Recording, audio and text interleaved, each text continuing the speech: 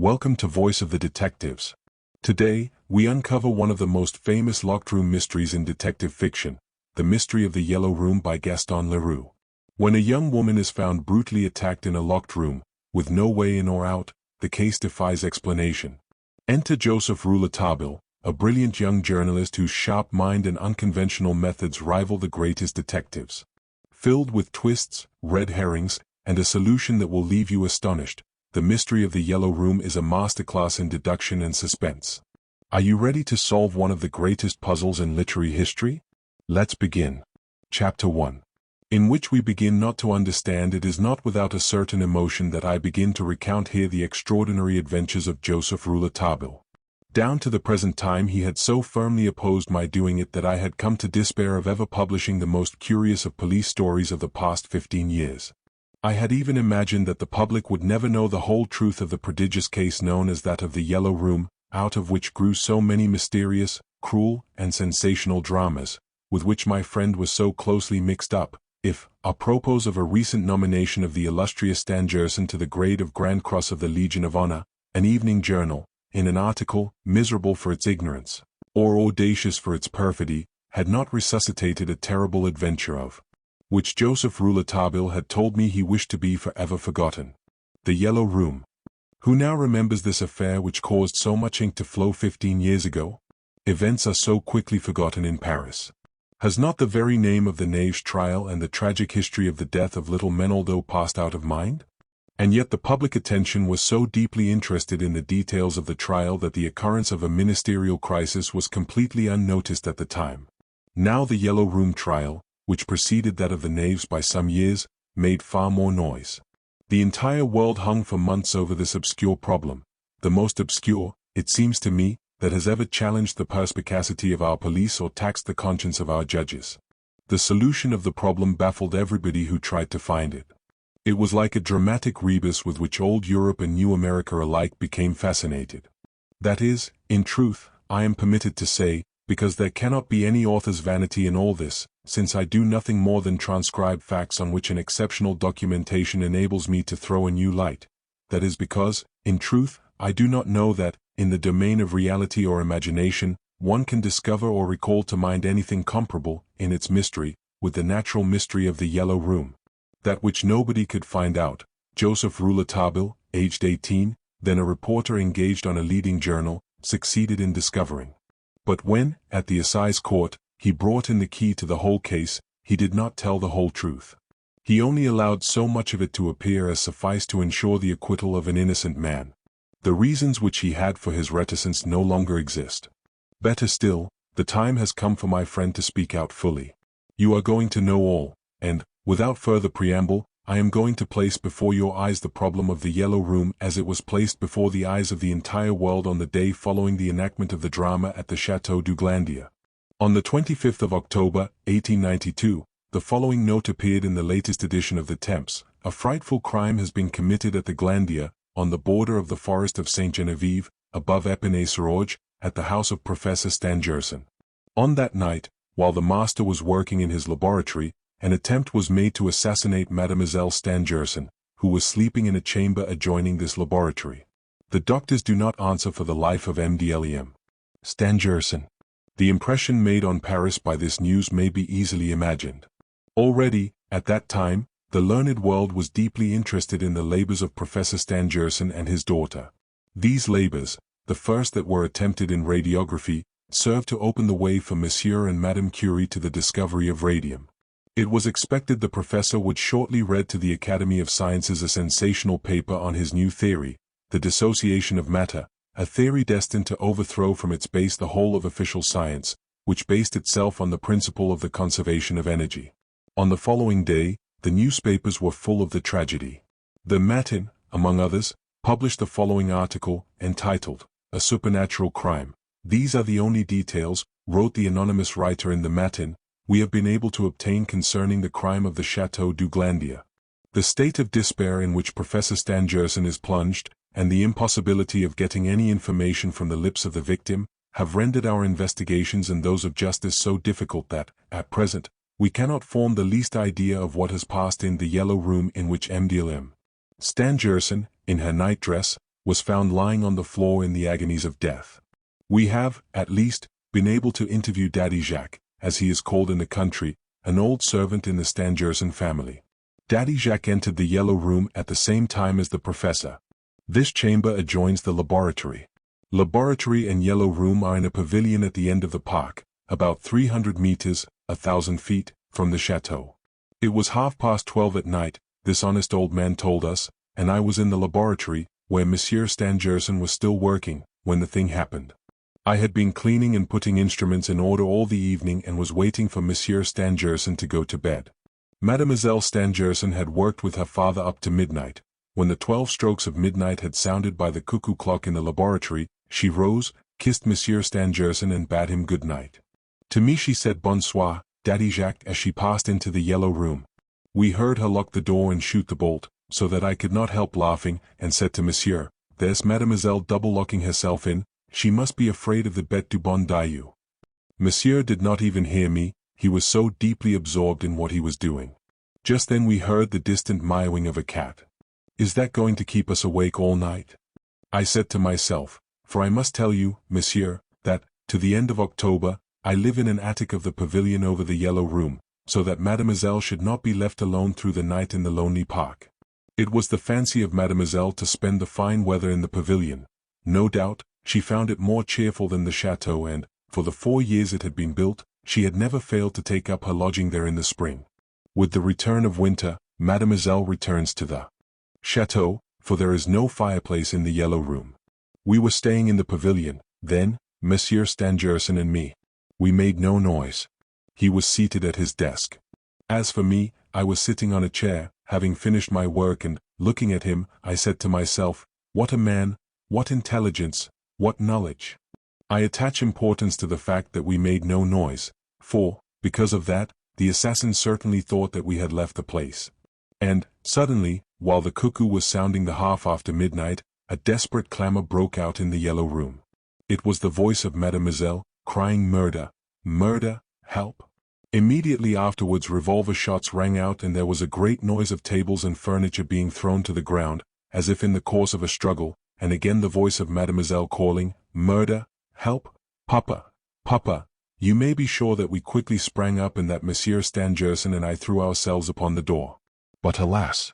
It was locked, fast locked, on the inside, by the care of Mademoiselle, as I have told you, with key and bolt.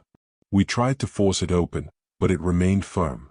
Monsieur Stangerson was like a madman, and truly, it was enough to make him one, for we heard Mademoiselle still calling help, help.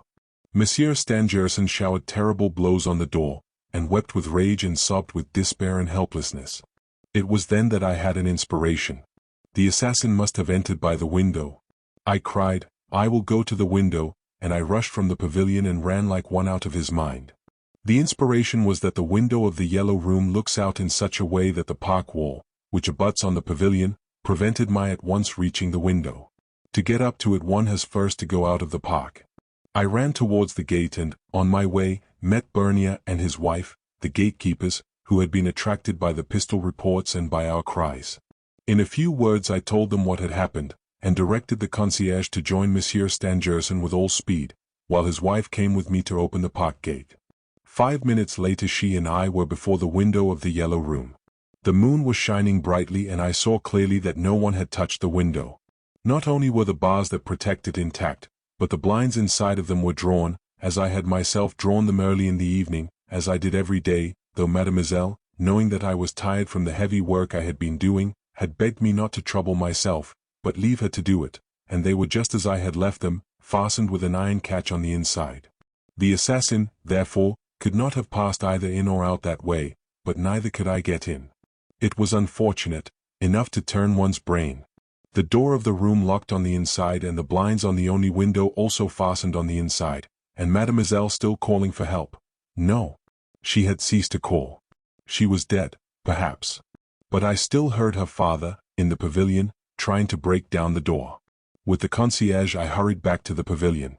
The door, in spite of the furious attempts of Monsieur Stangerson and Bernier to burst it open, was still holding firm, but at length it gave way before our united efforts, and then what a sight met our eyes. I should tell you that, behind us, The concierge held the laboratory lamp, a powerful lamp that lit the whole chamber. I must also tell you, monsieur, that the yellow room is a very small room. Mademoiselle had furnished it with a fairly large iron bedstead, a small table, a night commode, a dressing table, and 2 chairs. By the light of the big lamp we saw all at a glance. Mademoiselle, in her nightdress, was lying on the floor in the midst of the greatest disorder. Tables and chairs had been overthrown, showing that there had been a violent struggle.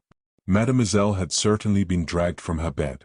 She was covered with blood and had terrible marks of fingernails on her throat, the flesh of her neck having been almost torn by the nails. From a wound on the right temple a stream of blood had run down and made a little pool on the floor. When Monsieur Stangerson saw his daughter in that state, he threw himself on his knees beside her, uttering a cry of despair. He ascertained that she still breathed. As to us, we searched for the wretch who had tried to kill our mistress, and I swear to you, monsieur, that, if we had found him, it would have gone hard with him. But how to explain that he was not there, that he had already escaped? It passes all imagination. Nobody under the bed, nobody behind the furniture. All that we discovered were traces, blood-stained marks of a man's large hand on the walls and on the door, a big handkerchief red with blood, without any initials, an old cap, and many fresh footmarks of a man on the floor, footmarks of a man with large feet whose boot soles had left a sort of sooty impression. How had this man got away? How had he vanished? Don't forget, monsieur, that there is no chimney in the yellow room. He could not have escaped by the door, which is narrow, and on the threshold of which the concierge stood with a lamp, while her husband and I searched for him in every corner of the little room, where it is impossible for anyone to hide himself. The door, which had been forced open against the wall, could not conceal anything behind it, as we assured ourselves. By the window, still in every way secured, no flight had been possible. What then? I began to believe in the devil. But we discovered my revolver on the floor. Yes, my revolver. Oh, that brought me back to the reality. The devil would not have needed to steal my revolver to kill Mademoiselle. The man who had been there had first gone up to my attic and taken my revolver from the drawer where I kept it. We then ascertained, by counting the cartridges, that the assassin had fired 2 shots. It was fortunate for me that Monsieur Stangerson was in the laboratory when the affair took place and had seen with his own eyes that I was there with him, for otherwise, with this business of my revolver, I don't know where we should have been. I should now be under lock and bar. Justice wants no more to send a man to the scaffold. The editor of the Matin added to this interview the following lines. We have, without interrupting him, allowed Daddy Jacques to recount to us roughly all he knows about the crime of the Yellow Room. We have reproduced it in his own words, only sparing the reader the continual lamentations with which he garnished his narrative. It is quite understood, Daddy Jacques, quite understood, that you are very fond of your masters, and you want them to know it, and never cease repeating it, especially since the discovery of your revolver. It is your right, and we see no harm in it. We should have liked to put some further questions to Daddy Jacques, Louis Moustier, but the inquiry of the examining magistrate, which is being carried on at the chateau, makes it impossible for us to gain admission at the Glandier, and, as to the Oakwood, it is guarded by a wide circle of policemen, who are jealously watching all traces that can lead to the pavilion, and that may perhaps lead to the discovery of the assassin. We have also wished to question the concierges, but they are invisible. Finally, we have waited in a roadside inn, not far from the gate of the chateau, for the departure of Monsieur de Marquet, the magistrate of Corbeil. At 5:30 we saw him and his clerk and, before he was able to enter his carriage, had an opportunity to ask him the following question. Can you, Monsieur de Marquet, give us any information as to this affair, without inconvenience to the course of your inquiry? It is impossible for us to do it, replied Monsieur de Marquet. I can only say that it is the strangest affair I have ever known. The more we think we know something, the further we are from knowing anything. We asked Monsieur de Marquet to be good enough to explain his last words, and this is what he said, the importance of which no one will fail to recognize. If nothing is added to the material facts so far established, I fear that the mystery which surrounds the abominable crime of which Mademoiselle Stangerson has been the victim will never be brought to light, but it is to be hoped, for the sake of our human reason, that the examination of the walls, and of the ceiling of the Yellow Room, an examination which I shall tomorrow entrust to the builder who constructed the pavilion 4 years ago, will afford us the proof that may not discourage us. For the problem is this: we know by what way the assassin gained admission. he entered by the door and hid himself under the bed, awaiting Mademoiselle Stangerson. But how did he leave? How did he escape? If no trap, no secret door, no hiding place, no opening of any sort is found, if the examination of the walls, even to the demolition of the pavilion, does not reveal any passage practicable, not only for a human being, but for any being whatsoever, if the ceiling shows no crack, if the floor hides no underground passage, one must really believe in the devil, as Daddy Jacques says. And the anonymous writer in the Matin added in this article, which I have selected as the most interesting of all those that were published on the subject of this affair, that the examining magistrate appeared to place a peculiar significance to the last sentence. One must really believe in the devil, as Jacques says. The article concluded with these lines. We wanted to know what Daddy Jacques meant by the cry of the Bête du Bon Dieu.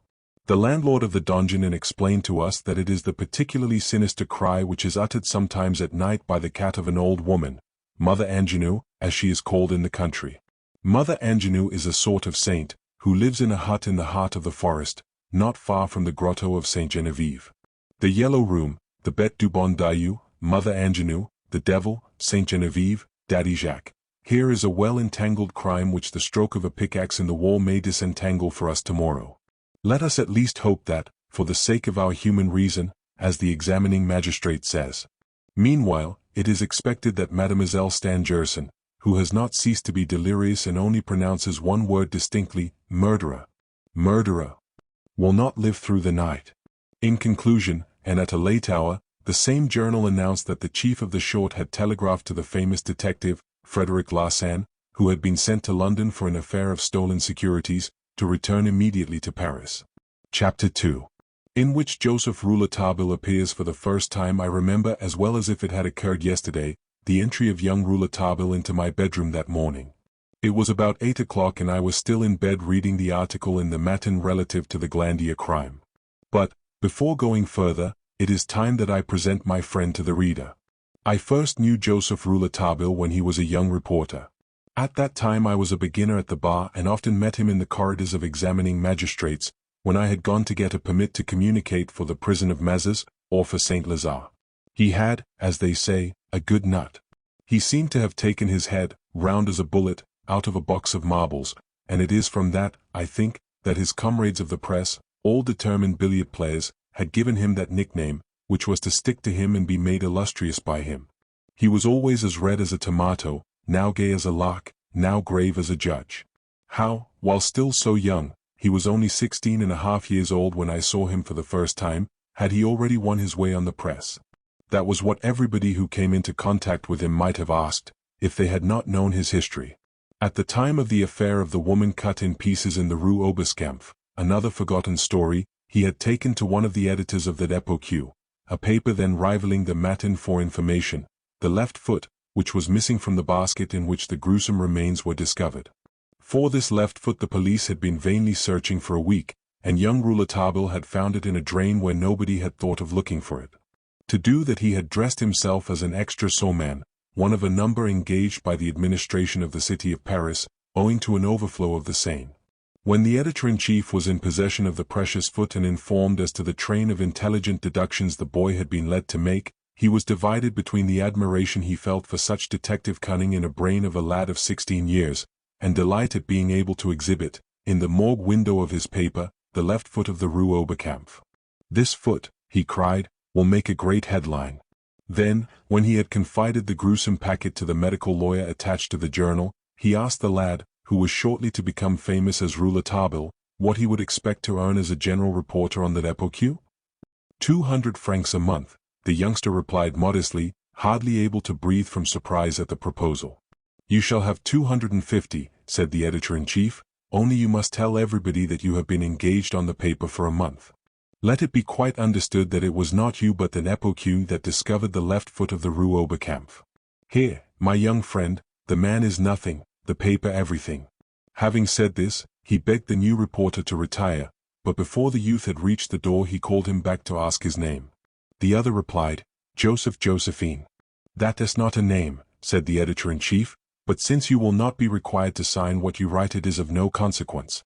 The boy-faced reporter speedily made himself many friends, for he was serviceable and gifted with a good humor that enchanted the most severe-tempered and disarmed the most zealous of his companions. At the bar cafe, where the reporters assembled before going to any of the courts, or to the prefecture, in search of their news of crime, he began to win a reputation as an unraveler of intricate and obscure affairs which found its way to the office of the chief of the short.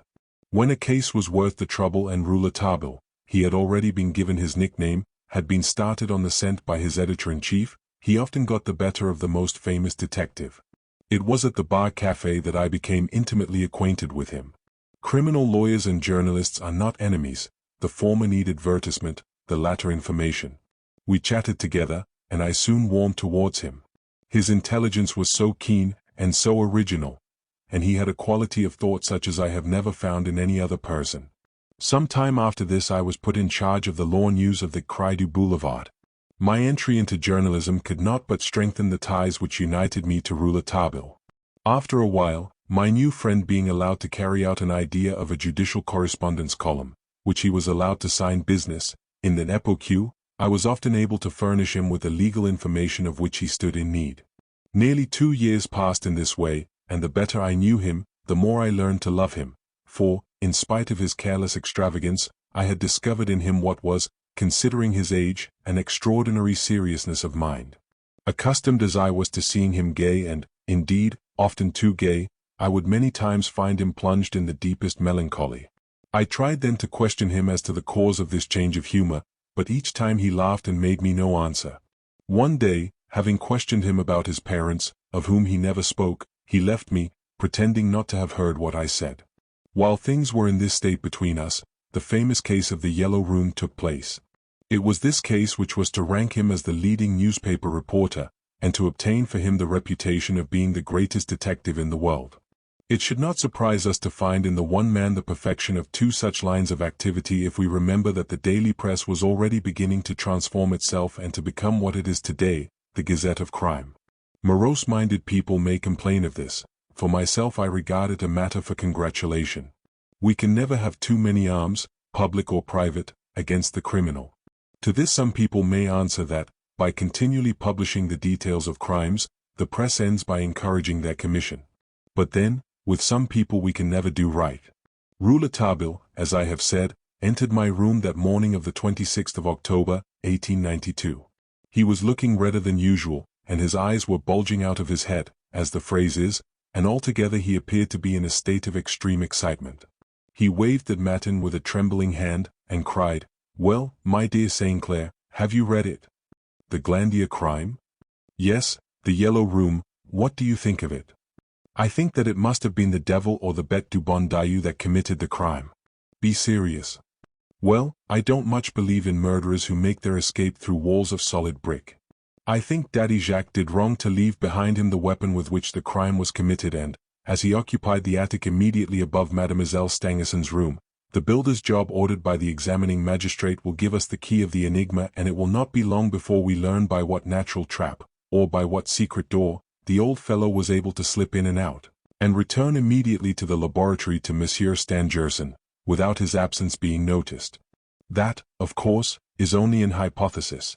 Rouletabille sat down in an armchair, lit his pipe, which he was never without, smoked for a few minutes in silence, no doubt to calm the excitement which, visibly, dominated him, and then replied, "Young man," he said, in a tone the sad irony of which I will not attempt to render, "young man, you are a lawyer and I doubt not your ability to save the guilty from conviction, but if you were a magistrate on the bench, how easy it would be for you to condemn innocent persons. You are really gifted. Young man." He continued to smoke energetically, and then went on, "No trap will be found, and the mystery of the Yellow Room will become more and more mysterious. That's why it interests me. The examining magistrate is right, nothing stranger than this crime has ever been known. Have you any idea of the way by which the murderer escaped?" I asked. "None," replied Rouletabille, "none, for the present. But I have an idea as to the revolver. The murderer did not use it." "Good heavens! By whom, then, was it used?" "Why, by Mademoiselle Stangerson." "I don't understand, or rather, I have never understood," I said. Rouletabille shrugged his shoulders. "Is there nothing in this article in the Matin by which you were particularly struck?" "Nothing," I have found the whole of the story it tells equally strange. Well, but, the locked door, with the key on the inside? That's the only perfectly natural thing in the whole article. Really? And the bolt? The bolt? Yes, the bolt, also inside the room, a still further protection against entry? Mademoiselle Stangerson took quite extraordinary precautions. It is clear to me that she feared someone. That was why she took such precautions, even Daddy Jacques' revolver, without telling him of it. No doubt she didn't wish to alarm anybody, and least of all, her father. What she dreaded took place, and she defended herself. There was a struggle, and she used the revolver skillfully enough to wound the assassin in the hand, which explains the impression on the wall and on the door of the large, blood-stained hand of the man who was searching for a means of exit from the chamber. But she didn't fire soon enough to avoid the terrible blow on the right temple. Then the wound on the temple was not done with the revolver? The paper doesn't say it was, and I don't think it was, because logically it appears to me that the revolver was used by Mademoiselle Stangerson against the assassin. Now, what weapon did the murderer use? The blow on the temple seems to show that the murderer wished to stun Mademoiselle Stangerson, after he had unsuccessfully tried to strangle her. He must have known that the attic was inhabited by Daddy Jacques, and that was one of the reasons, I think, why he must have used a quiet weapon, a life preserver, or a hammer. All that doesn't explain how the murderer got out of the yellow room, I observed. Evidently, replied Rouletabille, rising, and that is what has to be explained. I am going to the Château du Glandier, and have come to see whether you will go with me. I? Yes, my boy. I want you. The Lepoque has definitely entrusted this case to me, and I must clear it up as quickly as possible. But in what way can I be of any use to you? Monsieur Robert Darzac is at the Château du Glandier. That's true. His despair must be boundless. I must have a talk with him. Rouletabille said it in a tone that surprised me. Is it because you think there is something to be got out of him? I asked. Yes. That was all he would say. He retired to my sitting room, begging me to dress quickly. I knew Monsieur Robert Darzac from having been of great service to him in a civil action, while I was acting as secretary to Maître Barbet Delatour. Monsieur Robert Darzac, who was at that time about 40 years of age, was a professor of physics at the Sorbonne. He was intimately acquainted with the Stangersons, and, after an assiduous 7 years' courtship of the daughter, had been on the point of marrying her. In spite of the fact that she has become, as the phrase goes, a person of a certain age, she was still remarkably good-looking. While I was dressing I called out to Rouletabille, who was impatiently moving about my sitting room, "Have you any idea as to the murderer's station in life?" "Yes," he replied, "I think if he isn't a man in society, he is, at least, a man belonging to the upper class. But that, again, is only an impression. What has led you to form it?" "Well, the greasy cap, the common handkerchief, and the marks of the rough boots on the floor," he replied. "I understand," I said. "Murderers don't leave traces behind them which tell the truth. We shall make something out of you yet, my dear Saint Clair," concluded Rouletabille. Chapter 3. A man has passed like a shadow through the blinds. Half an hour later Rouletabille and I were on the platform of the Orléans station, awaiting the departure of the train which was to take us to Épinay-sur-Orge. On the platform we found Monsieur de Marquet and his registrar, who represented the judicial court of Corbeil. Monsieur de Marquet had spent the night in Paris, assisting in the final rehearsal, at the Scala, of a little play of which he was the unknown author, signing himself simply Castigat Ridendo. Monsieur Marquet was beginning to be a noble old gentleman. Generally he was extremely polite and full of gay humor, and in all his life had had but one passion, that of dramatic art. Throughout his magisterial career he was interested solely in cases capable of furnishing him with something in the nature of a drama. Though he might very well have aspired to the highest judicial positions, he had never really worked for anything but to win a success at the romantic Porte Saint-Martin, or at the sombre Odeon. Because of the mystery which shrouded it, the case of the Yellow Room was certain to fascinate so theatrical a mind. It interested him enormously, and he threw himself into it, less as a magistrate eager to know the truth, than as an amateur of dramatic embroglios, tending wholly to mystery and intrigue, who dreads nothing so much as the explanatory final act. So that, at the moment of meeting him, I heard Monsieur de Marquet say to the registrar with a sigh, "I hope, my dear Monsieur Melaine, this builder with his pickaxe will not destroy so fine a mystery." "Have no fear," replied Monsieur Melaine, "his pickaxe may demolish the pavilion, perhaps, but it will leave our case intact. I have sounded the walls and examined the ceiling and floor, and I know all about it. I am not to be deceived." Having thus reassured his chief, Monsieur Mélane, with a discreet movement of the head, drew Monsieur de Marquet's attention to us. The face of that gentleman clouded, and, as he saw Rouletabille approaching, hat in hand, he sprang into one of the empty carriages, saying, half aloud to his registrar, as he did so, "Above all, no journalists." Monsieur Mélane replied in the same tone, "I understand," and then tried to prevent Rouletabille from entering the same compartment with the examining magistrate. "Excuse me, gentlemen, this compartment is reserved. I am a journalist, monsieur, engaged on the Époque," said my young friend with a great show of gesture and politeness, "and I have a word or two to say to Monsieur de Marquet. Monsieur is very much engaged with the inquiry he has in hand." "Ah, his inquiry, pray believe me, is absolutely a matter of indifference to me. I am no scavenger of odds and ends," he went on, with infinite contempt in his lower lip. "I am a theatrical reporter, and this evening I shall have to give a little account of the play at the Scala." "Get in, sir, please," said the registrar. Rouletabille was already in the compartment. I went in after him and seated myself by his side. The registrar followed and closed the carriage door. Monsieur de Marquet looked at him. "Ah, sir," Rouletabille began, "you must not be angry with Monsieur de Mélane. It is not with Monsieur de Marquet that I desire to have the honor of speaking, but with Monsieur Castigat Redendo. Permit me to congratulate you, personally, as well as the writer for that Époque." And Rouletabille, having first introduced me, introduced himself. Monsieur de Marquet, with a nervous gesture, caressed his beard into a point, and explained to Rouletabille, in a few words, that he was too modest an author to desire that the veil of his pseudonym should be publicly raised, and that he hoped the enthusiasm of the journalist for the dramatist's work would not lead him to tell the public that Monsieur Castigat Redendo and the examining magistrate of Corbeil were one and the same person. "The work of the dramatic author may interfere," he said, after a slight hesitation, "with that of the magistrate, especially in a province where one's labors are little more than routine." "Oh, you may rely on my discretion," cried Rouletabille. The train was in motion. "We have started," said the examining magistrate, surprised at seeing us still in the carriage. "Yes, monsieur, truth has started," said Rouletabille, smiling amiably, "on its way to the Château du Glandier. A fine case, Monsieur de Marquet, a fine case.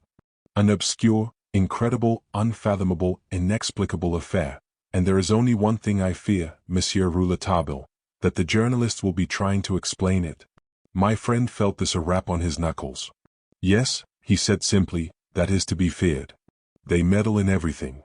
As for my interest, monsieur, I only referred to it by mere chance, the mere chance of finding myself in the same train with you, and in the same compartment of the same carriage." "Where are you going, then?" asked Monsieur de Marquet. "To the Château du Glandier," replied Rouletabille, without turning. "You will not get in, Monsieur Rouletabille." "Will you prevent me?" said my friend, already prepared to fight. "Not I. I like the press and journalists too well to be in any way disagreeable to them, but Monsieur Stangerson has given orders for his door to be closed against everybody, and it is well guarded. Not a journalist was able to pass through the gate of the Glandier yesterday." Monsieur de Marquet compressed his lips and seemed ready to relapse into obstinate silence. He only relaxed a little when Rouletabille no longer left him in ignorance of the fact that we were going to the Glandier for the purpose of shaking hands with an old and intimate friend, Monsieur Robert Darzac, a man whom Rouletabille had perhaps seen once in his life. "Poor Robert," continued the young reporter, "this dreadful affair may be his death. He is so deeply in love with Mademoiselle Stangerson. His sufferings are truly painful to witness, escaped like a regret from the lips of Monsieur de Marquet. But it is to be hoped that Mademoiselle Stangerson's life will be saved. Let us hope so. Her father told me yesterday that, if she does not recover, it will not be long before he joins her in the grave. What an incalculable loss to science his death would be. The wound on her temple is serious, is it not?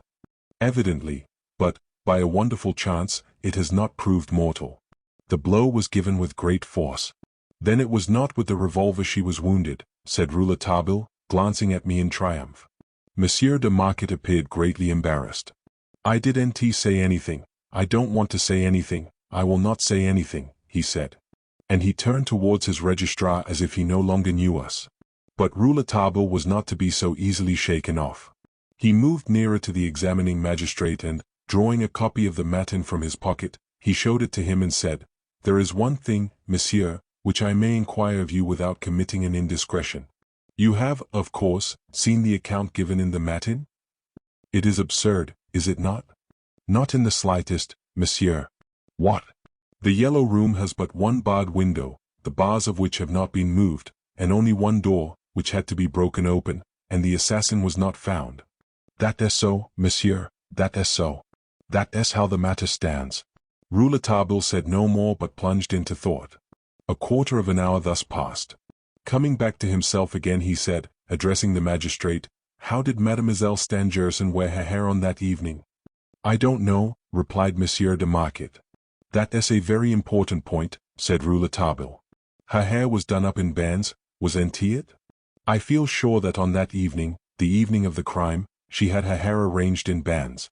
"Then you are mistaken, Monsieur Rouletabille," replied the magistrate. "Mademoiselle Stangerson that evening had her hair drawn up in a knot on the top of her head, her usual way of arranging it, her forehead completely uncovered. I can assure you, for we have carefully examined the wound. There was no blood on the hair, and the arrangement of it has not been disturbed since the crime was committed." "You are sure? You are sure that, on the night of the crime, she had not her hair in bands?" "Quite sure," the magistrate continued, smiling, "because I remember the doctor saying to me, while he was examining the wound, 'It is a great pity Mademoiselle Stangerson was in the habit of drawing her hair back from her forehead. If she had worn it in bands, the blow she received on the temple would have been weakened.' It seems strange to me that you should attach so much importance to this point." "Oh, if she had not her hair in bands, I give it up," said Rouletabille, with a despairing gesture. "And was the wound on her temple a bad one?" he asked presently. "Terrible." "With what weapon was it made?" "That is a secret of the investigation." "Have you found the weapon, whatever it was?" The magistrate did not answer. "And the wound in the throat?" Here the examining magistrate readily confirmed the decision of the doctor that, if the murderer had pressed her throat a few seconds longer, Mademoiselle Stangerson would have died of strangulation. "The affair as reported in the matin," said Rouletabille eagerly, "seems to me more and more inexplicable. Can you tell me, monsieur, how many openings there are in the pavilion? I mean doors and windows." "There are 5, replied Monsieur de Marquet, after having coughed once or twice, but no longer resisting the desire he felt to talk of the whole of the incredible mystery of the affair he was investigating. "There are 5, of which the door of the vestibule is the only entrance to the pavilion, a door always automatically closed, which cannot be opened, either from the outer or inside, except with the 2 special keys which are never out of the possession of either Daddy Jacques or Monsieur Stangerson. Mademoiselle Stangerson had no need for one, since Daddy Jacques lodged in the pavilion and because, during the daytime, she never left her father. When they, all 4, rushed into the Yellow Room, after breaking open the door of the laboratory, the door in the vestibule remained closed as usual and, of the 2 keys for opening it, Daddy Jacques had one in his pocket, and Monsieur Stangerson the other. As to the windows of the pavilion, there are 4, the one window of the Yellow Room and those of the laboratory looking out onto the country, the window in the vestibule looking into the park. It is by that window that he escaped from the pavilion," cried Rouletabille. "How do you know that?" demanded Monsieur de Marquet, fixing a strange look on my young friend. "We'll see later how he got away from the Yellow Room," replied Rouletabille, "but he must have left the pavilion by the vestibule window. Once more, how do you know that?" "How? Oh, the thing is simple enough. As soon as he found he could not escape by the door of the pavilion, his only way out was by the window in the vestibule, unless he could pass through a grated window. The window of the Yellow Room is secured by iron bars, because it looks out upon the open country. The 2 windows of the laboratory have to be protected in like manner for the same reason. As the murderer got away, I conceive that he found a window that was not barred, that of the vestibule, which opens onto the park, that is to say, into the interior of the estate. There's not much magic in all that." "Yes," said Monsieur de Marquet, "but what you have not guessed is that this single window in the vestibule, though it has no iron bars, has solid iron blinds. Now these iron blinds have remained fastened by their iron latch, and yet we have proof that the murderer made his escape from the pavilion by that window. Traces of blood on the inside wall and on the blinds as well as on the floor, and footmarks, of which I have taken the measurements, attest the fact that the murderer made his escape that way. But then, How did he do it, seeing that the blinds remained fastened on the inside? He passed through them like a shadow. But what is more bewildering than all is that it is impossible to form any idea as to how the murderer got out of the yellow room, or how he got across the laboratory to reach the vestibule. Ah, yes, Monsieur Rouletabille, it is altogether as you said, a fine case, the key to which will not be discovered for a long time, I hope. You hope, monsieur? Monsieur de Marquet corrected himself. I do not hope so, I think so. Could that window have been closed and refastened after the flight of the assassin? Asked Rouletabille. That is what occurred to me for a moment, but it would imply an accomplice or accomplices, and I don't see. After a short silence he added, Ah, if Mademoiselle Stangerson were only well enough today to allow of her being questioned. Rouletabille, following up his thought, asked, And the attic? There must be some opening to that. Yes, there is a window, or rather skylight, in it, which, as it looks out towards the country, Monsieur Stangerson has had barred, like the rest of the windows.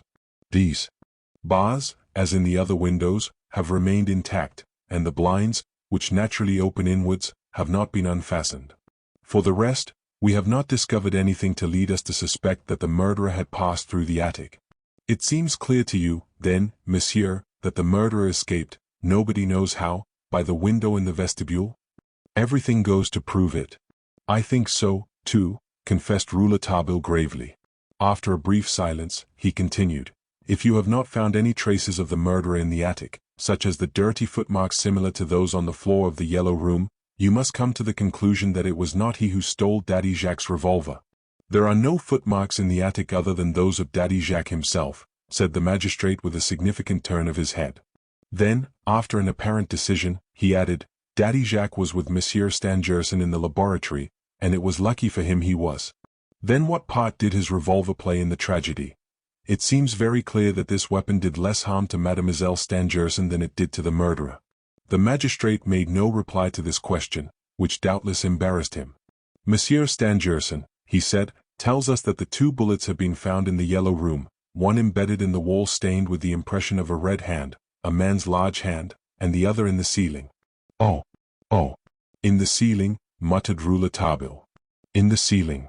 That is very curious, in the ceiling. He puffed a while in silence at his pipe, enveloping himself in the smoke. When we reached Savigny-sur-Orge, I had to tap him on the shoulder to arouse him from his dream and come out onto the platform of the station. There the magistrate and his registrar bowed to us, and, by rapidly getting into a cab that was awaiting them, made us understand that they had seen enough of us. How long will it take to walk to the Château du Glandier? Rouletabille asked one of the railway porters. An hour and a half or an hour and 3/4, easy walking, the man replied. Rouletabille looked up at the sky and, no doubt, finding its appearance satisfactory, took my arm and said, Come on, I need a walk. Are things getting less entangled? I asked. Not a bit of it, he said, more entangled than ever. It is true, I have an idea. What is that? I asked. I can't tell you what it is just at present. It is an idea involving the life or death of 2 persons at least. Do you think there were accomplices? I don't think it. We fell into silence. Presently he went on, It was a bit of luck, our falling in with that examining magistrate and his registrar, eh? What did I tell you about that revolver? His head was bent down, he had his hands in his pockets, and he was whistling. After a while I heard him murmur, Poor woman. Is it Mademoiselle Stangerson you are pitying? Yes, she is a noble woman and worthy of being pitied. A woman of a very great character, I imagine. You know her then? Not at all. I have never seen her but once. Why, then, do you say that she is a woman of great character? Because she bravely faced the murderer, because she courageously defended herself, and, above all, because of the bullet in the ceiling. I looked at Rouletabille and inwardly wondered whether he was not mocking me, or whether he had not suddenly gone out of his senses. But I saw that he had never been less inclined to laugh, and the brightness of his keenly intelligent eyes assured me that he retained all his reason. Then, too, I was used to his broken way of talking, which only left me puzzled as to his meaning, till, with a very few clear, rapidly uttered words, he would make the drift of his ideas clear to me, and I saw that what he had previously said, and which had appeared to me void of meaning, was so thoroughly logical that I could not understand how it was I had not understood him sooner. Chapter 4. In the bosom of wild nature, the Château du Glandier is one of the oldest châteaux in the Isle de France, where so many building remains of the feudal period are still standing. Built originally in the heart of the forest, in the reign of Philippe le Bel, it now could be seen a few hundred yards from the road leading from the village of Saint-Geneviève to Monthery. A mass of inharmonious structures, it is dominated by a donjon. When the visitor has mounted the crumbling steps of this ancient donjon, he reaches a little plateau where, in the 17th century, Georges Philibert de Séquigny, lord of the Glandier, Maisons Neuves and other places, built the existing town in an abominably rococo style of architecture. It was in this place, seemingly belonging entirely to the past, that Professor Stangerson and his daughter installed themselves to lay the foundations for the science of the future. Its solitude, in the depths of woods, was what, more than all, had pleased them. They would have none to witness their labors and intrude on their hopes, but the aged stones and grand old oaks. The Glandier, ancient Glandierum, was so called from the quantity of glands, acorns, which, in old times, had been gathered in that neighborhood. This land, of present mournful interest, had fallen back, owing to the negligence or abandonment of its owners, into the wild character of primitive nature. The buildings alone, which were hidden there, had preserved traces of their strange metamorphoses. Every age had left on them its imprint, a bit of architecture with which was bound up the remembrance of some terrible event, some bloody adventure. Such was the chateau in which science had taken refuge, a place seemingly designed to be the theater of mysteries, terror, and death. Having explained so far, I cannot refrain from making one further reflection.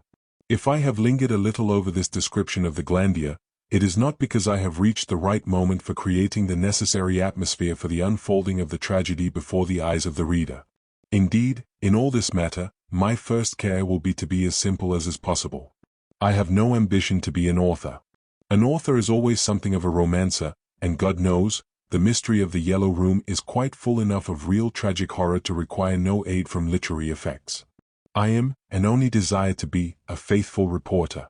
My duty is to report the event, and I place the event in its frame, that is all. It is only natural that you should know where the things happened. I returned to Monsieur Stangerson. When he bought the estate, 15 years before the tragedy with which we are engaged occurred, the Château du Glandier had for a long time been unoccupied. Another old chateau in the neighborhood, built in the 14th century by Jean de Belmont, was also abandoned, so that that part of the country was very little inhabited. Some small houses on the side of the road leading to Corbeil, an inn, called the Auberge du Donjon, which offered passing hospitality to wagoners, these were about all to represent civilization in this out-of-the-way part of the country, but a few leagues from the capital. But this deserted condition of the place had been the determining reason for the choice made by Monsieur Stangerson and his daughter. Monsieur Stangerson was already celebrated. He had returned from America, where his works had made a great stir. The book which he had published at Philadelphia, on the dissociation of matter by electric action, had aroused opposition throughout the whole scientific world. Monsieur Stangerson was a Frenchman, but of American origin. Important matters relating to a legacy had kept him for several years in the United States, where he had continued the work begun by him in France, whither he had returned in possession of a large fortune. This fortune was a great boon to him, for, though he might have made millions of dollars by exploiting 2 or 3 of his chemical discoveries relative to new processes of dyeing, it was always repugnant to him to use for his own private gain the wonderful gift of invention he had received from nature. He considered he owed it to mankind, and all that his genius brought into the world went, by this philosophical view of his duty, into the public lap. If he did not try to conceal his satisfaction at coming into possession of this fortune, which enabled him to give himself up to his passion for pure science, he had equally to rejoice, it seemed to him, for another cause. Mademoiselle Stangerson was, at the time when her father returned from America and bought the Glandier estate, 20 years of age. She was exceedingly pretty, having at once the Parisian grace of her mother, who had died in giving her birth, and all the splendor, all the riches of the young American blood of her parental grandfather, William Stangerson. A citizen of Philadelphia, William Stangerson had been obliged to become naturalized in obedience to family exigencies at the time of his marriage with a French lady, she who was to be the mother of the illustrious Stangerson. In that way the professor's French nationality is accounted for. 20 years of age, a charming blonde, with blue eyes, milk-white complexion, and radiant with divine health, Mathilde Stangerson was one of the most beautiful marriageable girls in either the old or the new world. It was her father's duty, in spite of the inevitable pain which a separation from her would cause him, to think of her marriage, and he was fully prepared for it. Nevertheless, he buried himself and his child at the Glandier at the moment when his friends were expecting him to bring her out into society. Some of them expressed their astonishment, and to their questions he answered, "It is my daughter's wish. I can refuse her nothing.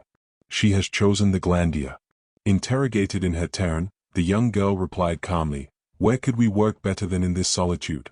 For Mademoiselle Stangerson had already begun to collaborate with her father in his work. It could not at the time be imagined that her passion for science would lead her so far as to refuse all the suitors who presented themselves to her for over 15 years. So secluded was the life led by the two, father and daughter, that they showed themselves only at a few official receptions and, at certain times in the year, in 2 or 3 friendly drawing rooms, where the fame of the professor and the beauty of Mathilde made a sensation. The young girl's extreme reserve did not at first discourage suitors, but at the end of a few years, they tired of their quest. One alone persisted with tender tenacity and deserved the name of eternal fiancé, a name he accepted with melancholy resignation, that was Monsieur Robert Darzac. Mademoiselle Stangerson was now no longer young, and it seemed that, having found no reason for marrying at 35, she would never find one. But such an argument evidently found no acceptance with Monsieur Robert Darzac. He continued to pay his court, if the delicate and tender attention with which he ceaselessly surrounded this woman of 35 could be called courtship, in face of her declared intention never to marry. Suddenly, some weeks before the events with which we are occupied, a report, to which nobody attached any importance, so incredible did it sound, was spread about Paris, that Mademoiselle Stangerson had at last consented to crown the inextinguishable flame of Monsieur Robert Darzac. It needed that Monsieur Robert Darzac himself should not deny this matrimonial rumor to give it an appearance of truth, so unlikely did it seem to be well-founded. One day, however, Monsieur Stangerson, as he was leaving the Academy of Science, announced that the marriage of his daughter and Monsieur Robert Darzac would be celebrated in the privacy of the Château du Glandier, as soon as he and his daughter had put the finishing touches to their report summing up their labors on the dissociation of matter. The new household would install itself in the Glandier, and the son-in-law would lend his assistance in the work to which the father and daughter had dedicated their lives.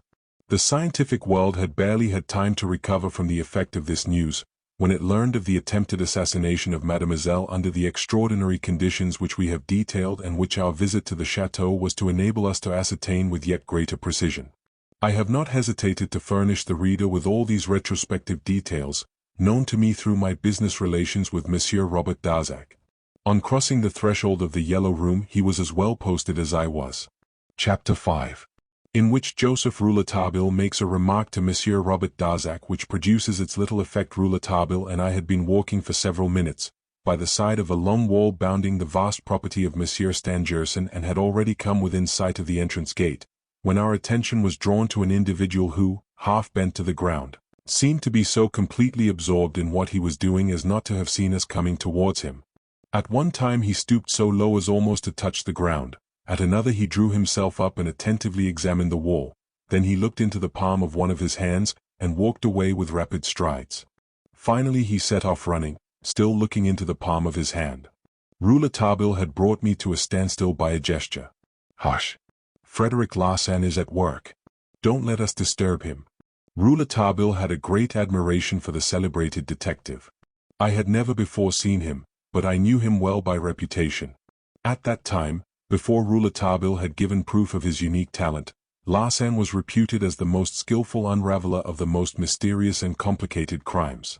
His reputation was worldwide, and the police of London, and even of America, often called him in to their aid when their own national inspectors and detectives found themselves at the end of their wits and resources.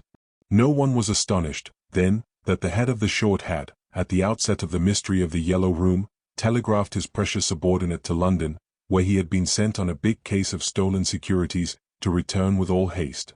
Frederick, who, at the short, was called the Great. Frederick had made all speed, doubtless knowing by experience that, if he was interrupted in what he was doing, it was because his services were urgently needed in another direction. So, as Rouletabille said, he was that morning already at work. We soon found out in what it consisted. What he was continually looking at in the palm of his right hand was nothing but his watch, the minute hand of which he appeared to be noting intently. Then he turned back, still running, stopping only when he reached the park gate, where he again consulted his watch and then put it away in his pocket, shrugging his shoulders with a gesture of discouragement. He pushed open the park gate, reclosed and locked it, raised his head and, through the bars, perceived us. Rouletabille rushed after him, and I followed. Frederic Larsan waited for us. "Monsieur Fred," said Rouletabille, raising his hat and showing the profound respect, based on admiration, which the young reporter felt for the celebrated detective, "can you tell me whether Monsieur Robert Darzac is at the chateau at this moment? Here is one of his friends, of the Paris bar, who desires to speak with him." "I really don't know, Monsieur Rouletabille," replied Fred, shaking hands with my friend, whom he had several times met in the course of his difficult investigations. "I have not seen him." "The concierges will be able to inform us, no doubt," said Rouletabille, pointing to the lodge, the door and windows of which were close shut. "The concierges will not be able to give you any information, Monsieur Rouletabille." "Why not?" "Because they were arrested half an hour ago." "Arrested?" cried Rouletabille. "Then they are the murderers." Frederic Larsan shrugged his shoulders. "When you can't arrest the real murderer," he said with an air of supreme irony, "you can always indulge in the luxury of discovering accomplices. Did you have them arrested, Monsieur Fred?" "Not I. I haven't had them arrested. In the first place, I am pretty sure that they have not had anything to do with the affair, and then because—" "Because of what?" asked Rouletabille eagerly. "Because of nothing," said Larsan, shaking his head. "Because there were no accomplices," said Rouletabille. "Aha! You have an idea, then, about this matter," said Larsan, looking at Rouletabille intently, "yet you have seen nothing, young man, you have not yet gained admission here." "I shall get admission." "I doubt it. The orders are strict." "I shall gain admission, if you let me see Monsieur Robert Darzac." "Do that for me. You know we are old friends." "I beg of you, Monsieur Fred. Do you remember the article I wrote about you on the gold bar case?" The face of Rouletabille at the moment was really funny to look at. It showed such an irresistible desire to cross the threshold beyond which some prodigious mystery had occurred. It appealed with so much eloquence, not only of the mouth and eyes, but with all its features, that I could not refrain from bursting into laughter. Frederic Larsan, no more than myself, could retain his gravity. Meanwhile, standing on the other side of the gate, he calmly put the key in his pocket. I closely scrutinized him. He might be about 50 years of age. He had a fine head, his hair turning gray, a colorless complexion, and a firm profile. His forehead was prominent, his chin and cheeks clean-shaven. His upper lip, without mustache, was finely chiseled. His eyes were rather small and round, with a look in them that was at once searching and disquieting. He was of middle height and well-built, with a general bearing elegant and gentlemanly. There was nothing about him of the vulgar policeman. In his way, he was an artist, and one felt that he had a high opinion of himself. The skeptical tone of his conversation was that of a man who had been taught by experience.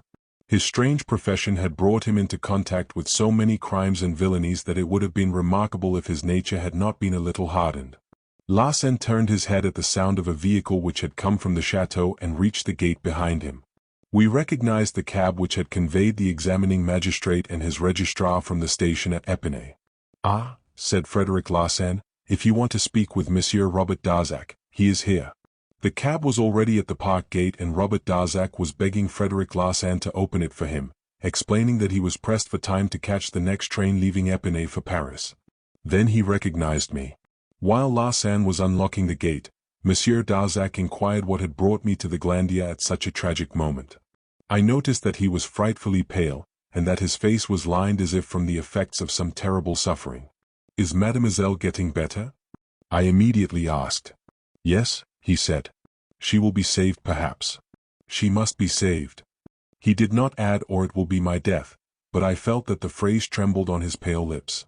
Rouletabille intervened. "You are in a hurry, monsieur, but I must speak with you. I have something of the greatest importance to tell you."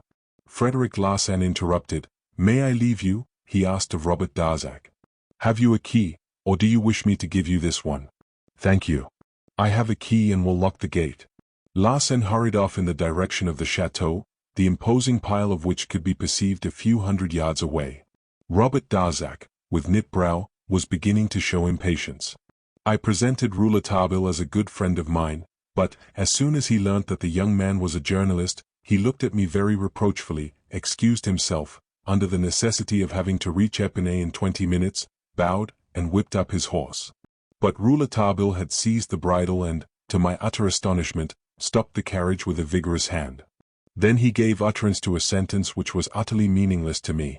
The presbytery has lost nothing of its charm, nor the garden its brightness. The words had hardly left the lips of Rouletabille than I saw Robert Darzac quail. Pale as he was, he became paler. His eyes were fixed on the young man in terror, and he immediately descended from the vehicle in an inexpressible state of agitation. Come in, he stammered. Then, suddenly, and with a sort of fury, he repeated, "Let us go, monsieur." He turned up by the road he had come from the chateau, Rouletabille still retaining his hold on the horse's bridle. I addressed a few words to Monsieur Darzac, but he made no answer. My looks questioned Rouletabille, but his gaze was elsewhere. Chapter 6. In the heart of the oak grove we reached the chateau, and, as we approached it, saw 4 gendarmes pacing in front of a little door in the ground floor of the donjon. We soon learned that in this ground floor, which had formerly served as a prison, Monsieur and Madame Bernier, the concierges, were confined. Monsieur Robert Darzac led us into the modern part of the chateau by a large door, protected by a projecting awning, a marquise as it is called. Rouletabille, who had resigned the horse and the cab to the care of a servant, never took his eyes off Monsieur Darzac. I followed his look and perceived that it was directed solely towards the gloved hands of the Sorbonne professor. When we were in a tiny sitting room fitted with old furniture, Monsieur Darzac turned to Rouletabille and said sharply, "What do you want?" The reporter answered in an equally sharp tone, "To shake you by the hand." Darzac shrank back. What does that mean? Evidently he understood, what I also understood, that my friend suspected him of the abominable attempt on the life of Mademoiselle Stangerson. The impression of the blood-stained hand on the walls of the yellow room was in his mind. I looked at the man closely. His haughty face with its expression ordinarily so straightforward was at this moment strangely troubled. He held out his right hand and, referring to me, said, "As you are a friend of Monsieur Sainclair who has rendered me invaluable services in a just cause, Monsieur, I see no reason for refusing you my hand." Rouletabille did not take the extended hand. Lying with the utmost audacity, he said, "Monsieur, I have lived several years in Russia, where I have acquired the habit of never taking any but an ungloved hand." I thought that the Sorbonne professor would express his anger openly, but, on the contrary, by a visibly violent effort, he calmed himself, took off his gloves, and showed his hands. They were unmarked by any cicatrice. "Are you satisfied?" "No," replied Rouletabille. "My dear friend," he said, turning to me, "I am obliged to ask you to leave us alone for a moment." I bowed and retired, stupefied by what I had seen and heard. I could not understand why Monsieur Robert Darzac had not already shown the door to my impertinent, insulting, and stupid friend. I was angry myself with Rouletabille at that moment, for his suspicions, which had led to this scene of the gloves. For some 20 minutes I walked about in front of the chateau, trying vainly to link together the different events of the day. What was in Rouletabille's mind?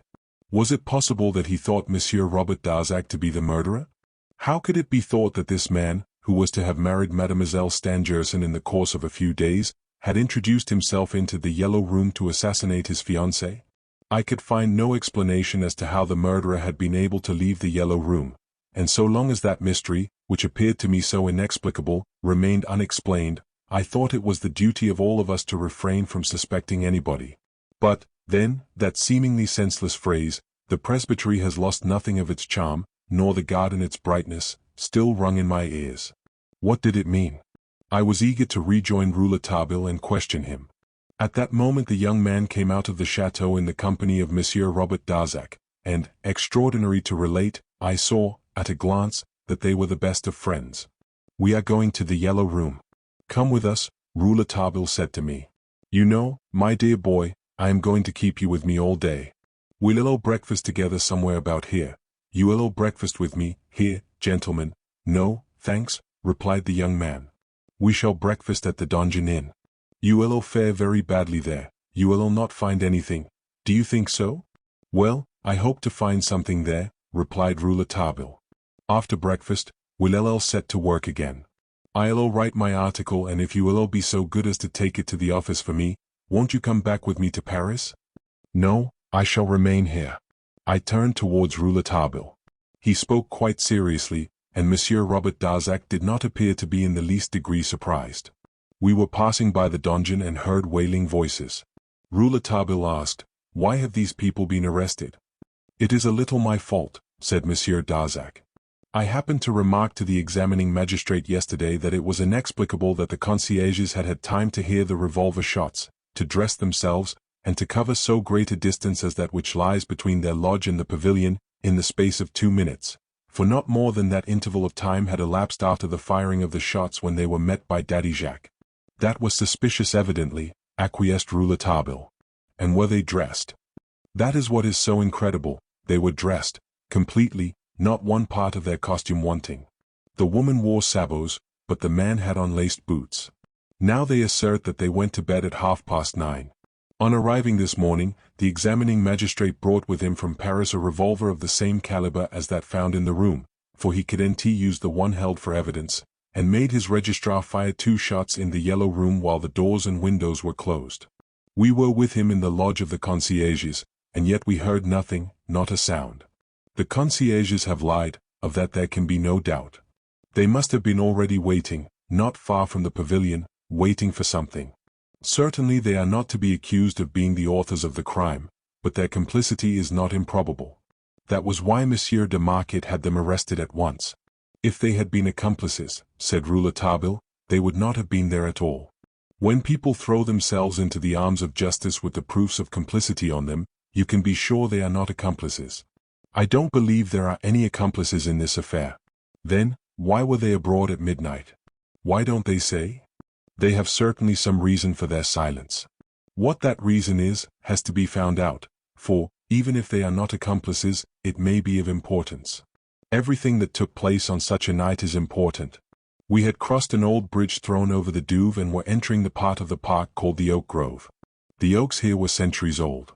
Autumn had already shriveled their tawny leaves, and their high branches, black and contorted, looked like horrid heads of hair, mingled with quaint reptiles such as the ancient sculptors have made on the head of Medusa.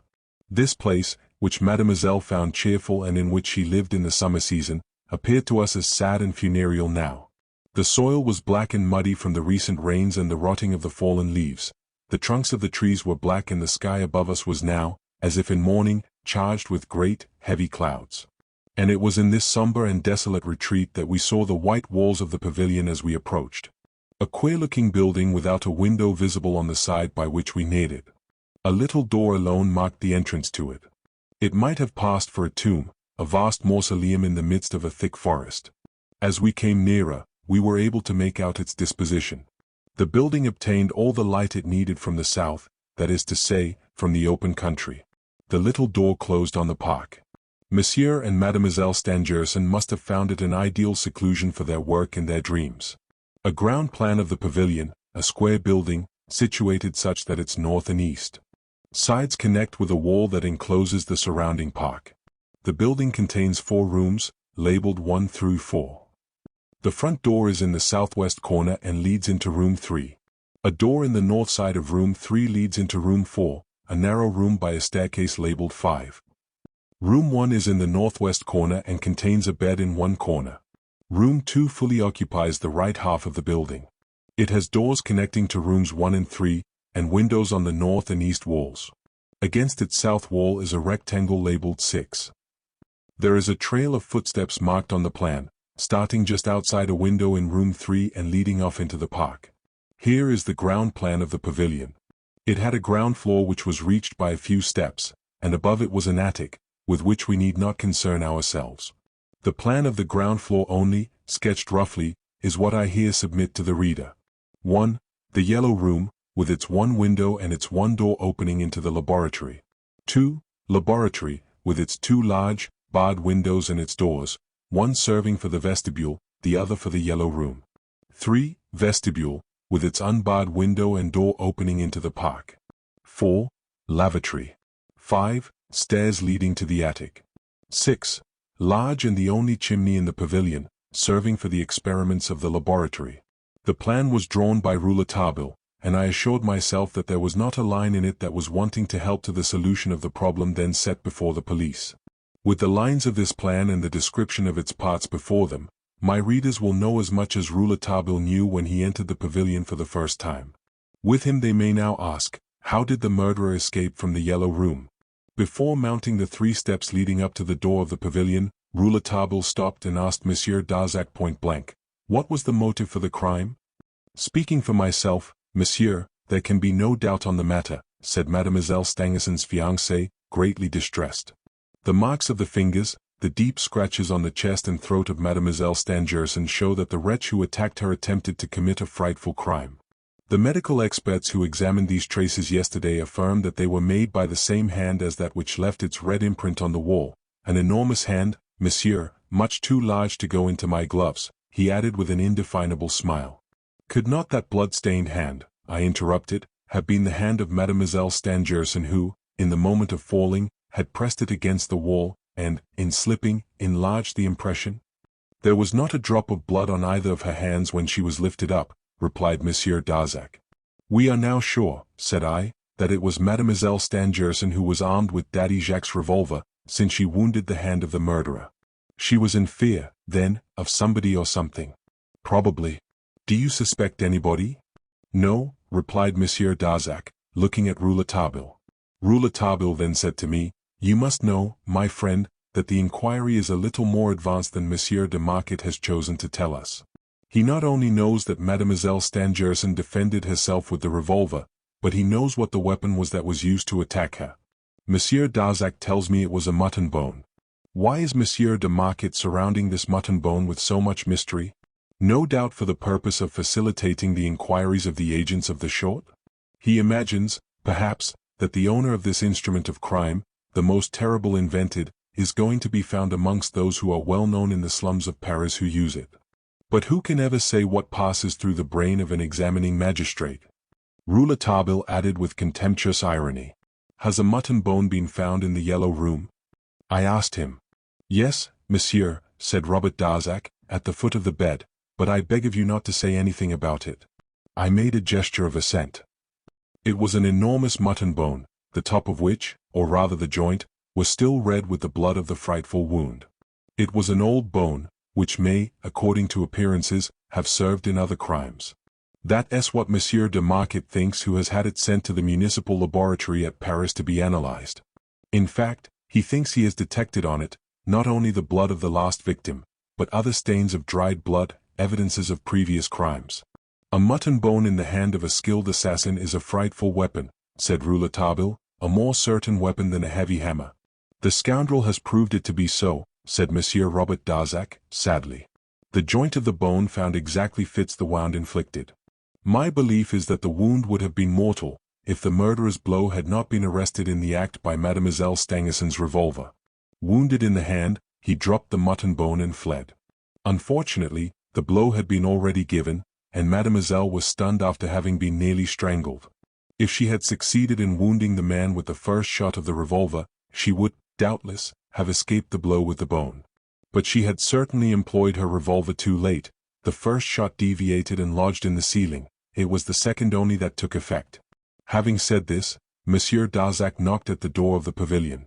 I must confess to feeling a strong impatience to reach the spot where the crime had been committed. It was some time before the door was opened by a man whom I at once recognized as Daddy Jacques. He appeared to be well over 60 years of age. He had a long white beard and white hair, on which he wore a flat basque cap. He was dressed in a complete suit of chestnut-colored velveteen, worn at the sides. Sabots were on his feet. He had rather a waspish-looking face, the expression of which lightened, however, as soon as he saw Monsieur Darzac. "Friends," said our guide.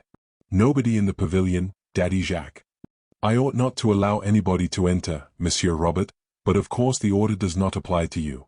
These gentlemen of justice have seen everything there is to be seen, and made enough drawings, and drawn up enough reports. Excuse me, Monsieur Jacques, one question before anything else," said Rouletabille. "What is it, young man? If I can answer it, did your mistress wear her hair in bands, that evening? You know what I mean, over her forehead." "No, young man. My mistress never wore her hair in the way you suggest, neither on that day nor on any other. She had her hair drawn up, as usual, so that her beautiful forehead could be seen, pure as that of an unborn child. Rouletabille grunted and set to work examining the door, finding that it fastened itself automatically. He satisfied himself that it could never remain open and needed a key to open it. Then we entered the vestibule, a small, well-lit room paved with square red tiles. "Ah, this is the window by which the murderer escaped," said Rouletabille. "So they keep on saying, monsieur, so they keep on saying.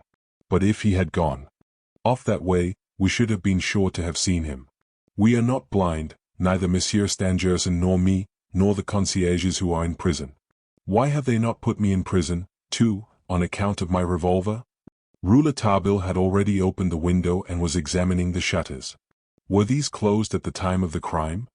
"And fastened with the iron catch inside," said Daddy Jacques, "and I am quite sure that the murderer did not get out that way." "Are there any blood stains?" "Yes, on the stones outside, but blood of what?" "Ah," said Rouletabille, "there are footmarks visible on the path, the ground was very moist." "I will look into that presently." "Nonsense," interrupted Daddy Jacques, "the murderer did not go that way." "Which way did he go, then?" "How do I know?" Rouletabille looked at everything, smelled everything. He went down on his knees and rapidly examined every one of the paving tiles. Daddy Jacques went on, "Ah, you can't find anything, monsieur. Nothing has been found. And now it is all dirty, too many persons have tramped over it. They wouldn't let me wash it, but on the day of the crime I had washed the floor thoroughly, and if the murderer had crossed it with his hobnail boots, I should not have failed to see where he had been. He has left marks enough in Mademoiselle's chamber." Rouletabille rose. "When was the last time you washed these tiles?" he asked, and he fixed on Daddy Jacques a most searching look. "Why, as I told you, on the day of the crime, towards 5:30, while Mademoiselle and her father were taking a little walk before dinner, here in this room. They had dined in the laboratory. The next day, the examining magistrate came and saw all the marks there were on the floor as plainly as if they had been made with ink on white paper. Well, neither in the laboratory nor in the vestibule, which were both as clean as a new pin, were there any traces of a man's footmarks. Since they have been found near this window outside, he must have made his way through the ceiling of the yellow room into the attic, then cut his way through the roof and dropped to the ground outside the vestibule window. But there's no hole, neither in the ceiling of the yellow room nor in the roof of my attic. That is absolutely certain. So you see we know nothing, nothing. And nothing will ever be known. It is a mystery of the devil's own making." Rouletabille went down upon his knees again almost in front of a small lavatory at the back of the vestibule. In that position he remained for about a minute. "Well?" I asked him when he got up. "Oh, nothing very important. A drop of blood," he replied, turning towards Daddy Jacques as he spoke. "While you were washing the laboratory and this vestibule, was the vestibule window open?" he asked.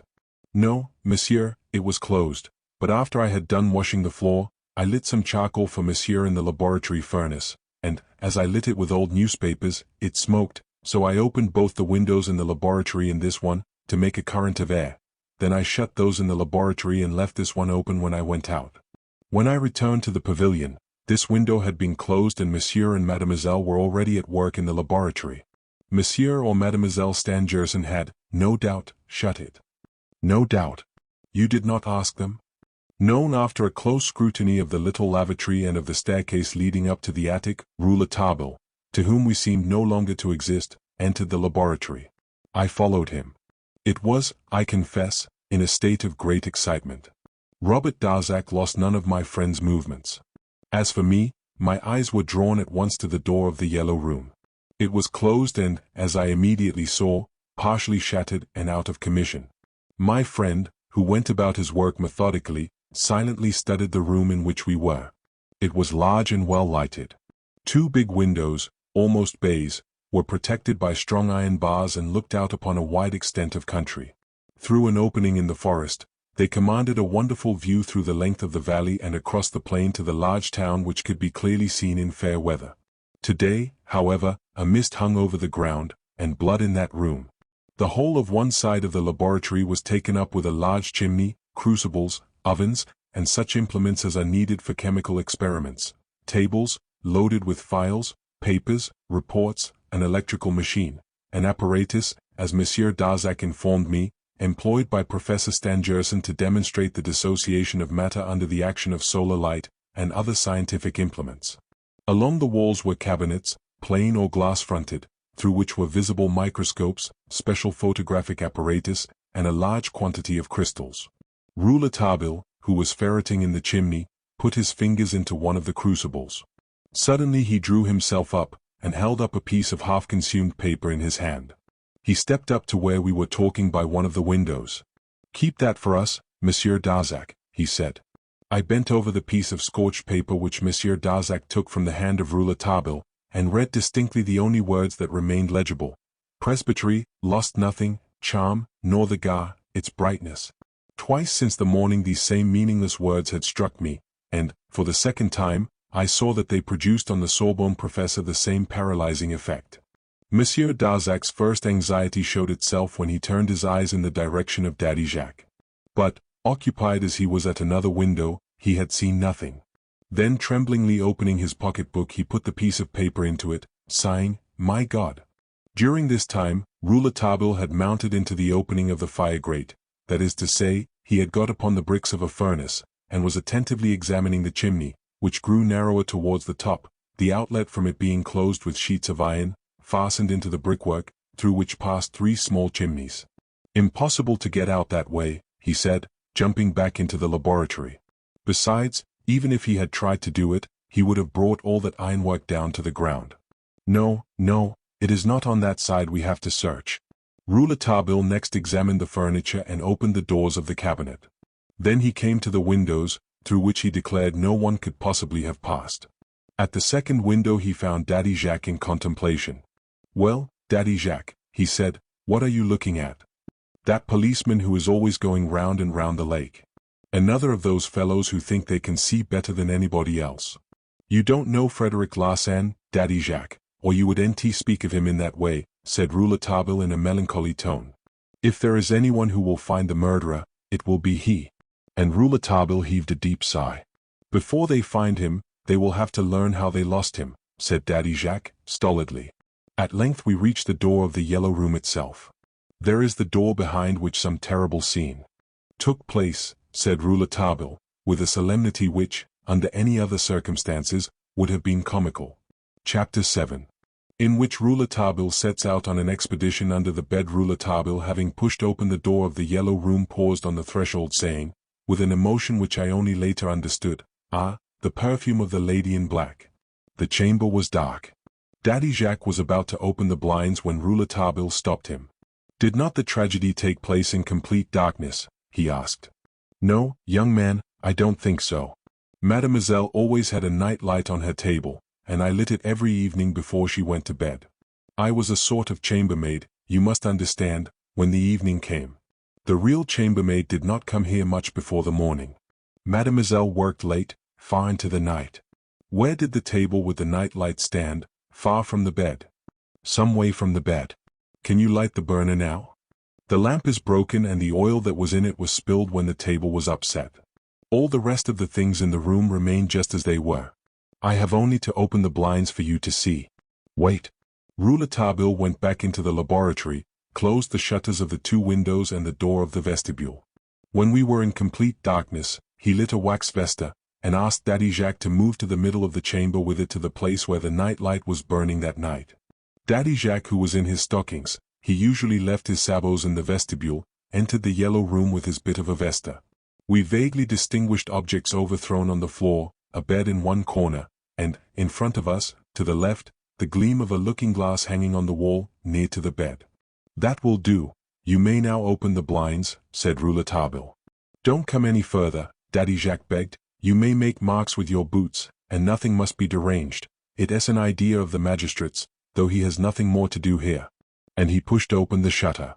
The pale daylight entered from without, throwing a sinister light on the saffron-colored walls. The floor, for though the laboratory and the vestibule were tiled, the yellow room had a flooring of wood, was covered with a single yellow mat which was large enough to cover nearly the whole room, under the bed and under the dressing table, the only piece of furniture that remained upright. The center round table, the night table and 2 chairs had been overturned. These did not prevent a large stain of blood being visible on the mat, made, as Daddy Jacques informed us, by the blood which had flowed from the wound on Mademoiselle Stangerson's forehead. Besides these stains, drops of blood had fallen in all directions, in line with the visible traces of the footsteps, large and black, of the murderer. Everything led to the presumption that these drops of blood had fallen from the wound of the man who had, for a moment, placed his red hand on the wall. There were other traces of the same hand on the wall, but much less distinct. See this blood on the wall. I could not help exclaiming. The man who pressed his hand so heavily upon it in the darkness must certainly have thought that he was pushing at a door. That's why he pressed on it so hard, leaving on the yellow paper the terrible evidence. I don't think there are many hands in the world of that sort. It is big and strong, and the fingers are nearly all one as long as the other.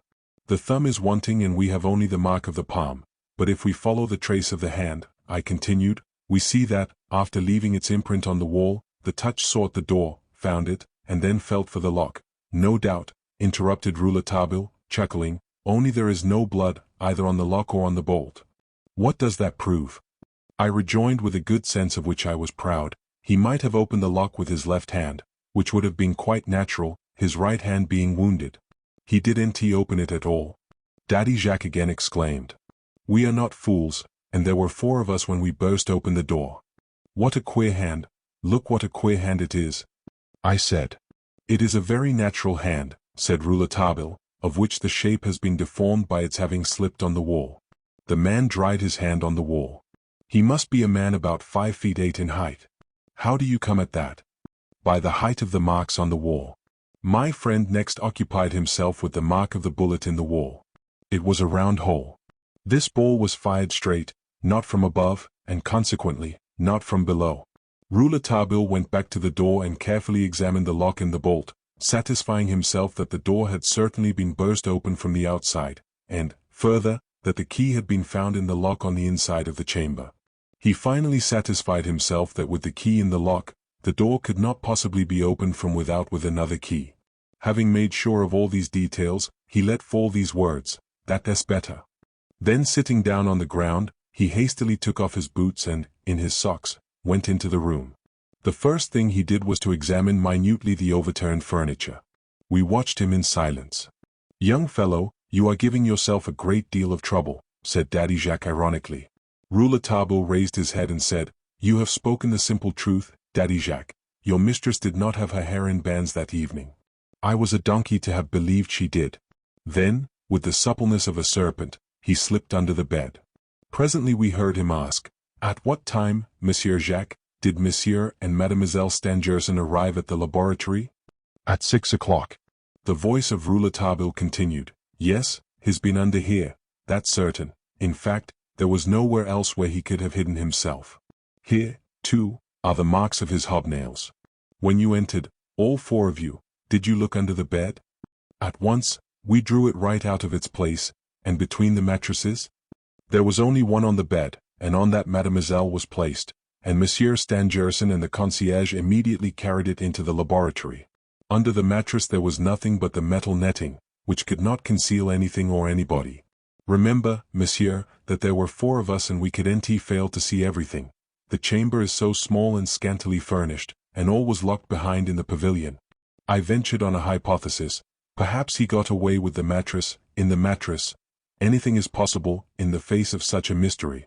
In their distress of mind Monsieur Stangerson and the concierge may not have noticed they were bearing a double weight, especially if the concierge were an accomplice. I throw out this hypothesis for what it is worth, but it explains many things, and particularly the fact that neither the laboratory nor the vestibule bear any traces of the footmarks found in the room. If, in carrying Mademoiselle on the mattress from the laboratory of the chateau, they rested for a moment, there might have been an opportunity for the man in it to escape. And then? Asked Rouletabille, deliberately laughing under the bed. I felt rather vexed and replied, I don't know, but anything appears possible. The examining magistrate had the same idea, monsieur, said Daddy Jacques, and he carefully examined the mattress. He was obliged to laugh at the idea, monsieur, as your friend is doing now, for whoever heard of a mattress having a double bottom? I was myself obliged to laugh, on seeing that what I had said was absurd, but in an affair like this one hardly knows where an absurdity begins or ends. My friend alone seemed able to talk intelligently. He called out from under the bed. The mat here has been moved out of place. Who did it? We did, monsieur, explained Daddy Jacques. When we could not find the assassin, we asked ourselves whether there was not some hole in the floor. There is not, replied Rouletabille. Is there a cellar? No, there is no cellar. But that has not stopped our searching, and has not prevented the examining magistrate and his registrar from studying the floor plank by plank, as if there had been a cellar under it. The reporter then reappeared. His eyes were sparkling and his nostrils quivered. He remained on his hands and knees. He could not be better likened than to an admirable sporting dog on the scent of some unusual game. And, indeed, he was scenting the steps of a man, the man whom he has sworn to report to his master, the manager of the dépôt. It must not be forgotten that Rouletabille was first and last a journalist.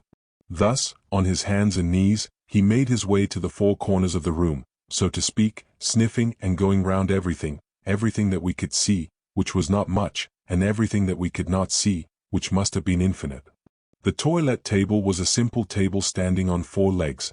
There was nothing about it by which it could possibly be changed into a temporary hiding place. There was not a closet or cupboard. Mademoiselle Stangerson kept her wardrobe at the chateau. Rouletabille literally passed his nose and hands along the walls, constructed of solid brickwork. When he had finished with the walls, and passed his agile fingers over every portion of the yellow paper covering them, he reached to the ceiling, which he was able to touch by mounting on a chair placed on the toilet table, and by moving this ingeniously constructed stage from place to place he examined every foot of it. When he had finished his scrutiny of the ceiling, where he carefully examined the hole made by the second bullet, he approached the window, and, once more, examined the iron bars and blinds, all of which were solid and intact. At last, he gave a grunt of satisfaction and declared, "Now I am at ease." "Well, do you believe that the poor dear young lady was shut up when she was being murdered, when she cried out for help?" wailed Daddy Jacques. "Yes," said the young reporter, drying his forehead, "the yellow room was as tightly shut as an iron safe." "That," I said, "is why this mystery is the most surprising I know. Edgar Allan Poe, in the double assassination of the Rue Morgue, invented nothing like it. The place of that crime was sufficiently closed to prevent the escape of a man, but there was that window through which the monkey, the perpetrator of the murder, could slip away. But here, there can be no question of an opening of any sort. The door was fastened, and through the window blinds, secure as they were, not even a fly could enter or get out." "True, true," assented Rouletabille as he kept on drying his forehead, which seemed to be perspiring less from his recent bodily exertion than from his mental agitation. "Indeed, it is a great, a beautiful, and a very curious mystery." "The Bête du Bon Dieu," muttered Daddy Jacques, "the Bête du Bon Dieu herself, if she had committed the crime, could not have escaped. Listen. Do you hear it? Hush." Daddy Jacques made us a sign to keep quiet and, stretching his arm towards the wall nearest the forest, listened to something which we could not hear. "It is answering," he said at length. "I must kill it. It is too wicked, but it is the Bête du Bon Dieu, and, every night, it goes to pray on the tomb of Saint Genevieve and nobody dares to touch her, for fear that Mother Angenoux should cast an evil spell on them. How big is the Bête du Bon Dieu? Nearly as big as a small retriever, a monster, I tell you. Ah! I have asked myself more than once whether it was not her that took our poor Mademoiselle by the throat with her claws. But the Bête du Bon Dieu does not wear hobnailed boots, nor fire revolvers, nor has she a hand like that," exclaimed Daddy Jacques, again pointing out to us the red mark on the wall. "Besides, we should have seen her as well as we would have seen a man, evidently," I said. Before we had seen this yellow room, I had also asked myself whether the cat of Mother Angenoux— "You also?" cried Rouletabille. "Didn't you?" I asked. "Not for a moment. After reading the article in the Matin, I knew that a cat had nothing to do with the matter. But I swear now that a frightful tragedy has been enacted here. You say nothing about the Basque cap, or the handkerchief, found here, Daddy Jacques?" "Of course, the magistrate has taken them," the old man answered, hesitatingly. "I haven't seen either the handkerchief or the cap, yet I can tell you how they are made," the reporter said to him gravely. "Oh, you are very clever," said Daddy Jacques, coughing and embarrassed. "The handkerchief is a large one, blue with red stripes, and the cap is an old Basque cap, like the one you are wearing now." "You are a wizard," said Daddy Jacques, trying to laugh and not quite succeeding. "How do you know that the handkerchief is blue with red stripes?" "Because, if it had not been blue with red stripes, it would not have been found at all." Without giving any further attention to Daddy Jacques, my friend took a piece of paper from his pocket, and taking out a pair of scissors, bent over the footprints. Placing the paper over one of them, he began to cut. In a short time he had made a perfect pattern which he handed to me, begging me not to lose it. He then returned to the window and, pointing to the figure of Frederic Larsan, who had not quitted the side of the lake, asked Daddy Jacques whether the detective had, like himself, been working in the Yellow Room. No, replied Robert Darzac, who, since Rouletabille had handed him the piece of scorched paper, had not uttered a word. He pretends that he does not need to examine the Yellow Room. He says that the murderer made his escape from it in quite a natural way, and that he will, this evening, explain how he did it. As he listened to what Monsieur Darzac had to say, Rouletabille turned pale. Has Frederic Larsan found out the truth, which I can only guess at, he murmured. He is very clever, and I admire him. But what we have to do today is something more than the work of a policeman, something quite different from the teachings of experience. We have to take hold of our reason by the right end. The reporter rushed into the open air, agitated by the thought that the great and famous Fred might anticipate him in the solution of the problem of the Yellow Room. I managed to reach him on the threshold of the pavilion. Calm yourself, my dear fellow, I said. Aren't you satisfied? Yes, he confessed to me, with a deep sigh. I am quite satisfied. I have discovered many things. Moral or material? Several moral, one material. This, for example. And rapidly he drew from his waistcoat pocket a piece of paper in which he had placed a light-colored hair from a woman's head. Chapter 8. The examining magistrate questions Mademoiselle Stangerson 2 minutes later, as Rouletabille was bending over the footprints discovered in the park. Under the window of the vestibule, a man, evidently a servant at the chateau, came towards us rapidly and called out to Monsieur Darzac, then coming out of the pavilion. Monsieur Robert, the magistrate, you know, is questioning Mademoiselle. Monsieur Darzac uttered a muttered excuse to us and set off running towards the chateau, the man running after him. If the corpse can speak, I said, it would be interesting to be there. We must know, said my friend. Let us go to the chateau. And he drew me with him. But, at the chateau, a gendarme placed in the vestibule denied us admission up the staircase of the first floor. We were obliged to wait downstairs. This is what passed in the chamber of the victim while we were waiting below. The family doctor, finding that Mademoiselle Stangerson was much better, but fearing a relapse which would no longer permit of her being questioned, had thought it his duty to inform the examining magistrate of this, who decided to proceed immediately with a brief examination. At this examination, the registrar, Monsieur Stangerson, and the doctor were present. Later, I obtained the text of the report of the examination, and I give it here, in all its legal dryness. Question. Are you able, mademoiselle, without too much fatiguing yourself, to give some necessary details of the frightful attack of which you have been the victim? Answer. I feel much better, monsieur, and I will tell you all I know. When I entered my chamber I did not notice anything unusual there.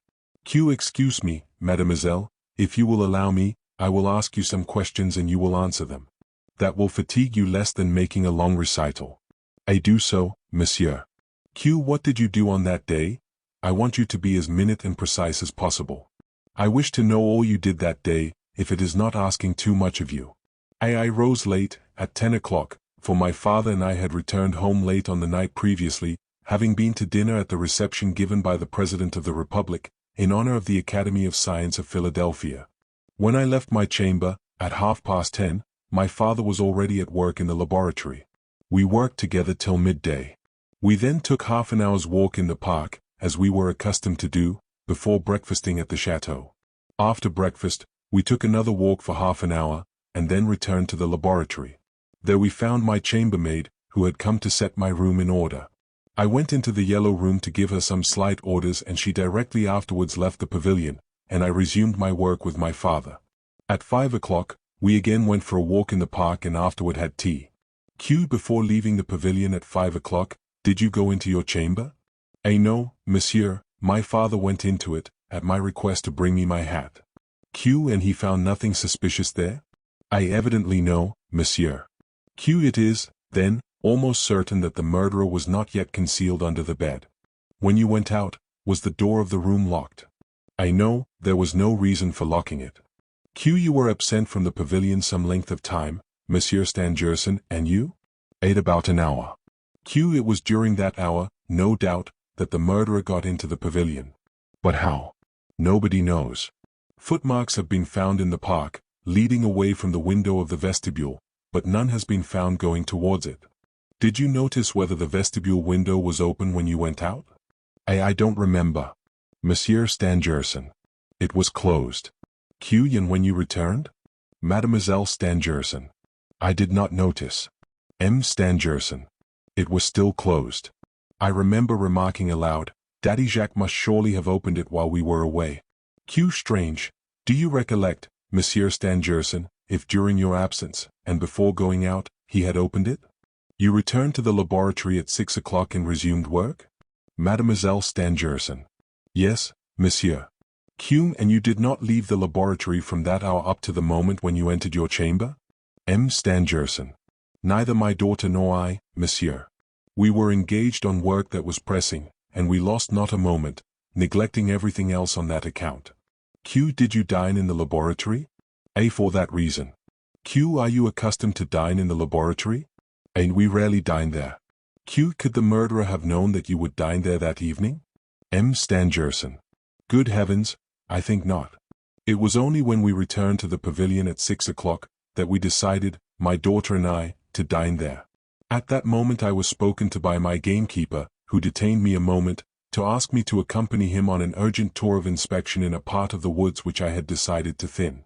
I put this off until the next day, and begged him, as he was going by the chateau, to tell the steward that we should dine in the laboratory. He left me, to execute the errand, and I rejoined my daughter, who was already at work.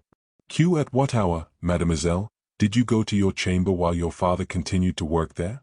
A. At midnight. Q. Did Daddy Jacques enter the yellow room in the course of the evening? A. To shut the blinds and light the night light. Q. He saw nothing suspicious? A. He would have told us if he had seen. Daddy Jacques is an honest man and very attached to me. Q. You affirm, Monsieur Stangerson, that Daddy Jacques remained with you all the time you were in the laboratory? M. Stangerson. I am sure of it. I have no doubt of that. Q. When you entered your chamber, mademoiselle, you immediately shut the door and locked and bolted it? That was taking unusual precautions, knowing that your father and your servant were there? Were you in fear of something, then? A. My father would be returning to the chateau and Daddy Jacques would be going to his bed. And, in fact, I did fear something. Q. You were so much in fear of something that you borrowed Daddy Jacques' revolver without telling him you had done so? A. That is true. I did not wish to alarm anybody, the more, because my fears might have proved to have been foolish. Q. What was it you feared? A. I hardly know how to tell you. For several nights, I seemed to hear, both in the park and out of the park, round the pavilion, unusual sounds, sometimes footsteps, at other times the cracking of branches. The night before the attack on me, when I did not get to bed before 3 o'clock in the morning, on our return from the Elysee, I stood for a moment before my window, and I felt sure I saw shadows. Q. How many? A. 2. They moved round the lake, then the moon became clouded and I lost sight of them. At this time of the season, every year, I have generally returned to my apartment in the chateau for the winter, but this year I said to myself that I would not quit the pavilion before my father had finished the résumé of his works on the dissociation of matter for the Academy. I did not wish that that important work, which was to have been finished in the course of a few days, should be delayed by a change in our daily habit.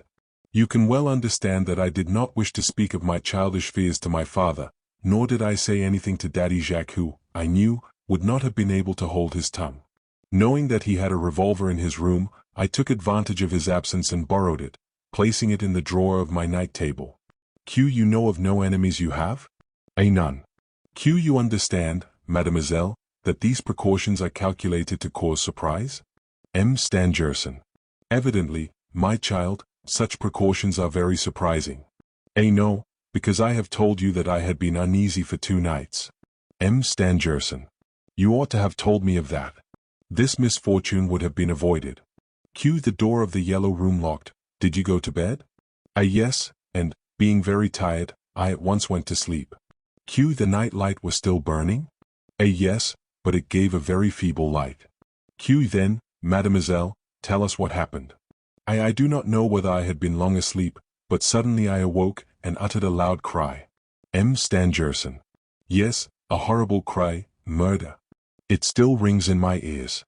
Q, you uttered a loud cry? A man was in my chamber. He sprang at me and tried to strangle me. I was nearly stifled when suddenly I was able to reach the drawer of my night table and grasp the revolver which I had placed in it. At that moment the man had forced me to the foot of my bed and brandished over my head a sort of mace. But I had fired. He immediately struck a terrible blow at my head. All that, monsieur, passed more rapidly than I can tell it, and I know nothing more. Q, nothing. Have you no idea as to how the assassin could escape from your chamber? A, none whatever. I know nothing more. One does not know what is passing around one, when one is unconscious. Q, was the man you saw tall or short, little or big? A, I only saw a shadow which appeared to me formidable. Q, you cannot give us any indication? A, I know nothing more, monsieur, than that a man threw himself upon me and that I fired at him. I know nothing more. Here the interrogation of Mademoiselle Stangerson concluded. Rouletabille waited patiently for Monsieur Robert Darzac, who soon appeared. From a room near the chamber of Mademoiselle Stangerson, he had heard the interrogatory and now came to recount it to my friend with great exactitude, aided by an excellent memory. His docility still surprised me. Thanks to hasty pencil notes, he was able to reproduce, almost textually, the questions and the answers given. It looked as if Monsieur Darzac were being employed as the secretary of my young friend and acted as if he could refuse him nothing. Nay, more, as if under a compulsion to do so. The fact of the closed window struck the reporter as it had struck the magistrate. Rouletabille asked Darzac to repeat once more Mademoiselle Stangerson's account of how she and her father had spent their time on the day of the tragedy, as she had stated it to the magistrate. The circumstance of the dinner in the laboratory seemed to interest him in the highest degree, and he had it repeated to him 3 times. He also wanted to be sure that the forest keeper knew that the professor and his daughter were going to dine in the laboratory, and how he had come to know it. When Monsieur Darzac had finished, I said, "The examination has not advanced the problem much." "It has put it back," said Monsieur Darzac. "It has thrown light upon it," said Rouletabille, thoughtfully. Chapter 9. Reporter and detective. The 3 of us went back towards the pavilion. At some distance from the building the reporter made us stop and, pointing to a small clump of trees to the right of us, said, "That's where the murderer came from to get into the pavilion." As there were other patches of trees of the same sort between the great oaks, I asked why the murderer had chosen that one, rather than any of the others. Rouletabille answered me by pointing to the path which ran quite close to the thicket to the door of the pavilion. "That path is, as you see, topped with gravel," he said. "The man must have passed along it going to the pavilion, since no traces of his steps have been found on the soft ground. The man didn't have wings, he walked, but he walked on the gravel which left no impression of his tread. The gravel has, in fact, been trodden by many other feet, since the path is the most direct way between the pavilion and the chateau. As to the thicket, made of the sort of shrubs that don't flourish in the rough season, laurels and fuchsias, it offered the murderer a sufficient hiding place until it was time for him to make his way to the pavilion. It was while hiding in that clump of trees that he saw Monsieur and Mademoiselle Stangerson, and then Daddy Jacques, leave the pavilion. Gravel has been spread nearly, very nearly, up to the windows of the pavilion. The footprints of a man, parallel with the wall, marks which we will examine presently, and which I have already seen, prove that he only needed to make one stride to find himself in front of the vestibule window, left open by Daddy Jacques. The man drew himself up by his hands and entered the vestibule. "After all it is very possible," I said. "After all what?" "After all what?" cried Rouletabille. I begged of him not to be angry, but he was too much irritated to listen to me and declared, ironically, that he admired the prudent doubt with which certain people approach the most simple problems, risking nothing by saying that is so, or that is not so. Their intelligence would have produced about the same result if nature had forgotten to furnish their brain-pan with a little grey matter. As I appeared vexed, my young friend took me by the arm and admitted that he had not meant that for me, he thought more of me than that. "If I did not reason as I do in regard to this gravel," he went on, "I should have to assume a balloon. My dear fellow, the science of the aerostation of dirigible balloons is not yet developed enough for me to consider it and suppose that a murderer would drop from the clouds. So don't say a thing is possible, when it could not be otherwise. We know now how the man entered by the window, and we also know the moment at which he entered, during the 5 o'clock walk of the professor and his daughter. The fact of the presence of the chambermaid, who had come to clean up the yellow room, in the laboratory, when Monsieur Stangerson and his daughter returned from their walk, at 1:30, permits us to affirm that at 1:30 the murderer was not in the chamber under the bed, unless he was in collusion with the chambermaid. What do you say, Monsieur Darzac? Monsieur Darzac shook his head and said he was sure of the chambermaid's fidelity, and that she was a thoroughly honest and devoted servant. Besides, he added, at 5 o'clock Monsieur Stangerson went into the room to fetch his daughter's hat. There is that also, said Rouletabille. That the man entered by the window at the time you say, I admit, I said, but why did he shut the window? It was an act which would necessarily draw the attention of those who had left it open. It may be the window was not shut at once, replied the young reporter. But if he did shut the window, it was because of the bend in the gravel path, a dozen yards from the pavilion, and on account of the 3 oaks that are growing at that spot. What do you mean by that? Asked Monsieur Darzac, who had followed us and listened with almost breathless attention to all that Rouletabille had said. I'll explain all to you later on, monsieur, when I think the moment to be ripe for doing so, but I don't think I have anything of more importance to say on this affair, if my hypothesis is justified. And what is your hypothesis? You will never know if it does not turn out to be the truth. It is of much too grave a nature to speak of it, so long as it continues to be only a hypothesis. Have you, at least, some idea as to who the murderer is? No, monsieur, I don't know who the murderer is, but don't be afraid, Monsieur Robert Darzac, I shall know. I could not but observe that Monsieur Darzac was deeply moved, and I suspected that Rouletabille's confident assertion was not pleasing to him. Why, I asked myself, if he was really afraid that the murderer should be discovered, was he helping the reporter to find him? My young friend seemed to have received the same impression, for he said, bluntly, Monsieur Darzac, don't you want me to find out who the murderer was? Oh, I should like to kill him with my own hand, cried Mademoiselle Stangerson's fiancé, with a vehemence that amazed me. I believe you, said Rouletabille gravely, but you have not answered my question. We were passing by the thicket, of which the young reporter had spoken to us a minute before. I entered it and pointed out evident traces of a man who had been hidden there. Rouletabille, once more, was right. Yes, yes, he said. We have to do with a thing of flesh and blood, who uses the same means that we do. It'll all come out on those lines. Having said this, he asked me for the paper pattern of the footprint which he had given me to take care of, and applied it to a very clear footmark behind the thicket. Aha, he said, rising. I thought he was now going to trace back the track of the murderer's footmarks to the vestibule window, but he led us instead, far to the left, saying that it was useless ferreting in the mud, and that he was sure, now, of the road taken by the murderer. He went along the wall to the hedge and dry ditch, over which he jumped. See, just in front of the little path leading to the lake, that was his nearest way to get out. How do you know he went to the lake? Because Frederic Larsan has not quitted the borders of it since this morning. There must be some important marks there. A few minutes later we reached the lake. It was a little sheet of marshy water, surrounded by reeds, on which floated some dead water lily leaves. The great Fred may have seen us approaching, but we probably interested him very little, for he took hardly any notice of us and continued to be stirring with his cane something which we could not see. Look, said Rouletabille, here again are the footmarks of the escaping man. They skirt the lake here and finally disappear just before this path, which leads to the high road to Epinay. The man continued his flight to Paris. What makes you think that? I asked, since these footmarks are not continued on the path. What makes me think that? Why these footprints, which I expected to find, he cried, pointing to the sharply outlined imprint of a neat boot. See. And he called to Frederic Larsan. Monsieur Fred, these neat footprints seem to have been made since the discovery of the crime. Yes, young man, yes, they have been carefully made, replied Fred without raising his head. You see, there are steps that come, and steps that go back. And the man had a bicycle, cried the reporter. Here, after looking at the marks of the bicycle, which followed, going and coming, the neat footprints, I thought I might intervene. The bicycle explains the disappearance of the murderer's big footprints, I said. The murderer, with his rough boots, mounted a bicycle.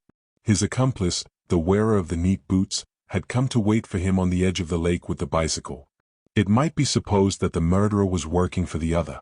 No, no, replied Rouletabille with a strange smile. I have expected to find these footmarks from the very beginning. These are not the footmarks of the murderer. Then there were two. No, there was but one, and he had no accomplice. Very good, cried Frederick Larsan.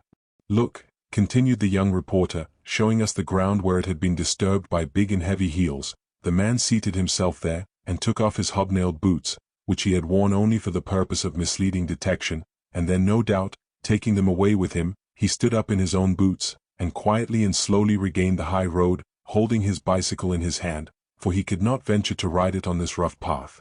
That accounts for the lightness of the impression made by the wheels along it, in spite of the softness of the ground. If there had been a man on the bicycle, the wheels would have sunk deeply into the soil. No, there was but one man there, the murderer on foot. Bravo, cried Fred again, and coming suddenly towards us and, planting himself in front of Monsieur Robert Darzac, he said to him, "If we had a bicycle here, we might demonstrate the correctness of the young man's reasoning, Monsieur Robert Darzac. Do you know whether there is one at the chateau?" "No," replied Monsieur Darzac. "There is not. I took mine, 4 days ago, to Paris, the last time I came to the chateau before the crime." "That is a pity," replied Fred, very coldly. Then, turning to Rouletabille, he said, "If we go on at this rate, we'll both come to the same conclusion. Have you any idea as to how the murderer got away from the Yellow Room?" "Yes," said my young friend, "I have an idea." "So have I," said Fred, "and it must be the same as yours. There are no two ways of reasoning in this affair. I am waiting for the arrival of my chief before offering any explanation to the examining magistrate." "Ah, is the chief of the short coming?" "Yes, this afternoon. He is going to summon, before the magistrate, in the laboratory, all those who have played any part in this tragedy. It will be very interesting. It is a pity you won't be able to be present." "I shall be present," said Rouletabille confidently. "Really, you are an extraordinary fellow, for your age," replied the detective in a tone not wholly free from irony. "You'd make a wonderful detective, if you had a little more method, if you didn't follow your instincts in that bump on your forehead. As I have already several times observed, Monsieur Rouletabille, you reason too much, you do not allow yourself to be guided by what you have seen. What do you say to the handkerchief full of blood, and the red mark of the hand on the wall? You have seen the stain on the wall, but I have only seen the handkerchief." "Bah!" cried Rouletabille, "the murderer was wounded in the hand by Mademoiselle Stangerson's revolver." "Ah, a simply instinctive observation. Take care. You are becoming too strictly logical, Monsieur Rouletabille. Logic will upset you if you use it indiscriminatively. You are right when you say that Mademoiselle Stangerson fired her revolver, but you are wrong when you say that she wounded the murderer in the hand." "I am sure of it," cried Rouletabille. Fred, imperturbable, interrupted him. Defective observation. The examination of the handkerchief, the numberless little round scarlet stains, the impression of drops which I found in the tracks of the footprints, at the moment when they were made on the floor, proved to me that the murderer was not wounded at all. Monsieur Rouletabille, the murderer bled at the nose. The great Fred spoke quite seriously. However, I could not refrain from uttering an exclamation. The reporter looked gravely at Fred, who looked gravely at him. And Fred immediately concluded, the man allowed the blood to flow into his hand and handkerchief, and dried his hand on the wall. "The fact is highly important," he added, "because there is no need of his being wounded in the hand for him to be the murderer." Rouletabille seemed to be thinking deeply. After a moment he said, "There is something, Monsieur Frederick Larsan, much graver than the misuse of logic, the disposition of mind in some detectives which makes them, in perfect good faith, twist logic to the necessities of their preconceived ideas.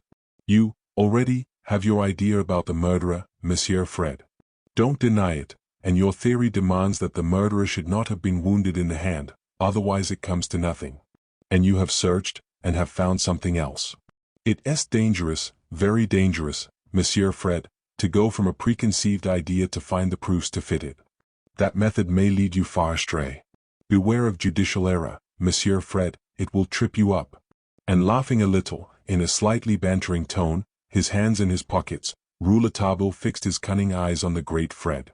Frederick Larsan silently contemplated the young reporter who pretended to be as wise as himself. Shrugging his shoulders, he bowed to us and moved quickly away, hitting the stones on his path with his stout cane. Rouletabille watched his retreat, and then turned toward us, his face joyous and triumphant. "I shall beat him," he cried. I shall beat the great Fred, clever as he is, I shall beat them all. And he danced a double shuffle. Suddenly he stopped. My eyes followed his gaze. They were fixed on Monsieur Robert Darzac, who was looking anxiously at the impression left by his feet side by side with the elegant footmarks. There was not a particle of difference between them. We thought he was about to faint. His eyes, bulging with terror, avoided us, while his right hand, with a spasmodic movement, twitched at the beard that covered his honest, gentle, and now despairing face. At length regaining his self-possession, he bowed to us, and remarking, in a changed voice, that he was obliged to return to the chateau, left us. "The deuce!" exclaimed Rouletabille. He, also, appeared to be deeply concerned. From his pocket-book he took a piece of white paper as I had seen him do before, and with his scissors, cut out the shape of the neat boot marks that were on the ground. Then he fitted the new paper pattern with the one he had previously made. The two were exactly alike. Rising, Rouletabille exclaimed again, "The deuce!" Presently he added, "Yet I believe Monsieur Robert Darzac to be an honest man." He then led me on the road to the Donjon Inn, which we could see on the highway, by the side of a small clump of trees. Chapter 10. We shall have to eat red meat. Now the Donjon Inn was of no imposing appearance, but I liked these buildings with their rafters blackened with age and the smoke of their hearths, these inns of the coaching days, crumbling erections that will soon exist in the memory only. They belong to the bygone days, they are linked with history. They make us think of the road, of those days when highwaymen rode. I saw at once that the Donjon Inn was at least 2 centuries old, perhaps older. Under its signboard, over the threshold, a man with a crabbed-looking face was standing, seemingly plunged in unpleasant thought, if the wrinkles on his forehead and the knitting of his brows were any indication. When we were close to him, he deigned to see us and asked us, in a tone anything but engaging, whether we wanted anything. He was, no doubt, the not very amiable landlord of this charming dwelling-place. As we expressed a hope that he would be good enough to furnish us with a breakfast, he assured us that he had no provisions, regarding us, as he said this, with a look that was unmistakably suspicious. "You may take us in," Rouletabille said to him, "we are not policemen." "I am not afraid of the police, I am not afraid of anyone," replied the man. I had made my friend understand by a sign that we should do better not to insist, but, being determined to enter the inn, he slipped by the man on the doorstep and was in the common room. "Come on," he said, "it is very comfortable here." A good fire was blazing in the chimney, and we held our hands to the warmth it sent out. It was a morning in which the approach of winter was unmistakable. The room was a tolerably large one, furnished with 2 heavy tables, some stools, a counter decorated with rows of bottles of syrup and alcohol. 3 windows looked out onto the road. A colored advertisement lauded the many merits of a new vermouth. On the mantelpiece was arrayed the innkeeper's collection of figured earthenware pots and stone jugs. "That is a fine fire for roasting a chicken," said Rouletabille. "We have no chicken, not even a wretched rabbit," said the landlord. "I know," said my friend slowly, "I know, we shall have to eat red meat, now." I confess I did not in the least understand what Rouletabille meant by what he had said, but the landlord, as soon as he heard the words, uttered an oath, which he at once stifled, and placed himself at our orders as obediently as Monsieur Robert Darzac had done, when he heard Rouletabille's prophetic sentence, "The presbytery has lost nothing of its charm, nor the garden its brightness." Certainly my friend knew how to make people understand him by the use of wholly incomprehensible phrases.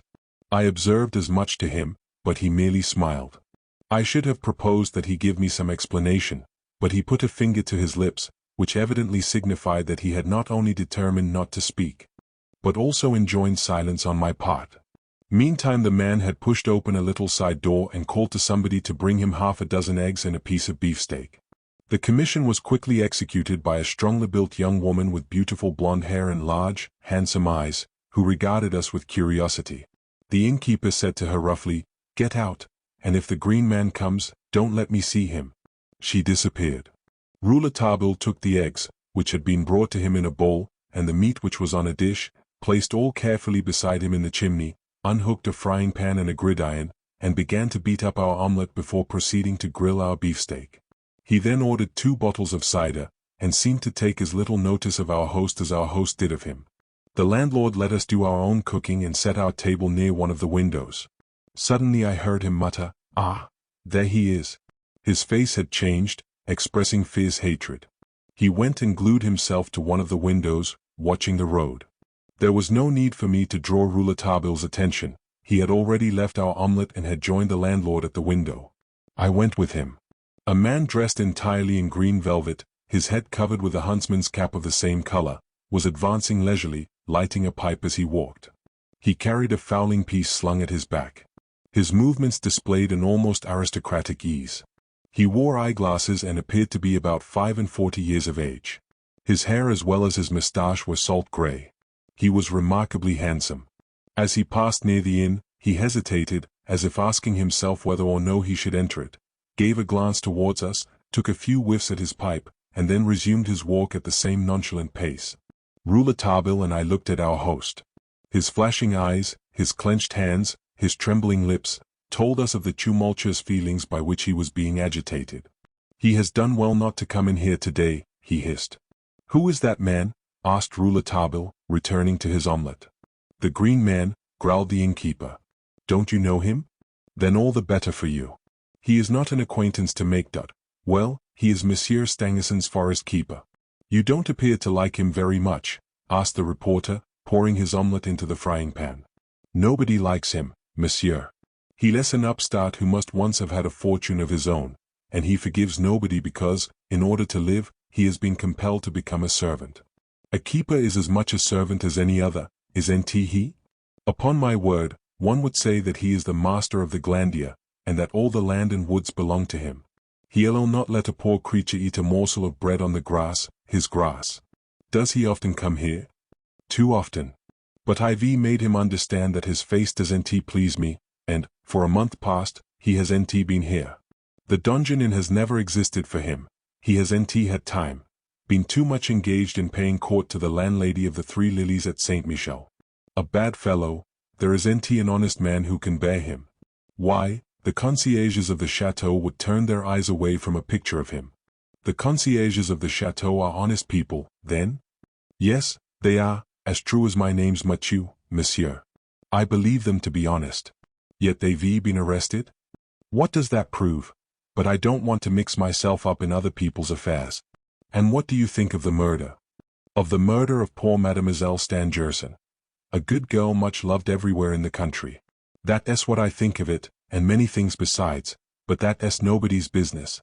"Not even mine?" insisted Rouletabille. The innkeeper looked at him sideways and said gruffly, "Not even yours."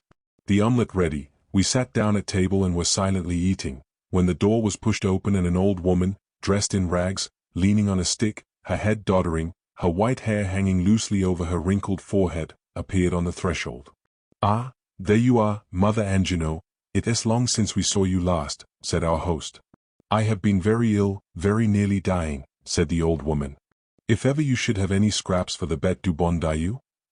And she entered, followed by a cat, larger than any I had ever believed could exist. The beast looked at us and gave so hopeless a meow that I shuddered. I had never heard so lugubrious a cry. As if drawn by the cat's cry, a man followed the old woman in. It was the Green Man. He saluted by raising his hand to his cap and seated himself at a table near to ours. "A glass of cider, Daddy Mathieu," he said.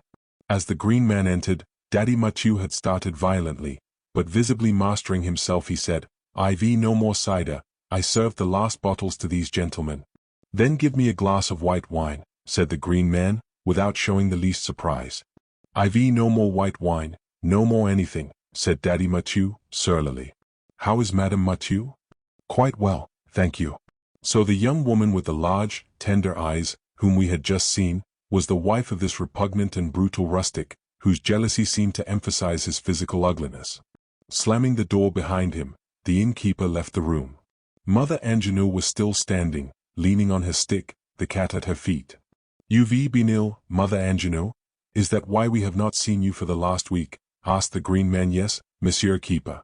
I have been able to get up but 3 times, to go to pray to Saint Genevieve, our good patroness, and the rest of the time I have been lying on my bed.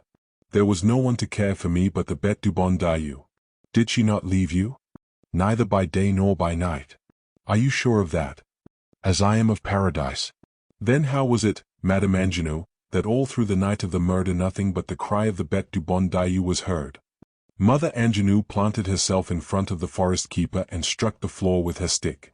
"I don't know anything about it," she said. "But shall I tell you something? There are no two cats in the world that cry like that. Well, on the night of the murder I also heard the cry of the Bête du Bon Dieu outside, and yet she was on my knees, and did not mew once, I swear. I crossed myself when I heard that, as if I had heard the devil." I looked at the keeper when he put the last question, and I am much mistaken if I did not detect an evil smile on his lips. At that moment, the noise of loud quarreling reached us. We even thought we heard a dull sound of blows, as if someone was being beaten. The green man quickly rose and hurried to the door by the side of the fireplace, but it was opened by the landlord, who appeared, and said to the keeper, "Don't alarm yourself, monsieur, it is my wife, she has the toothache." And he laughed. "Here, Mother Angenoux, here are some scraps for your cat." He held out a packet to the old woman, who took it eagerly and went out by the door, closely followed by her cat. "Then you won't serve me?" asked the green man. Daddy Mathieu's face was placid and no longer retained its expression of hatred. "I've nothing for you, nothing for you. Take yourself off." The green man quietly refilled his pipe, lit it, bowed to us, and went out. No sooner was he over the threshold than Daddy Mathieu slammed the door after him and, turning towards us, with eyes bloodshot, and frothing at the mouth, he hissed to us, shaking his clenched fist at the door he had just shut on the man he evidently hated, "I don't know who you are who tell me we shall have to eat red meat, now, but if it will interest you to know it, that man is the murderer."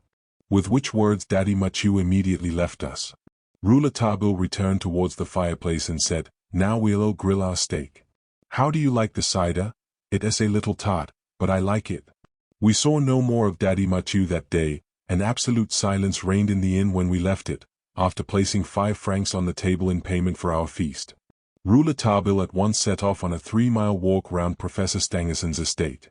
He halted for some 10 minutes at the corner of a narrow road black with soot, near to some charcoal burners' huts in the forest of Saint Genevieve, which touches on the road from Epinay to Corbeil, to tell me that the murderer had certainly passed that way, before entering the grounds and concealing himself in the little clump of trees.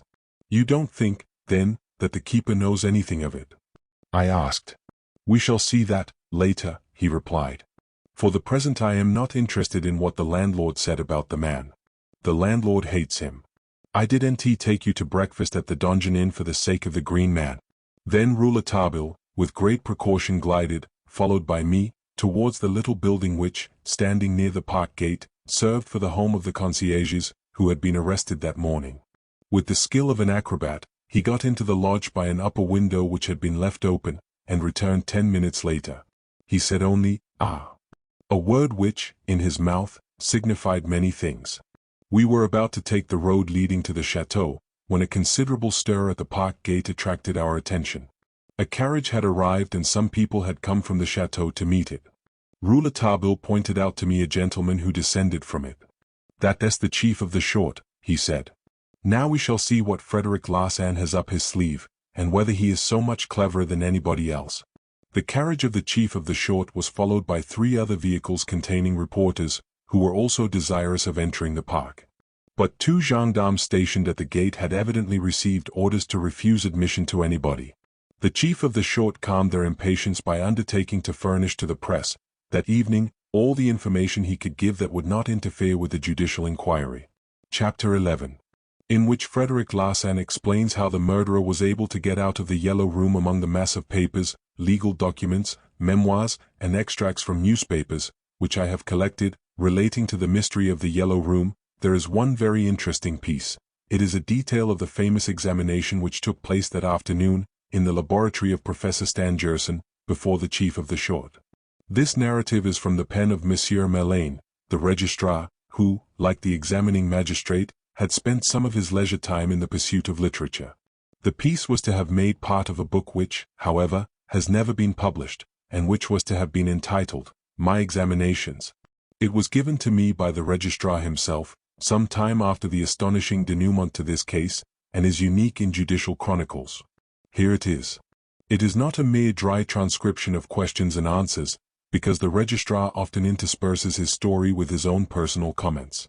The registrar's narrative. The examining magistrate and I, the writer relates, found ourselves in the yellow room in the company of the builder who had constructed the pavilion after Professor Stangerson's designs. He had a workman with him. Monsieur de Marquet had had the walls laid entirely bare. That is to say, he had had them stripped of the paper which had decorated them. Blows with a pick, here and there, satisfied us of the non-existence of any sort of opening. The floor and the ceiling were thoroughly sounded. We found nothing. There was nothing to be found. Monsieur de Marquet appeared to be delighted and never ceased repeating, "What a case! What a case! We shall never know, you will all see, how the murderer was able to get out of this room." Then suddenly, with a radiant face, he called to the officer in charge of the gendarmes. "Go to the chateau," he said, "and request Monsieur Stangerson and Monsieur Robert Darzac to come to me in the laboratory, also Daddy Jacques, and let your men bring here the 2 concierges." 5 minutes later all were assembled in the laboratory. The chief of the short, who had arrived at the Glandier, joined us at that moment. I was seated at Monsieur Stangerson's desk ready for work, when Monsieur de Marquet made us the following little speech, as original as it was unexpected. "With your permission, gentlemen, as examinations lead to nothing, we will, for once, abandon the old system of interrogation. I will not have you brought before me one by one, but we will all remain here as we are, Monsieur Stangerson, Monsieur Robert Darzac, Daddy Jacques, and the 2 concierges, the chief of the short, the registrar, and myself. We shall all be on the same footing. The concierges may, for the moment, forget that they have been arrested. We are going to confer together. We are on the spot where the crime was committed. We have nothing else to discuss but the crime. So let us discuss it freely, intelligently or otherwise, so long as we speak just what is in our minds. There need be no formality or method since this won't help us in any way." Then, passing before me, he said in a low voice, "What do you think of that, eh? What a scene! Could you have thought of that? I'll make a little piece out of it for the vaudeville." And he rubbed his hands with glee. I turned my eyes on Monsieur Stangerson. The hope he had received from the doctor's latest reports, who had stated that Mademoiselle Stangerson might recover from her wounds, had not been able to efface from his noble features the marks of the great sorrow that was upon him. He had believed his daughter to be dead, and he was still broken by that belief. His clear, soft, blue eyes expressed infinite sorrow. I had had occasion, many times, to see Monsieur Stangerson at public ceremonies, and from the first had been struck by his countenance, which seemed as pure as that of a child, the dreamy gaze with the sublime and mystical expression of the inventor and thinker. On those occasions his daughter was always to be seen either following him or by his side, for they never quitted each other, it was said, and had shared the same labors for many years. The young lady, who was then 35, though she looked no more than 30, had devoted herself entirely to science. She still won admiration for her imperial beauty which had remained intact, without a wrinkle, withstanding time and love. Who would have dreamed that I should one day be seated by her pillow with my papers, and that I should see her, on the point of death, painfully recounting to us the most monstrous and most mysterious crime I have heard of in my career? Who would have thought that I should be, that afternoon, listening to the despairing father vainly trying to explain how his daughter's assailant had been able to escape from him? Why bury ourselves with our work in obscure retreats in the depths of woods, if it may not protect us against those dangerous chances to life and death which meet us in the busy cities?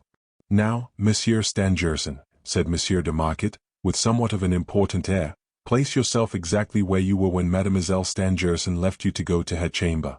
Monsieur Stangerson rose and, standing at a certain distance from the door of the yellow room, said, in an even voice and without the least trace of emphasis, a voice which I can only describe as a dead voice, "I was here. About 11 o'clock, after I had made a brief chemical experiment at the furnaces of the laboratory, needing all the space behind me, I had my desk moved here by Daddy Jacques, who spent the evening in cleaning some of my apparatus. My daughter had been working at the same desk with me. When it was her time to leave she rose, kissed me, and bade Daddy Jacques good night. She had to pass behind my desk and the door to enter her chamber, and she could do this only with some difficulty. That is to say, I was very near the place where the crime occurred later. And the desk?" I asked, obeying, in thus mixing myself in the conversation, the express orders of my chief. "As soon as you heard the cry of murder followed by the revolver shots, what became of the desk?"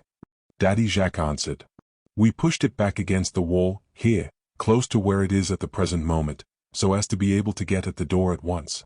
I followed up my reasoning, to which, however, I attached but little importance, regarding it as only a weak hypothesis, with another question.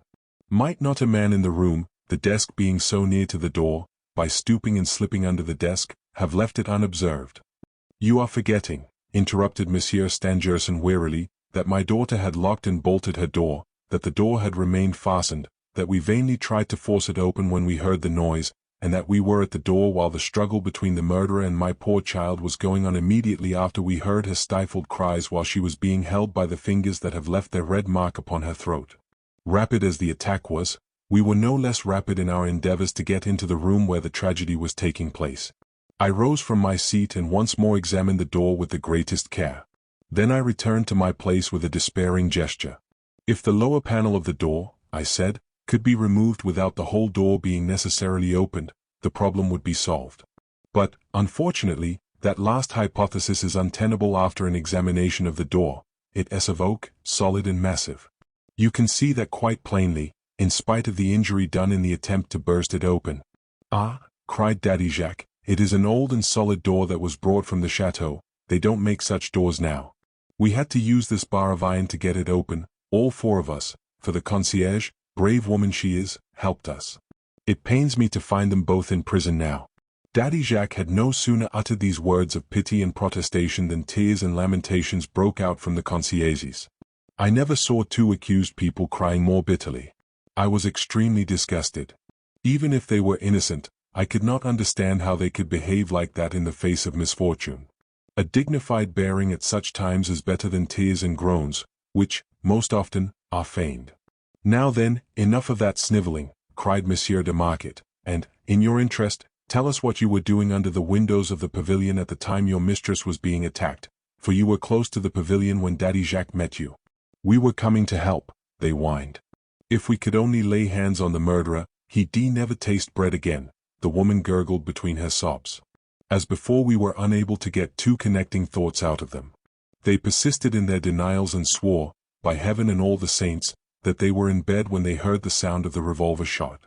It was not one, but two shots that were fired. You see, you are lying. If you had heard one, you would have heard the other. Mon Dieu. Monsieur, it was the second shot we heard. We were asleep when the first shot was fired. Two shots were fired, said Daddy Jacques. I am certain that all the cartridges were in my revolver. We found afterward that two had been exploded, and we heard two shots behind the door. Was not that so, Monsieur Stangerson?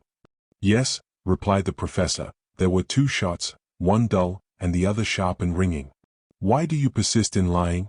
Cried Monsieur de Marquet, turning to the concierges.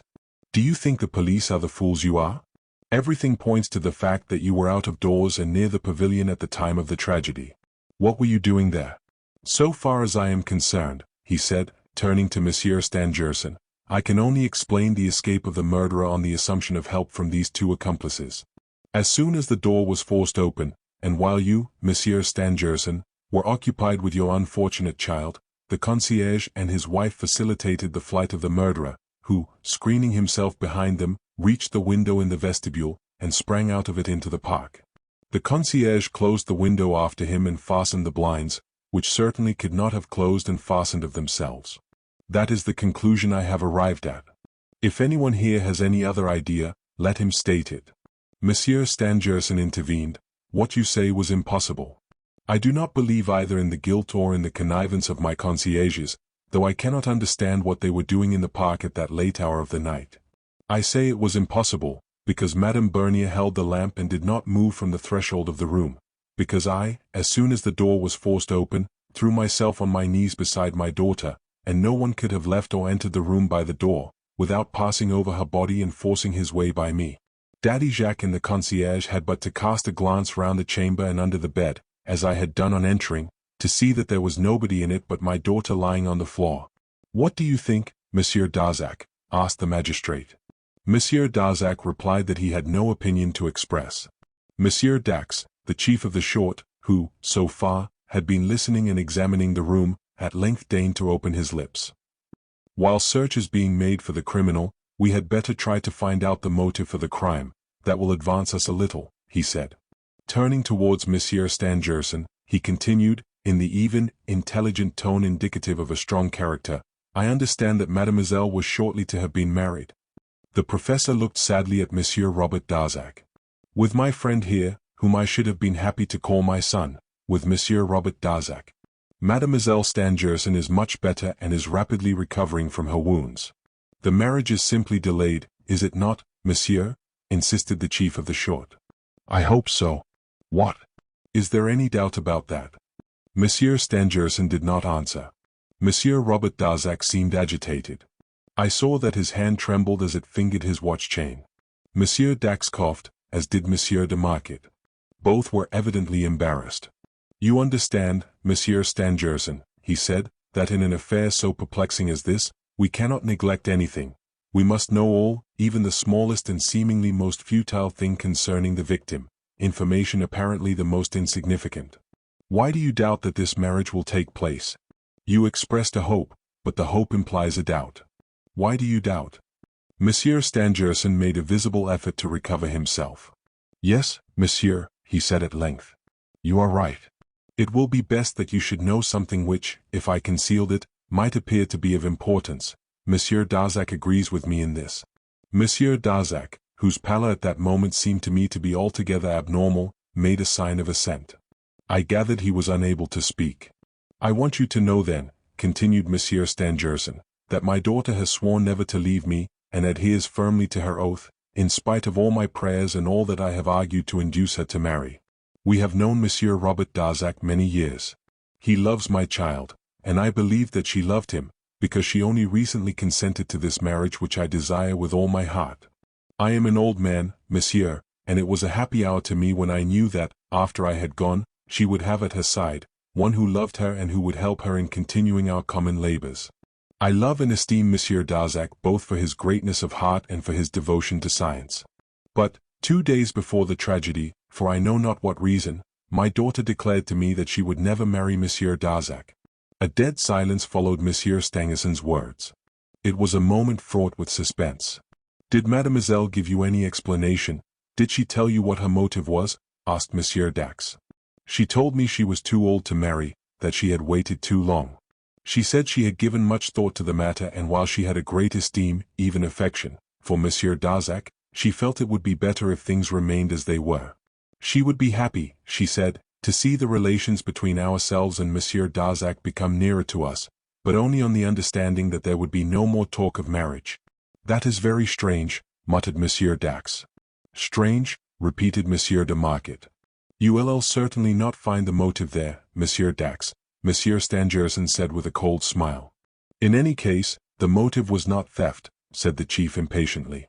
Oh, we are quite convinced of that, cried the examining magistrate.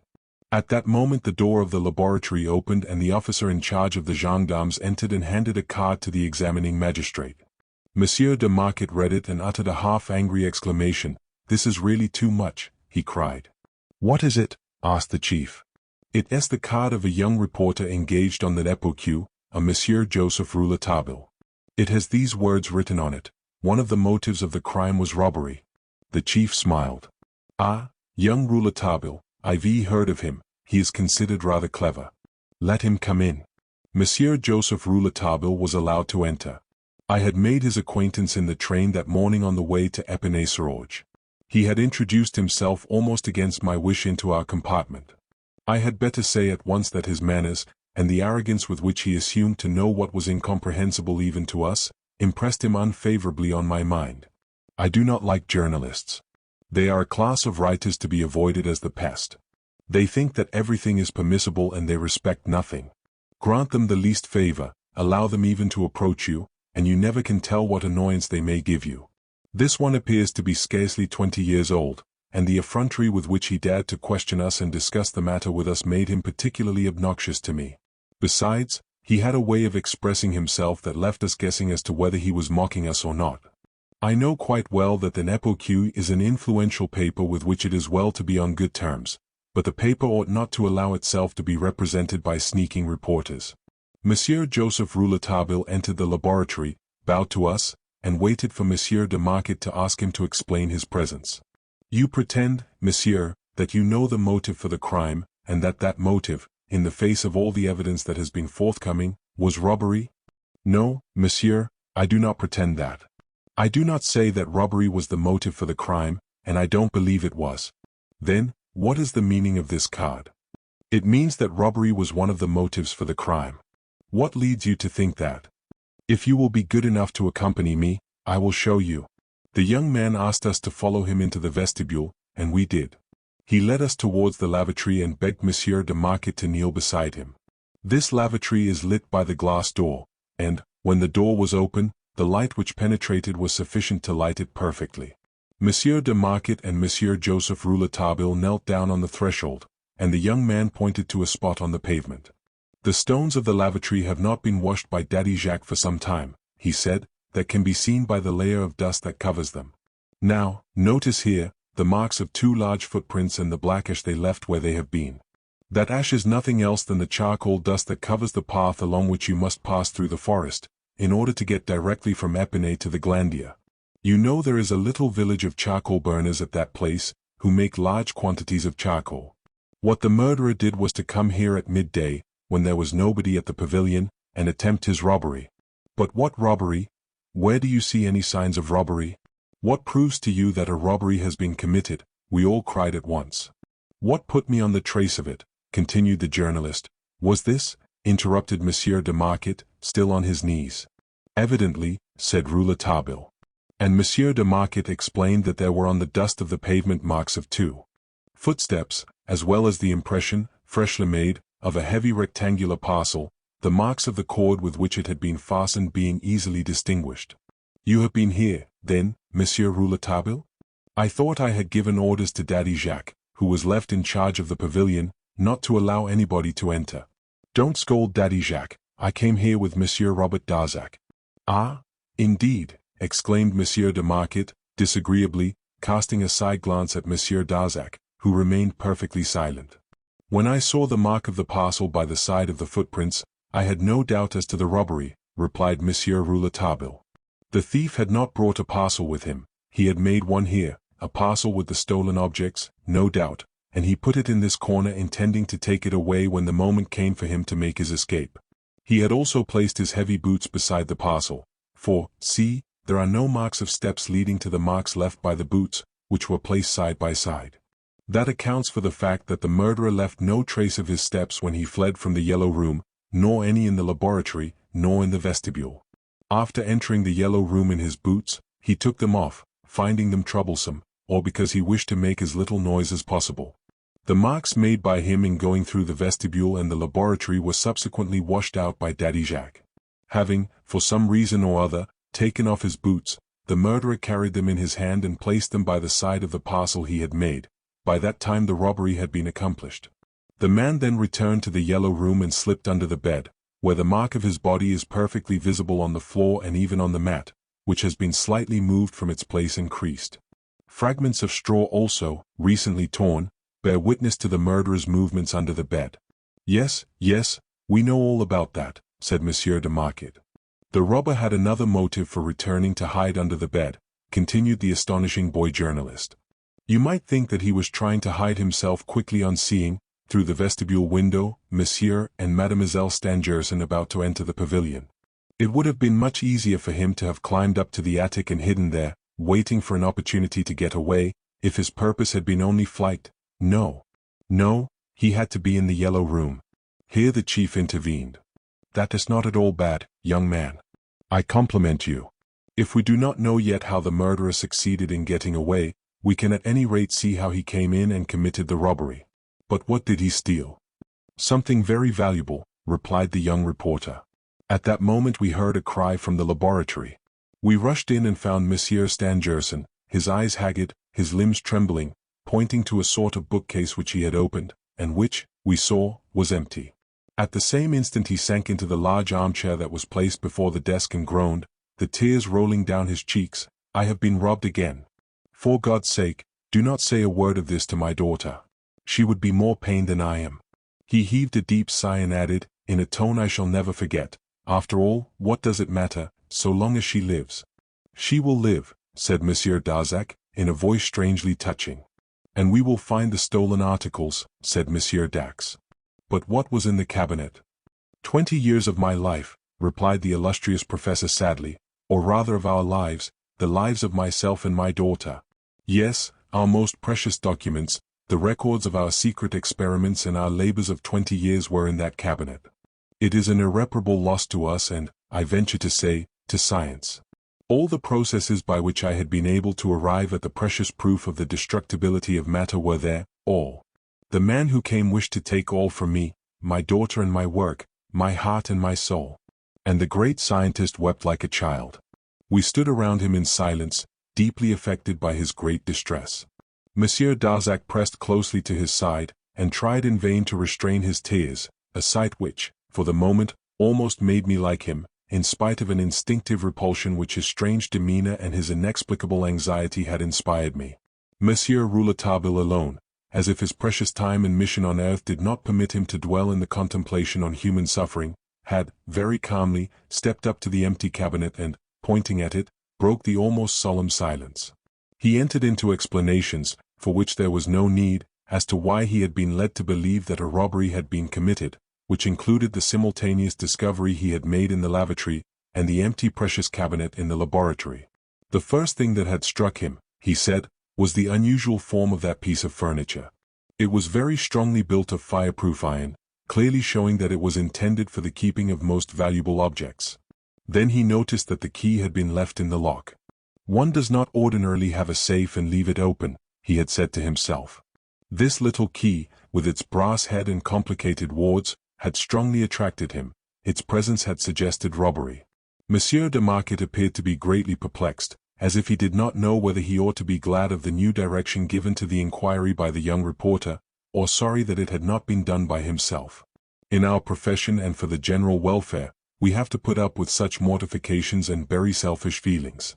That was why Monsieur de Marquet controlled himself and joined his compliments with those of Monsieur Dax.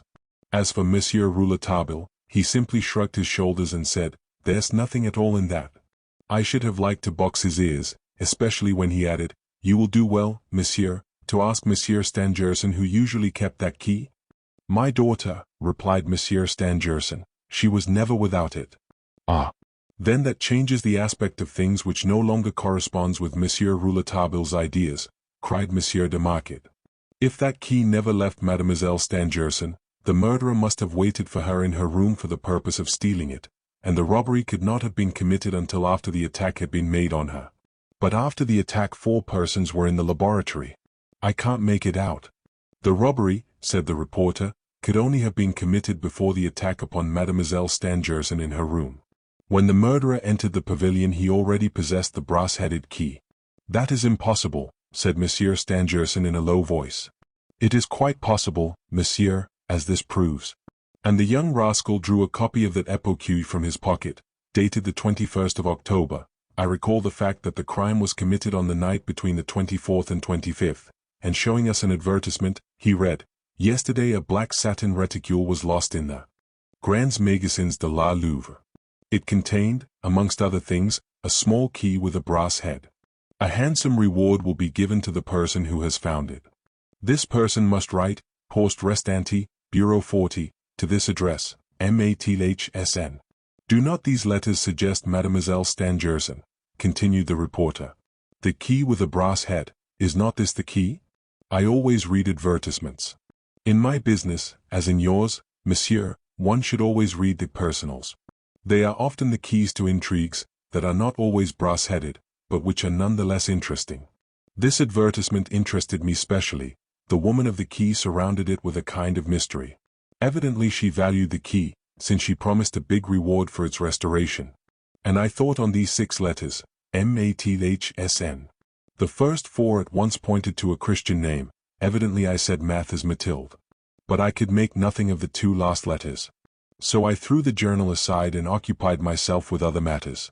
4 days later, when the evening paper appeared with enormous headlines announcing the murder of Mademoiselle Stangerson, the letters in the advertisement mechanically recurred to me. I had forgotten the 2 last letters, SN. When I saw them again I could not help exclaiming, "Stangerson."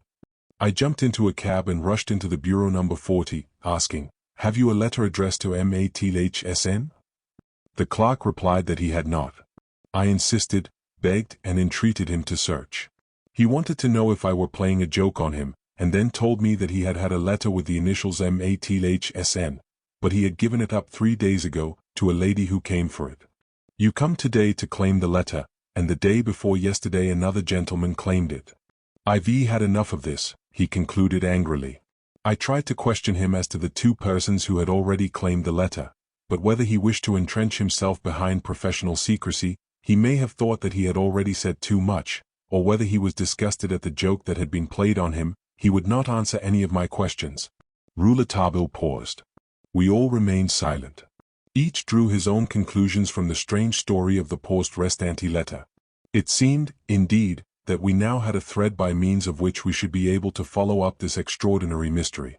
Then it is almost certain, said Monsieur Stangerson, that my daughter did lose the key, and that she did not tell me of it, wishing to spare any anxiety, and that she begged whoever had found it to write to the poste restante. She evidently feared that, by giving our address, inquiries would have resulted that would have apprised me of the loss of the key. It was quite logical, quite natural for her to have taken that course, for I have been robbed once before. Where was that, and when? Asked the chief of the short. Oh, many years ago, in America, in Philadelphia. There were stolen from my laboratory the drawings of two inventions that might have made the fortune of a man. Not only have I never learned who the thief was, but I have never heard even a word of the object of the robbery, doubtless because, in order to defeat the plans of the person who had robbed me, I myself brought these two inventions before the public, and so rendered the robbery of no avail. From that time on I have been very careful to shut myself in when I am at work. The bars to these windows, the lonely situation of this pavilion, this cabinet, which I had specially constructed, this special lock, this unique key, all are precautions against fears inspired by a sad experience. Most interesting, remarked Monsieur Dax. Monsieur Rouletabille asked about the reticule. Neither Monsieur Stangerson nor Daddy Jacques had seen it for several days, but a few hours later we learned from Mademoiselle Stangerson herself that the reticule had either been stolen from her, or she had lost it. She further corroborated all that had passed just as her father had stated. She had gone to the poste restante and, on the 23rd of October, had received a letter which, she affirmed, contained nothing but a vulgar pleasantry, which she had immediately burned. To return to our examination, or rather to our conversation. I must state that the chief of the short, having inquired of Monsieur Stangerson under what conditions his daughter had gone to Paris on the 20th of October, we learned that Monsieur Robert Darzac had accompanied her, and Darzac had not been again seen at the chateau from that time to the day after the crime had been committed.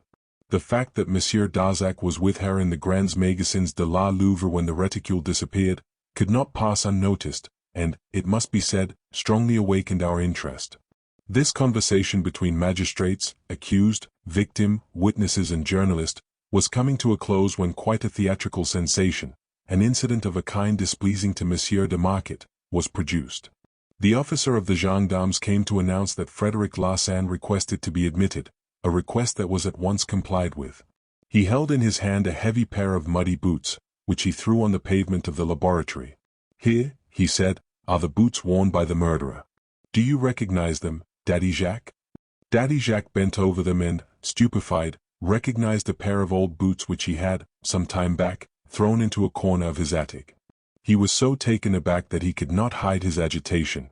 Then pointing to the handkerchief in the old man's hand, Frederic Larsan said, "That is a handkerchief astonishingly like the one found in the yellow room." "I know," said Daddy Jacques, trembling, "they are almost alike."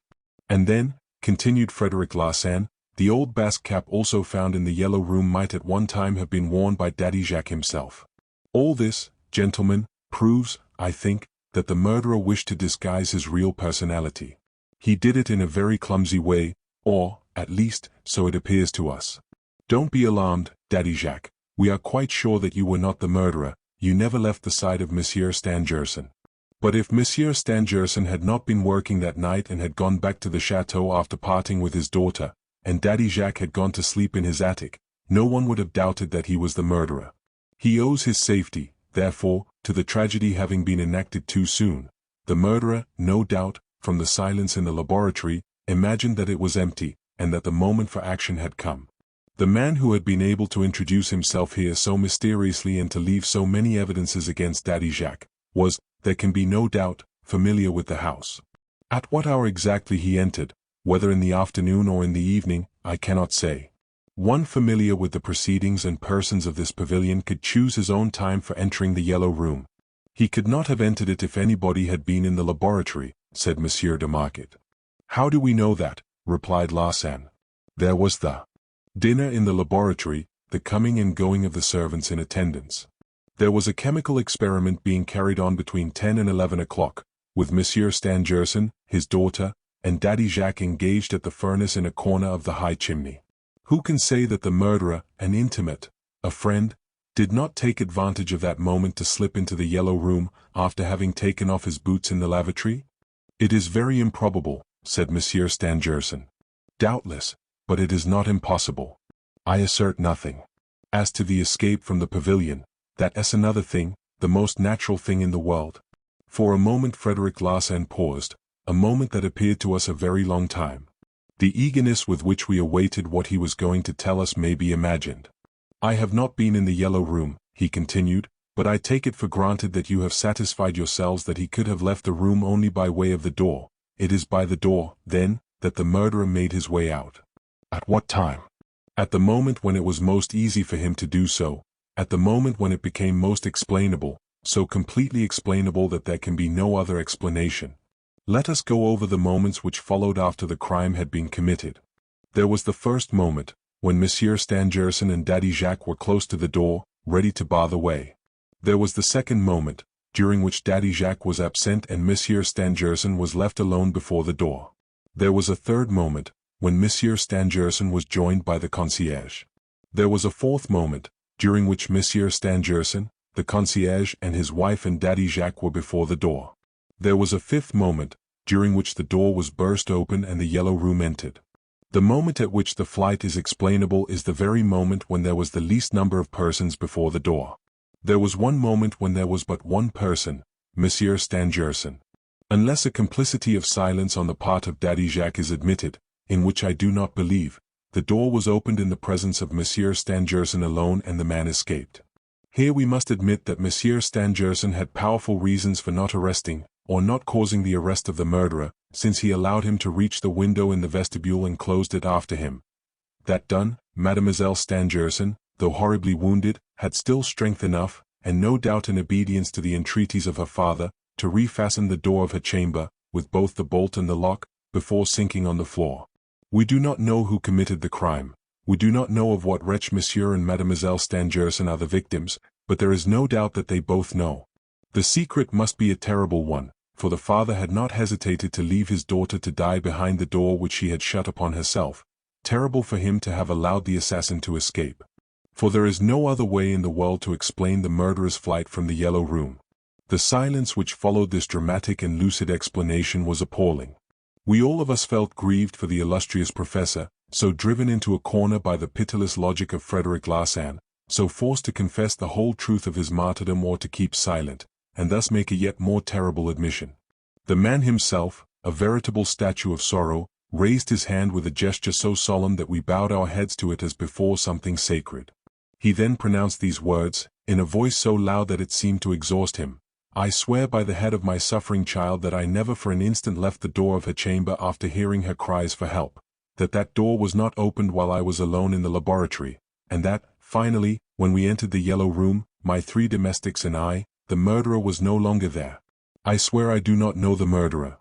Must I say it? In spite of the solemnity of Monsieur Stangerson's words, we did not believe in his denial? Frederic Larsan had shown us the truth and it was not so easily given up. Monsieur de Marquet announced that the conversation was at an end, and as we were about to leave the laboratory, Joseph Rouletabille approached Monsieur Stangerson, took him by the hand with the greatest respect, and I heard him say, I believe you, monsieur. I here close the citation which I have thought it my duty to make from Monsieur Melane's narrative. I need not tell the reader that all that passed in the laboratory was immediately and faithfully reported to me by Rouletabille. Chapter 12. Frederic Larsan's came. It was not till 6 o'clock that I left the chateau, taking with me the article hastily written by my friend in the little sitting room which Monsieur Robert Darzac had placed at our disposal. The reporter was to sleep at the chateau, taking advantage of the to me inexplicable hospitality offered him by Monsieur Robert Darzac, to whom Monsieur Stangerson, in that sad time, left the care of all his domestic affairs. Nevertheless, he insisted on accompanying me to the station at Epinay. In crossing the park, he said to me, "Frederick is really very clever and has not belied his reputation. Do you know how he came to find Daddy Jacques' boots? Near the spot where we noticed the traces of the neat boots and the disappearance of the rough ones, there was a square hole, freshly made in the moist ground, where a stone had evidently been removed. Larsen searched for that stone without finding it, and at once imagined that it had been used by the murderer with which to sink the boots in the lake. Fred's calculation was an excellent one, as the success of his search proves. That escaped me, but my mind was turned in another direction by the large number of false indications of his track which the murderer left, and by the measure of the black footmarks corresponding with that of Daddy Jacques' boots, which I had established without his suspecting it, on the floor of the Yellow Room. All which was a proof, in my eyes, that the murderer had sought to turn suspicion onto the old servant. Up to that point, Larsen and I are in accord, but no further. It is going to be a terrible matter, for I tell you he is working on wrong lines, and I must fight him with nothing." I was surprised at the profoundly grave accent with which my young friend pronounced the last words. He repeated, "Yes, terrible, terrible. For it is fighting with nothing, when you have only an idea to fight with." At that moment we passed by the back of the chateau. Night had come. A window on the first floor was partly open. A feeble light came from it as well as some sounds which drew our attention.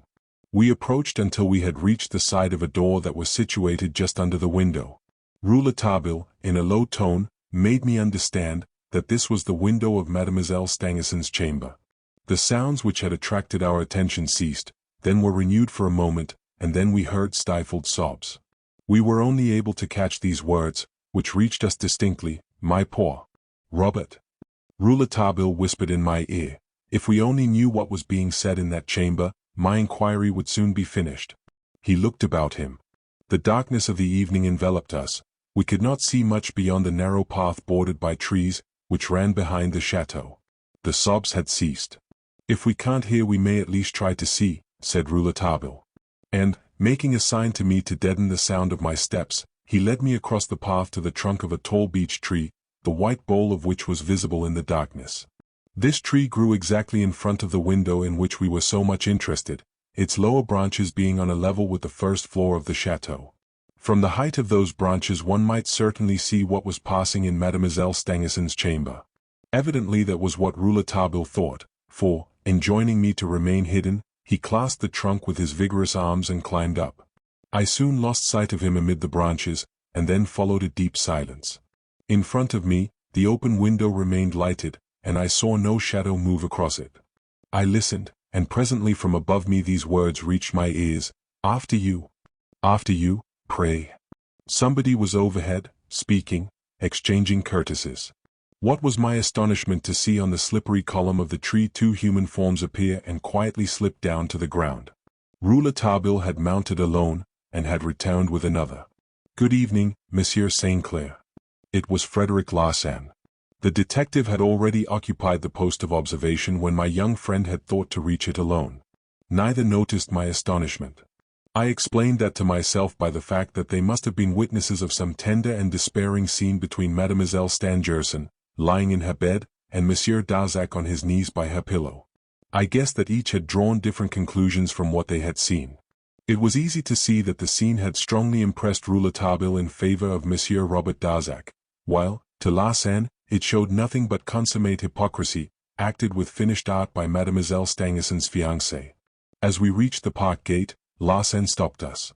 "My cane," he cried. "I left it near the tree." He left us, saying he would rejoin us presently. "Have you noticed Frederick Larsan's cane?" asked the young reporter, as soon as we were alone. "It is quite a new one, which I have never seen him use before. He seems to take great care of it, it never leaves him. One would think he was afraid it might fall into the hands of strangers. I never saw it before today. Where did he find it? It is natural that a man who had never before used a walking stick should, the day after the Glandier crime, never move a step without one. On the day of our arrival at the chateau, as soon as he saw us, he put his watch in his pocket and picked up his cane from the ground, a proceeding to which I was perhaps wrong not to attach some importance. We were now out of the park. Rouletabille had dropped into silence. His thoughts were certainly still occupied with Frederick Larsan's new cane.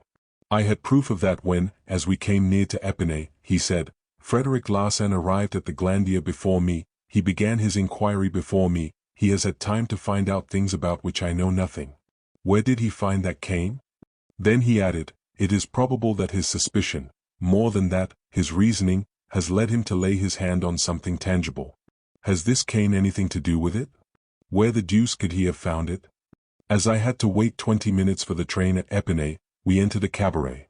Almost immediately the door opened and Frederic Larsan made his appearance, brandishing his famous cane. I found it, he said laughingly. The three of us seated ourselves at a table. Rouletabille never took his eyes off the cane. He was so absorbed that he did not notice a sign Larsan made to a railway employee, a young man with a chin decorated by a tiny blonde and ill-kept beard. On the sign he rose, paid for his drink, bowed, and went out. I should not myself have attached any importance to the circumstance, if it had not been recalled to my mind, some months later, by the reappearance of the man with the beard at one of the most tragic moments of this case. I then learned that the youth was one of Larsan's assistants and had been charged by him to watch the going and coming of travelers at the station of Epinay-sur-Orge. Larsan neglected nothing in any case on which he was engaged. I turned my eyes again on Rouletabille. Ah, Monsieur Fred, he said, when did you begin to use a walking stick? I have always seen you walking with your hands in your pockets. It is a present, replied the detective. Recent, insisted Rouletabille. No, it was given to me in London. Ah, yes, I remember, you have just come from London. May I look at it? Oh, certainly. Fred passed the cane to Rouletabille. It was a large yellow bamboo with a crutch handle and ornamented with a gold ring. Rouletabille, after examining it minutely, returned it to Larsan, with a bantering expression on his face, saying, You were given a French cane in London. Possibly, said Fred, imperturbably. Read the mark there, in tiny letters, Cassette, 6A, Opera. Cannot English people buy canes in Paris? When Rouletabille had seen me into the train, he said, You will all remember the address? Yes, Cassette, 6A, Opera. Rely on me, you shall have word tomorrow morning. That evening, on reaching Paris, I saw Monsieur Cassette, dealer in walking sticks and umbrellas, and wrote to my friend, a man unmistakably answering to the description of Monsieur Robert Darzac, same height, slightly stooping, putty-colored overcoat, bowler hat, purchased a cane similar to the one in which we are interested, on the evening of the crime, about 8 o'clock.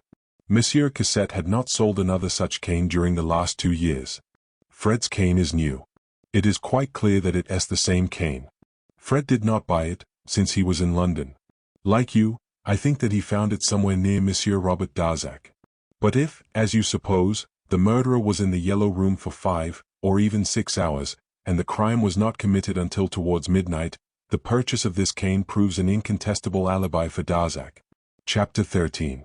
The presbytery has lost nothing of its charm, nor the garden its brightness. A week after the occurrence of the events I have just recounted, on the 2nd of November, to be exact, I received at my home in Paris the following telegraphic message. Come to the Glandier by the earliest train. Bring revolvers. Friendly greetings. Rouletabille.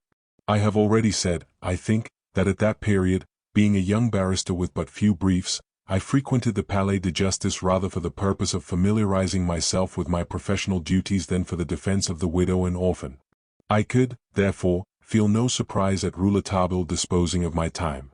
Moreover, he knew how keenly interested I was in his journalistic adventures in general and, above all, in the murder at the Glandier. I had not heard from him for a week, nor of the progress made with that mysterious case, except by the innumerable paragraphs in the newspapers and by the very brief notes of Rouletabille in the Époque. Those notes had divulged the fact that traces of human blood had been found on the mutton bone, as well as fresh traces of the blood of Mademoiselle Stangerson. The old stains belonged to other crimes, probably dating years back. It may be easily imagined that the crime engaged the attention of the press throughout the world. No crime known had more absorbed the minds of people. It appeared to me, however, that the judicial inquiry was making but very little progress, and I should have been very glad, if, on the receipt of my friend's invitation to rejoin him at the Glandier, the despatch had not contained the words, "Bring revolvers." That puzzled me greatly. Rouletabille telegraphing for revolvers meant that there might be occasion to use them. Now, I confess it without shame, I am not a hero. But here was a friend, evidently in danger, calling on me to go to his aid. I did not hesitate long, and after assuring myself that the only revolver I possessed was properly loaded, I hurried towards the Orleans station. On the way I remembered that Rouletabille had asked for 2 revolvers. I therefore entered a gunsmith's shop and bought an excellent weapon for my friend. I had hoped to find him at the station at Épinay, but he was not there. However, a cab was waiting for me and I was soon at the Glandier. Nobody was at the gate, and it was only on the threshold of the chateau that I met the young man. He saluted me with a friendly gesture and threw his arms about me, inquiring warmly as to the state of my health. When we were in the little sitting room of which I have spoken, Rouletabille made me sit down. "It is going badly," he said. "What is going badly?" I asked. "Everything." He came nearer to me and whispered, "Frederic Larsan is working with might and main against Darzac." This did not astonish me. I had seen the poor show Mademoiselle Stangerson's fiancé had made at the time of the examination of the footprints. However, I immediately asked, "What about that cane?" "It is still in the hands of Frederic Larsan. He never lets go of it." "But doesn't he approve the alibi for Monsieur Darzac?" "Not at all." Gently questioned by me, Darzac denied having, on that evening, or on any other, purchased a cane at Cassette's. "However," said Rouletabille, "I'll not swear to anything. Monsieur Darzac has such strange fits of silence that one does not know exactly what to think of what he says. To Frederic Larsan this cane must mean a piece of very damaging evidence. But in what way?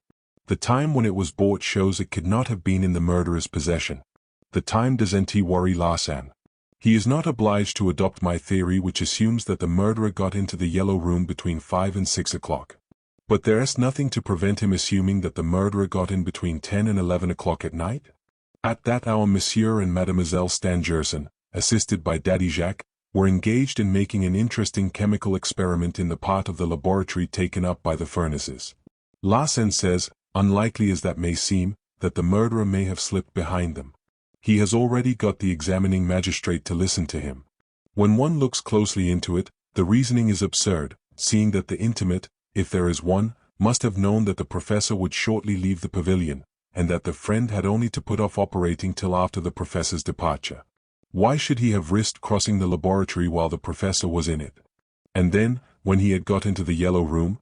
There are many points to be cleared up before Larsan's theory can be admitted. I shan't waste my time over it, for my theory won't allow me to occupy myself with mere imagination. Only, as I am obliged for the moment to keep silent, and Larsan sometimes talks, he may finish by coming out openly against Monsieur Darzac. If I am not there, added the young reporter proudly. For there are surface evidences against Darzac, much more convincing than the cane, which remains incomprehensible to me, all the more so as Larsan does not in the least hesitate to let Darzac see him with it. I understand many things in Larsan's theory, but I can't make anything of that cane. Is he still at the chateau? Yes, he hardly ever quits it. He sleeps there, as I do, at the request of Monsieur Stangerson, who has done for him what Monsieur Robert Darzac has done for me. In spite of the accusation made by Larsan that Monsieur Stangerson knows who the murderer is, he yet affords him every facility for arriving at the truth, just as Darzac is doing for me. But you are convinced of Darzac's innocence? At one time I did believe in the possibility of his guilt. That was when we arrived here for the first time. The time has come for me to tell you what has passed between Monsieur Darzac and myself. Here Rouletabille interrupted himself and asked me if I had brought the revolvers. I showed him them. Having examined both, he pronounced them excellent, and handed them back to me. Shall we have any use for them? I asked. No doubt, this evening. We shall pass the night here, if that won't tire you. On the contrary, I said with an expression that made Rouletabille laugh. No, no, he said, this is no time for laughing. You remember the phrase which was an open sesame of this chateau full of mystery? Yes, I said, perfectly. The presbytery has lost nothing of its charm, nor the garden its brightness. It was the phrase which you found on the half-burned piece of paper amongst the ashes in the laboratory. Yes, at the bottom of the paper, where the flame had not reached, was this date, 23rd of October. Remember this date, it is highly important. I am now going to tell you about that curious phrase. On the evening before the crime, that is to say, on the 23rd, Monsieur and Mademoiselle Stangerson were at a reception at the Elysee. I know that, because I was there on duty, having to interview one of the savants of the Academy of Philadelphia, who was being feted there. I had never before seen either Monsieur or Mademoiselle Stangerson. I was seated in the room which precedes the Salon des Ambassadeurs, and, tired of being jostled by so many noble personages, I had fallen into a vague reverie, when I scented near me the perfume of the lady in black. Do you ask me what is the perfume of the lady in black? It must suffice you to know that it is a perfume of which I am very fond, because it was that of a lady who had been very kind to me in my childhood, a lady whom I had always seen dressed in black. The lady who, that evening, was scented with the perfume of the lady in black, was dressed in white. She was wonderfully beautiful. I could not help rising and following her. An old man gave her his arm, and, as they passed, I heard voices say, "Professor Stangerson and his daughter." It was in that way I learned who it was I was following. They met Monsieur Robert Darzac, whom I knew by sight. Professor Stangerson, accosted by Mr. Arthur William Rance, one of the American savants, seated himself in the great gallery, and Monsieur Robert Darzac led Mademoiselle Stangerson into the conservatory.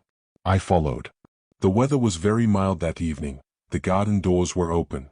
Mademoiselle Stangerson threw a fichu shawl over her shoulders, and I plainly saw that it was she who was begging Monsieur Darzac to go with her into the garden. I continued to follow, interested by the agitation plainly exhibited by the bearing of Monsieur Darzac. They slowly passed along the wall abutting on the Avenue Marigny. I took the central alley, walking parallel with them, and then crossed over for the purpose of getting nearer to them. The night was dark, and the grass deadened the sound of my steps. They had stopped under the vacillating light of a gas jet and appeared to be both bending over a paper held by Mademoiselle Stangerson, reading something which deeply interested them. I stopped in the darkness and silence. Neither of them saw me, and I distinctly heard Mademoiselle Stangerson repeat, as she was refolding the paper, "The presbytery has lost nothing of its charm, nor the garden its brightness." It was said in a tone at once mocking and despairing, and was followed by a burst of such nervous laughter that I think her words will never cease to sound in my ears.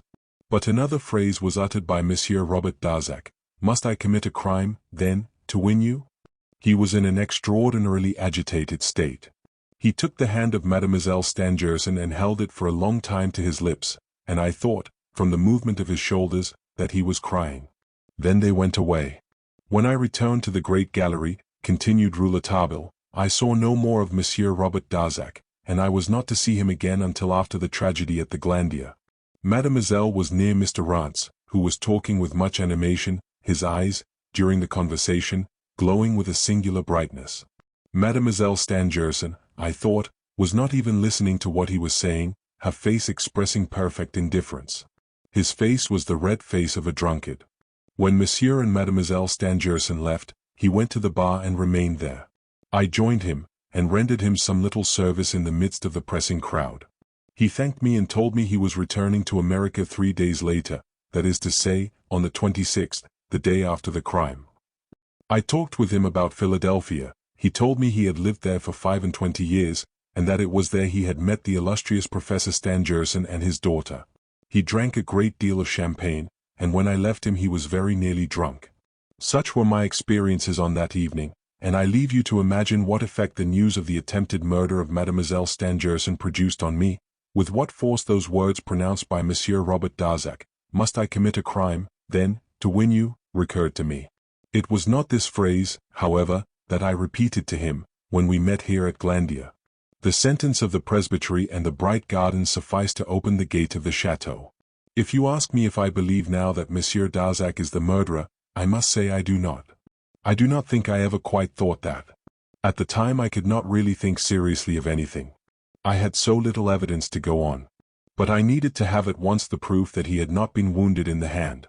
When we were alone together, I told him how I had chanced to overhear a part of his conversation with Mademoiselle Stangerson in the garden of the Elysee, and when I repeated to him the words, "Must I commit a crime, then, to win you?" he was greatly troubled, though much less so than he had been by hearing me repeat the phrase about the presbytery. What threw him into a state of real consternation was to learn from me that the day on which he had gone to meet Mademoiselle Stangerson at the Elysee was the very day on which she had gone to the post office for the letter. It was that letter, perhaps, which ended with the words, "The presbytery has lost nothing of its charm, nor the garden its brightness." My surmise was confirmed by my finding, if you remember, in the ashes of the laboratory, the fragment of paper dated October the 23rd. The letter had been written and withdrawn from the post office on the same day. There can be no doubt that, on returning from the Elysee that night, Mademoiselle Stangerson had tried to destroy that compromising paper. It was in vain that Monsieur Darzac denied that that letter had anything whatever to do with the crime. I told him that in an affair so filled with mystery as this, he had no right to hide this letter, that I was persuaded it was of considerable importance, that the desperate tone in which Mademoiselle Stangerson had pronounced the prophetic phrase, that his own tears, and the threat of a crime which he had professed after the letter was read, all these facts tended to leave no room for me to doubt. Monsieur Darzac became more and more agitated, and I determined to take advantage of the effect I had produced on him.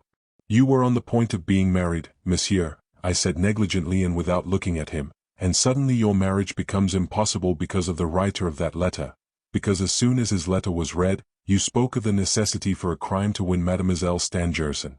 Therefore there is someone between you and her, someone who is preventing your marriage with her, someone who has attempted to kill her, so that she should not be able to marry." And I concluded with these words, "Now, monsieur, you have only to tell me in confidence the name of the murderer." The words I had uttered must have struck him ominously, for when I turned my eyes on him, I saw that his face was haggard, the perspiration standing on his forehead, and terror showing in his eyes. "Monsieur," he said to me, "I am going to ask of you something which may appear insane, but in exchange for which I place my life in your hands. You must not tell the magistrates of what you saw and heard in the garden of the Elysee, neither to them nor to anybody. I swear to you that I am innocent, and I know, I feel, that you believe me, but I would rather be taken for the guilty man than see justice go astray on that phrase. The presbytery has lost nothing of its charm, nor the garden its brightness. The judges must know nothing about that phrase. All this matter is in your hands. Monsieur, I leave it there, but forget the evening at the Elysee. 100 other roads are open to you in your search for the criminal. I will open them for you myself. I will help you. Will you take up your quarters here? You may remain here to do as you pleased, eat, sleep here, watch my actions, the actions of all here. You shall be master of the Glandier, monsieur, but forget the evening at the Elysee." Rouletabille here paused to take breath. I now understood what had appeared so unexplainable in the demeanor of Monsieur Robert Darzac towards my friend, and the facility with which the young reporter had been able to install himself on the scene of the crime. My curiosity could not fail to be excited by all I had heard. I asked Rouletabille to satisfy it still further. What had happened at the Glandier during the past week? Had he not told me that there were surface indications against Monsieur Darzac much more terrible than that of the cane found by Larsan? "Everything seems to be pointing against him," replied my friend, "and the situation is becoming exceedingly grave.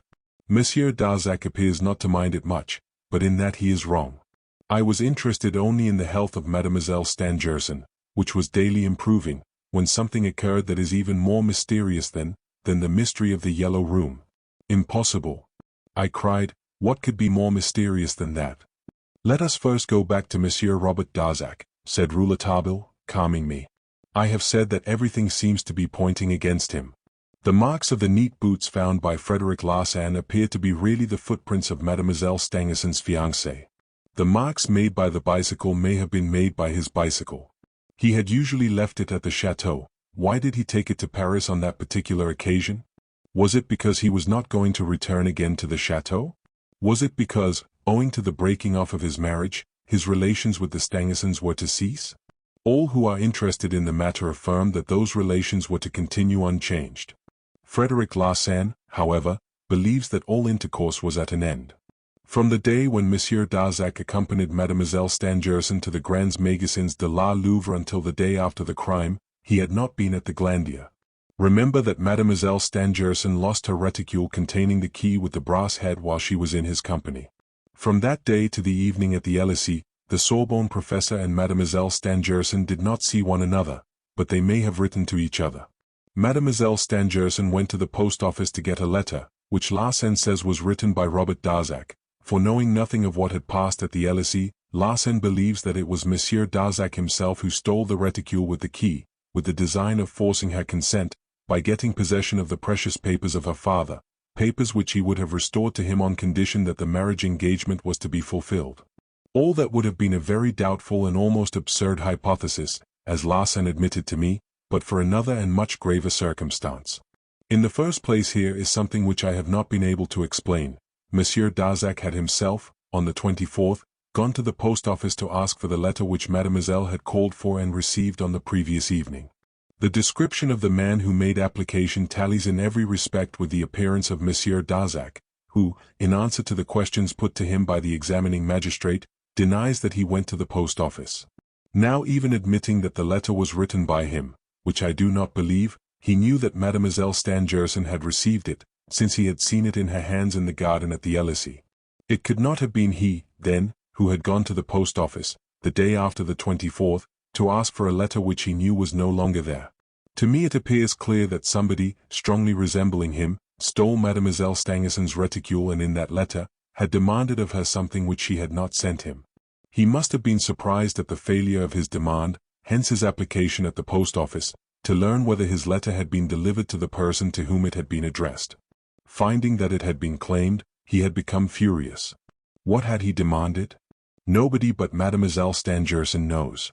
Then, on the day following, it is reported that she had been murdered during the night, and, the next day, I discovered that the professor had, at the same time, been robbed by means of the key referred to in the poste restante letter.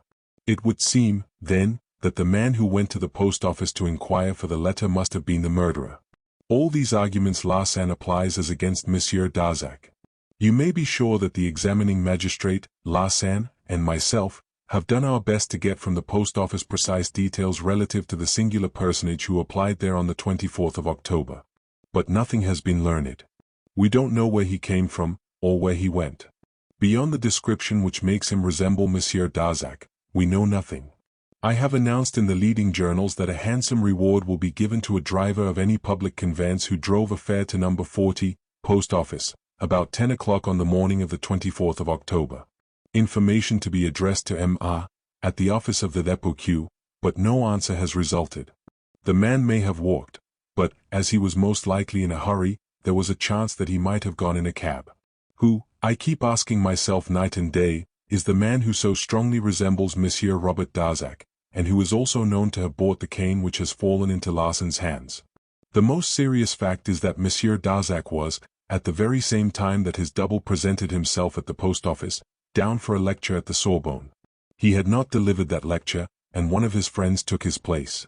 When I questioned him as to how he had employed the time, he told me that he had gone for a stroll in the Bois de Boulogne.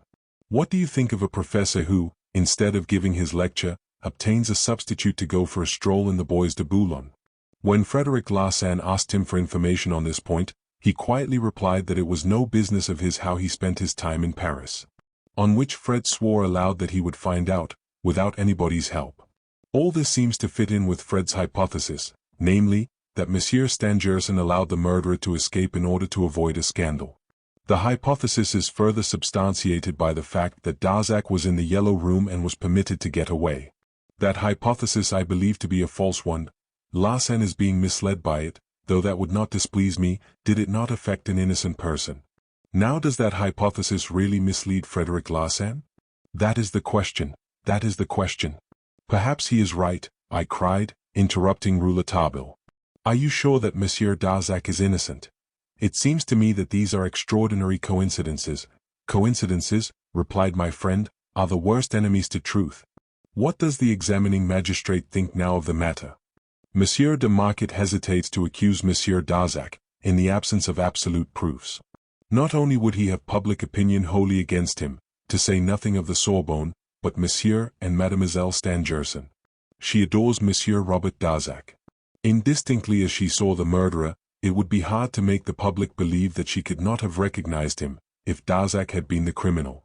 No doubt the Yellow Room was very dimly lit, but a night light, however small, gives some light. Here, my boy, is how things stood when, 3 days, or rather 3 nights ago, an extraordinarily strange incident occurred. Chapter 14. I expect the assassin this evening. I must take you, said Rouletabille, so as to enable you to understand, to the various scenes. I myself believe that I have discovered what everybody else is searching for, namely, how the murderer escaped from the Yellow Room, without any accomplice, and without Mademoiselle Stangerson having had anything to do with it. But so long as I am not sure of the real murderer, I cannot state the theory on which I am working. I can only say that I believe it to be correct and, in any case, a quite natural and simple one. As to what happened in this place 3 nights ago, I must say it kept me wondering for a whole day and a night. It passes all belief. The theory I have formed from the incident is so absurd that I would rather matters remained as yet unexplained. Saying which, the young reporter invited me to go and make the tour of the chateau with him. The only sound to be heard was the crunching of the dead leaves beneath our feet. The silence was so intense that one might have thought the chateau had been abandoned. The old stones, the stagnant water of the ditch surrounding the donjon, the bleak ground strewn with the dead leaves, the dark, skeleton-like outlines of the trees, all contributed to give to the desolate place, now filled with its awful mystery, an aspect the most funereal. As we passed round the donjon, we met the green man, the forest keeper, who did not greet us, but walked by as if we had not existed. He was looking just as I had formerly seen him through the window of the donjon inn. He had still his fowling piece slung at his back, his pipe was in his mouth, and his eyeglasses on his nose. An odd kind of fish. Rouletabille said to me, in a low tone. "Have you spoken to him?" I asked. "Yes, but I could get nothing out of him. His only answers are grunts and shrugs of the shoulders. He generally lives on the first floor of the donjon, a big room that once served for an oratory. He lives like a bear, never goes out without his gun, and is only pleasant with the girls.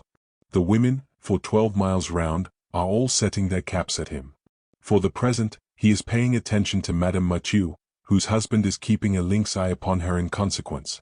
After passing the donjon, which is situated at the extreme end of the left wing, we went to the back of the chateau. Rouletabille, pointing to a window which I recognized as the only one belonging to Mademoiselle Stangerson's apartment, said to me, "If you had been here 2 nights ago, you would have seen your humble servant at the top of a ladder, about to enter the chateau by that window."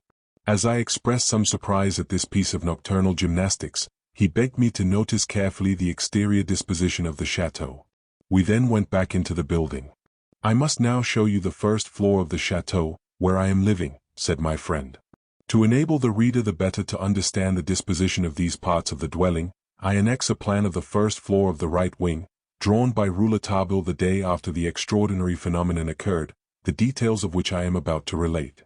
A plan of the upper floor of the chateau, showing the right wing. A large hallway, labeled Right Gallery, runs east-west through the wing, and has doors to the lumber room and Mademoiselle Stangerson's rooms. Branching off south from the Right Gallery is a hallway labeled Winding Gallery, which has doors to Rouletabille's room and Frederick Larsen's room. A dot at the southern end of the Winding Gallery is labeled 1. The Right Gallery has a dot labeled 2 on the west end, and a dot labeled 3 where the right wing meets the stairs to the ground floor. There is a dot labeled 4 just outside of a window of Mademoiselle Stangerson's bedroom. The window at the south end of the Winding Gallery is labeled 5. Just outside this window is a semicircular area labeled 6. 1. Position where Rouletabille placed Frederick Larsan. 2. Position where Rouletabille placed Daddy Jacques. 3. Position where Rouletabille placed Monsieur Stangerson. 4. Window by which Rouletabille entered. 5. Window found open by Rouletabille when he left the room. He reclosed it.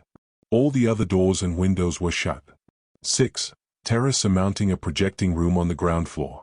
Rouletabille motioned me to follow him up a magnificent flight of stairs ending in a landing on the first floor. From this landing one could pass to the right or left wing of the chateau by a gallery opening from it. This gallery, high and wide, extended along the whole length of the building and was lit from the front of the chateau facing the north. The rooms, the windows of which looked to the south, opened out of the gallery. Professor Stangerson inhabited the left wing of the building. Mademoiselle Stangerson had her apartment in the right wing. We entered the gallery to the right. A narrow carpet, laid on the waxed oaken floor, which shone like glass, deadened the sound of our footsteps. Rouletabille asked me, in a low tone, to walk carefully, as we were passing the door of Mademoiselle Stangerson's apartment. This consisted of a bedroom, an anteroom, a small bathroom, a boudoir, and a drawing room. One could pass from one to another of these rooms without having to go by way of the gallery. The gallery continued straight to the western end of the building, where it was lit by a high window, window 2 on the plan. At about 2/3 of its length this gallery, at a right angle, joined another gallery following the course of the right wing. The better to follow this narrative, We shall call the gallery leading from the stairs to the eastern window, the right gallery, and the gallery quitting it at a right angle, the off-turning gallery, winding gallery in the plan. It was at the meeting point of the two galleries that Rouletabille had his chamber, adjoining that of Frederic Larsan, the door of each opening onto the off-turning gallery, while the doors of Mademoiselle Stangerson's apartment opened into the right gallery. See the plan. Rouletabille opened the door of his room, and after we had passed in, carefully drew the bolt. I had not had time to glance round the place in which he had been installed, when he uttered a cry of surprise and pointed to a pair of eyeglasses on a side table. "What are these doing here?" he asked. I should have been puzzled to answer him. "I wonder," he said, "I wonder if this is what I have been searching for. I wonder if these are the eyeglasses from the presbytery." He seized them eagerly, his fingers caressing the glass. Then, looking at me, with an expression of terror on his face, he murmured, "Oh, oh." He repeated the exclamation again and again, as if his thoughts had suddenly turned his brain. He rose and, putting his hand on my shoulder, laughed like one demented as he said, "Those glasses will drive me silly. Mathematically speaking, the thing is possible, but humanly speaking it is impossible." Or afterwards. Two light knocks struck the door. Rouletabille opened it. A figure entered. I recognized the concierge, whom I had seen when she was being taken to the pavilion for examination. I was surprised, thinking she was still under lock and key. This woman said in a very low tone, "In the grove of the parquet." Rouletabille replied, "Thanks." The woman then left. He again turned to me, his look haggard, after having carefully refastened the door, muttering some incomprehensible phrases. "If the thing is mathematically possible, why should it not be humanly? And if it is humanly possible, the matter is simply awful." I interrupted him in his soliloquy. "Have they set the concierges at liberty, then?" I asked. "Yes," he replied, "I had them liberated. I needed people I could trust. The woman is thoroughly devoted to me, and her husband would lay down his life for me." "Aho!" I said, "when will he have occasion to do it?" "This evening. For this evening I expect the murderer." "You expect the murderer this evening? Then you know him?" "I shall know him, but I should be mad to affirm, categorically, at this moment that I do know him. The mathematical idea I have of the murderer gives results so frightful, so monstrous, that I hope it is still possible that I am mistaken. I hope so, with all my heart. 5 minutes ago, you did not know the murderer. How can you say that you expect him this evening?" "Because I know that he must come." Rouletabille very slowly filled his pipe and lit it. That meant an interesting story. At that moment we heard someone walking in the gallery and passing before our door. Rouletabille listened. The sound of the footstep died away in the distance.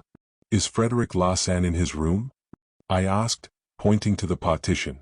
"No," my friend answered. "He went to Paris this morning, still on the scent of Darzac, who also left for Paris. That matter will turn out badly. I expect that Monsieur Darzac will be arrested in the course of the next week. The worst of it is that everything seems to be in league against him, circumstances, things, people. Not an hour passes without bringing some new evidence against him. The examining magistrate is overwhelmed by it, and blind. Frederic Larsan, however, is not a novice," I said. "I thought so," said Rouletabille, with a slightly contemptuous turn of his lips. "I fancied he was a much abler man. I had, indeed, a great admiration for him, before I got to know his method of working. It is deplorable. He owes his reputation solely to his ability, but he lacks reasoning power. The mathematics of his ideas are very poor." I looked closely at Rouletabille and could not help smiling, on hearing this boy of 18 talking of a man who had proved to the world that he was the finest police sleuthhound in Europe. "You smile," he said. "You are wrong. I swear I will outwit him, and in a striking way. But I must make haste about it, for he has an enormous start of me, given him by Monsieur Robert Darzac, who is this evening going to increase it still more. Think of it. Every time the murderer comes to the chateau, Monsieur Darzac, by a strange fatality, absents himself and refuses to give any account of how he employs his time. Every time the assassin comes to the chateau." I cried. "Has he returned then?" "Yes, during that famous night when the strange phenomenon occurred." I was now going to learn about the astonishing phenomenon to which Rouletabille had made allusion half an hour earlier without giving me any explanation of it. But I had learned never to press Rouletabille in his narratives. He spoke when the fancy took him and when he judged it to be right. He was less concerned about my curiosity than he was for making a complete summing up for himself of any important matter in which he was interested. At last, in short rapid phrases, he acquainted me with things which plunged me into a state bordering on complete bewilderment. Indeed, the results of that still unknown science known as hypnotism, for example, were not more inexplicable than the disappearance of the matter of the murderer at the moment when 4 persons were within touch of him. I speak of hypnotism as I would of electricity, for of the nature of both we are ignorant and we know little of their laws. I cite these examples because, at the time, the case appeared to me to be only explicable by the inexplicable, that is to say, by an event outside of known natural laws. And yet, if I had had Rouletabille's brain, I should, like him, have had a presentiment of the natural explanation, for the most curious thing about all the mysteries of the Glandier case was the natural manner in which he explained them. I have among the papers that were sent me by the young man, after the affair was over, a notebook of his, in which a complete account is given of the phenomenon of the disappearance of the matter of the assassin, and the thoughts to which it gave rise in the mind of my young friend. It is preferable, I think, to give the reader this account, rather than continue to reproduce my conversation with Rouletabille, for I should be afraid, in a history of this nature, to add a word that was not in accordance with the strictest truth. Chapter 15. The Trap, extract from the notebook of Joseph Rouletabille. Last night, the night between the 29th and 30th of October, wrote Joseph Rouletabille, I woke up towards 1 o'clock in the morning. Was it sleeplessness, or noise without? The cry of the Bête du Bon Dieu rang out with sinister loudness from the end of the park. I rose and opened the window. Cold wind and rain, opaque darkness, silence. I reclosed my window. Again the sound of the cat's weird cry in the distance. I partly dressed in haste. The weather was too bad for even a cat to be turned out in it. What did it mean, then, that imitating of the mewing of Mother Ingenue cat so near the chateau? I seized a good-sized stick, the only weapon I had, and, without making any noise, opened my door. The gallery into which I went was well lit by a lamp with a reflector. I felt a keen current of air and, on turning, found the window open, at the extreme end of the gallery, which I call the off-turning gallery, to distinguish it from the right gallery, onto which the apartment of Mademoiselle Stangerson opened. These 2 galleries cross each other at right angles. Who had left that window open? Or, who had come to open it? I went to the window and leaned out. 5 feet below me there was a sort of terrace over the semicircular projection of a room on the ground floor. One could, if one wanted, jump from the window onto the terrace, and allow oneself to drop from it into the court of the chateau. Whoever had entered by this road had, evidently, not had a key to the vestibule door. But why should I be thinking of my previous night's attempt with the ladder? Because of the open window, left open, perhaps, by the negligence of a servant. I reclosed it, smiling at the ease with which I built a drama on the mere suggestion of an open window. Again the cry of the Bête du Bon Dieu, and then silence. The rain ceased to beat on the window. All in the chateau slept. I walked with infinite precaution on the carpet of the gallery. On reaching the corner of the right gallery, I peered round it cautiously. There was another lamp there with a reflector which quite lit up the several objects in it, 3 chairs and some pictures hanging on the wall. What was I doing there? Perfect silence reigned throughout. Everything was sunk in repose. What was the instinct that urged me towards Mademoiselle Stangerson's chamber? Why did a voice within me cry, "Go on, to the chamber of Mademoiselle Stangerson"? I cast my eyes down upon the carpet on which I was treading and saw that my steps were being directed towards Mademoiselle Stangerson's chamber by the marks of steps that had already been made there. Yes, on the carpet were traces of footsteps stained with mud leading to the chamber of Mademoiselle Stangerson. Horror! Horror! I recognized in those footprints the impression of the neat boots of the murderer. He had come, then, from without in this wretched night. If you could descend from the gallery by way of the window, by means of the terrace, then you could get into the chateau by the same means. The murderer was still in the chateau, for here were marks as of returning footsteps. He had entered by the open window at the extremity of the off-turning gallery, he had passed Frederick Larsan's door and mine, had turned to the right, and had entered Mademoiselle Stangerson's room. I am before the door of her anteroom, it is open. I push it, without making the least noise. Under the door of the room itself I see a streak of light. I listen, no sound, not even of breathing. Ah! If I only knew what was passing in the silence that is behind that door. I find the door locked and the key turned on the inner side. And the murderer is there, perhaps. He must be there. Will he escape this time? All depends on me. I must be calm, and above all, I must make no false steps. I must see into that room. I can enter it by Mademoiselle Stangerson's drawing room, but, to do that I should have to cross her boudoir, and while I am there, the murderer may escape by the gallery door, the door in front of which I am now standing. I am sure that no other crime is being committed on this night, for there is complete silence in the boudoir, where 2 nurses are taking care of Mademoiselle Stangerson until she is restored to health. As I am almost sure that the murderer is there, why do I not at once give the alarm? The murderer may, perhaps, escape, but, perhaps, I may be able to save Mademoiselle Stangerson's life. Suppose the murderer on this occasion is not here to murder? The door has been opened to allow him to enter. By whom? And it has been refastened. By whom? Mademoiselle Stangerson shuts herself up in her apartment with her nurses every night. Who turned the key of that chamber to allow the murderer to enter? The nurses, 2 faithful domestics. The old chambermaid, Sylvia? It is very improbable. Besides, they slept in the boudoir, and Mademoiselle Stangerson, very nervous and careful, Monsieur Robert Darzac told me, sees to her own safety since she has been well enough to move about in her room, which I have not yet seen her leave. This nervousness and sudden care on her part, which had struck Monsieur Darzac, had given me, also, food for thought. At the time of the crime in the Yellow Room, there can be no doubt that she expected the murderer. Was he expected this night? Was it she herself who had opened her door to him? Had she some reason for doing so? Was she obliged to do it? Was it a meeting for purposes of crime? Certainly it was not a lover's meeting, for I believe Mademoiselle Stangerson adores Monsieur Darzac. All these reflections ran through my brain like a flash of lightning. What would I not give to know? It is possible that there was some reason for the awful silence. My intervention might do more harm than good. How could I tell? How could I know I might not any moment cause another crime? If I could only see and know, without breaking that silence.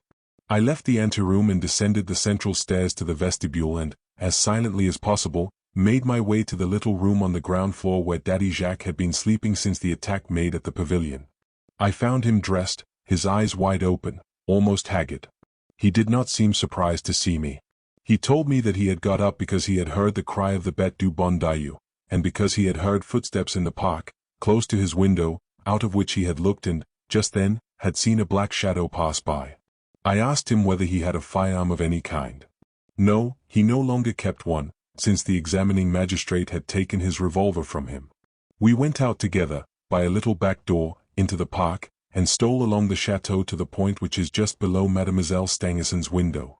I placed Daddy Jacques against the wall, ordering him not to stir from the spot, while I, taking advantage of a moment when the moon was hidden by a cloud, moved to the front of the window, out of the patch of light which came from it, for the window was half open. If I could only know what was passing in that silent chamber. I returned to Daddy Jacques and whispered the word ladder in his ear. At first I had thought of the tree which, a week ago, served me for an observatory, but I immediately saw that, from the way the window was half opened, I should not be able to see from that point of view anything that was passing in the room, and I wanted, not only to see, but to hear, and to act. Greatly agitated, almost trembling, Daddy Jacques disappeared for a moment and returned without the ladder, but making signs to me with his arms, as signals to me to come quickly to him. When I got near him he gasped, "Come?" He led me round the chateau, past the donjon. Arrived there, he said, I went to the donjon in search of my ladder, and in the lower part of the donjon which serves me and the gardener for a lumber room, I found the door open and the ladder gone. On coming out, that is what I caught sight of by the light of the moon. And he pointed to the further end of the chateau, where a ladder stood resting against the stone bracket supporting the terrace, under the window which I had found open. The projection of the terrace had prevented my seeing it. Thanks to that ladder, it was quite easy to get into the off-turning gallery of the first floor, and I had no doubt of it having been the road taken by the unknown.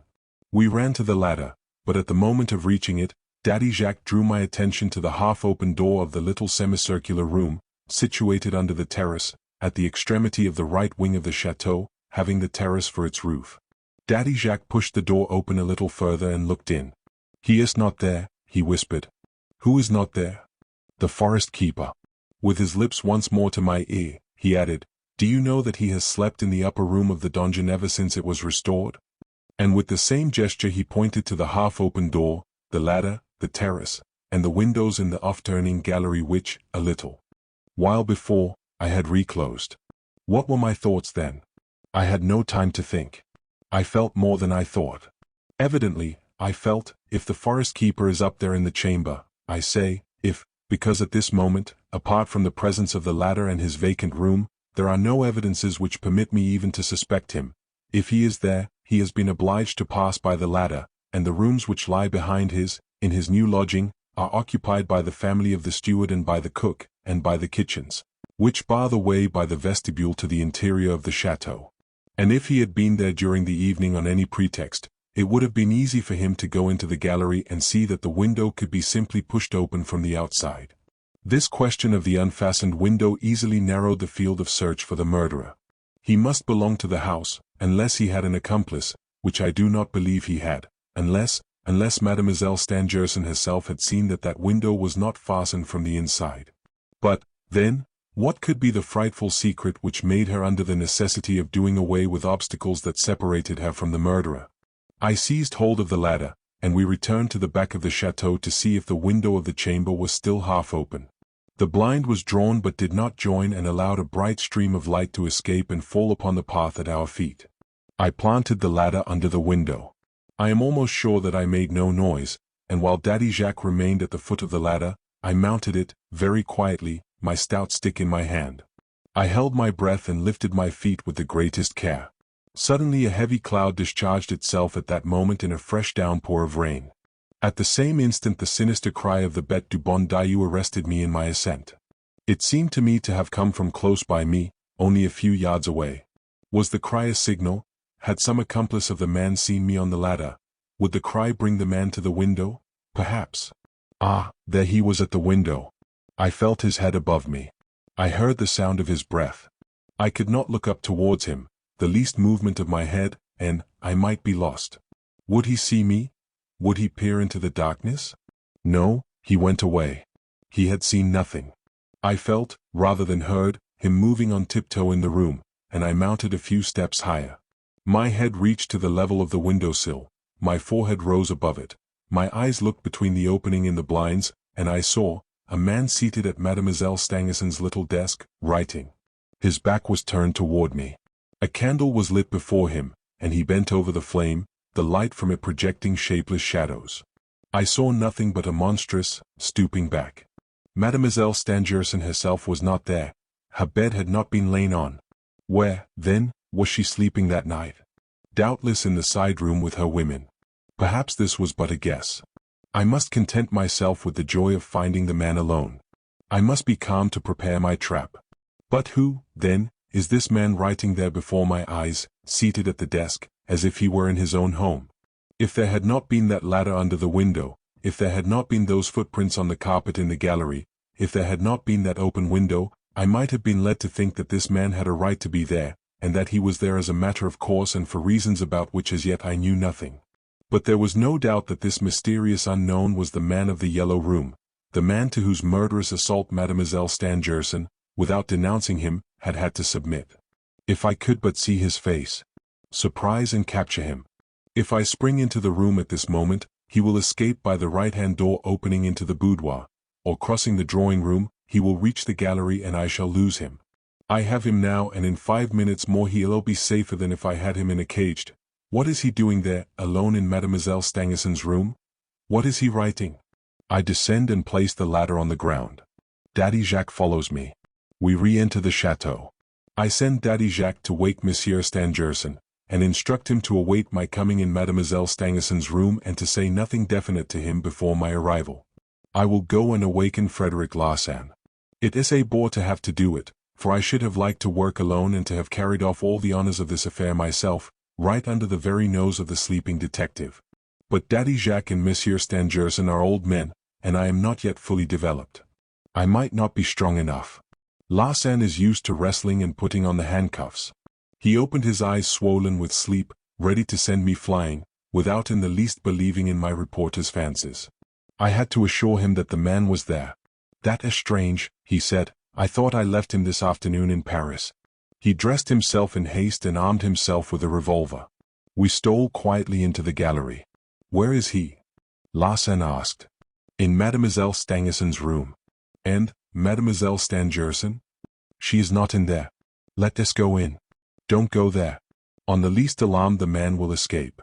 He has 4 ways by which to do it: the door, the window, the boudoir, or the room in which the women are sleeping. I'll draw him from below. And if you fail, if you only succeed in wounding him, he'll escape again, without reckoning that he is certainly armed. No, let me direct the expedition, and I'll answer for everything.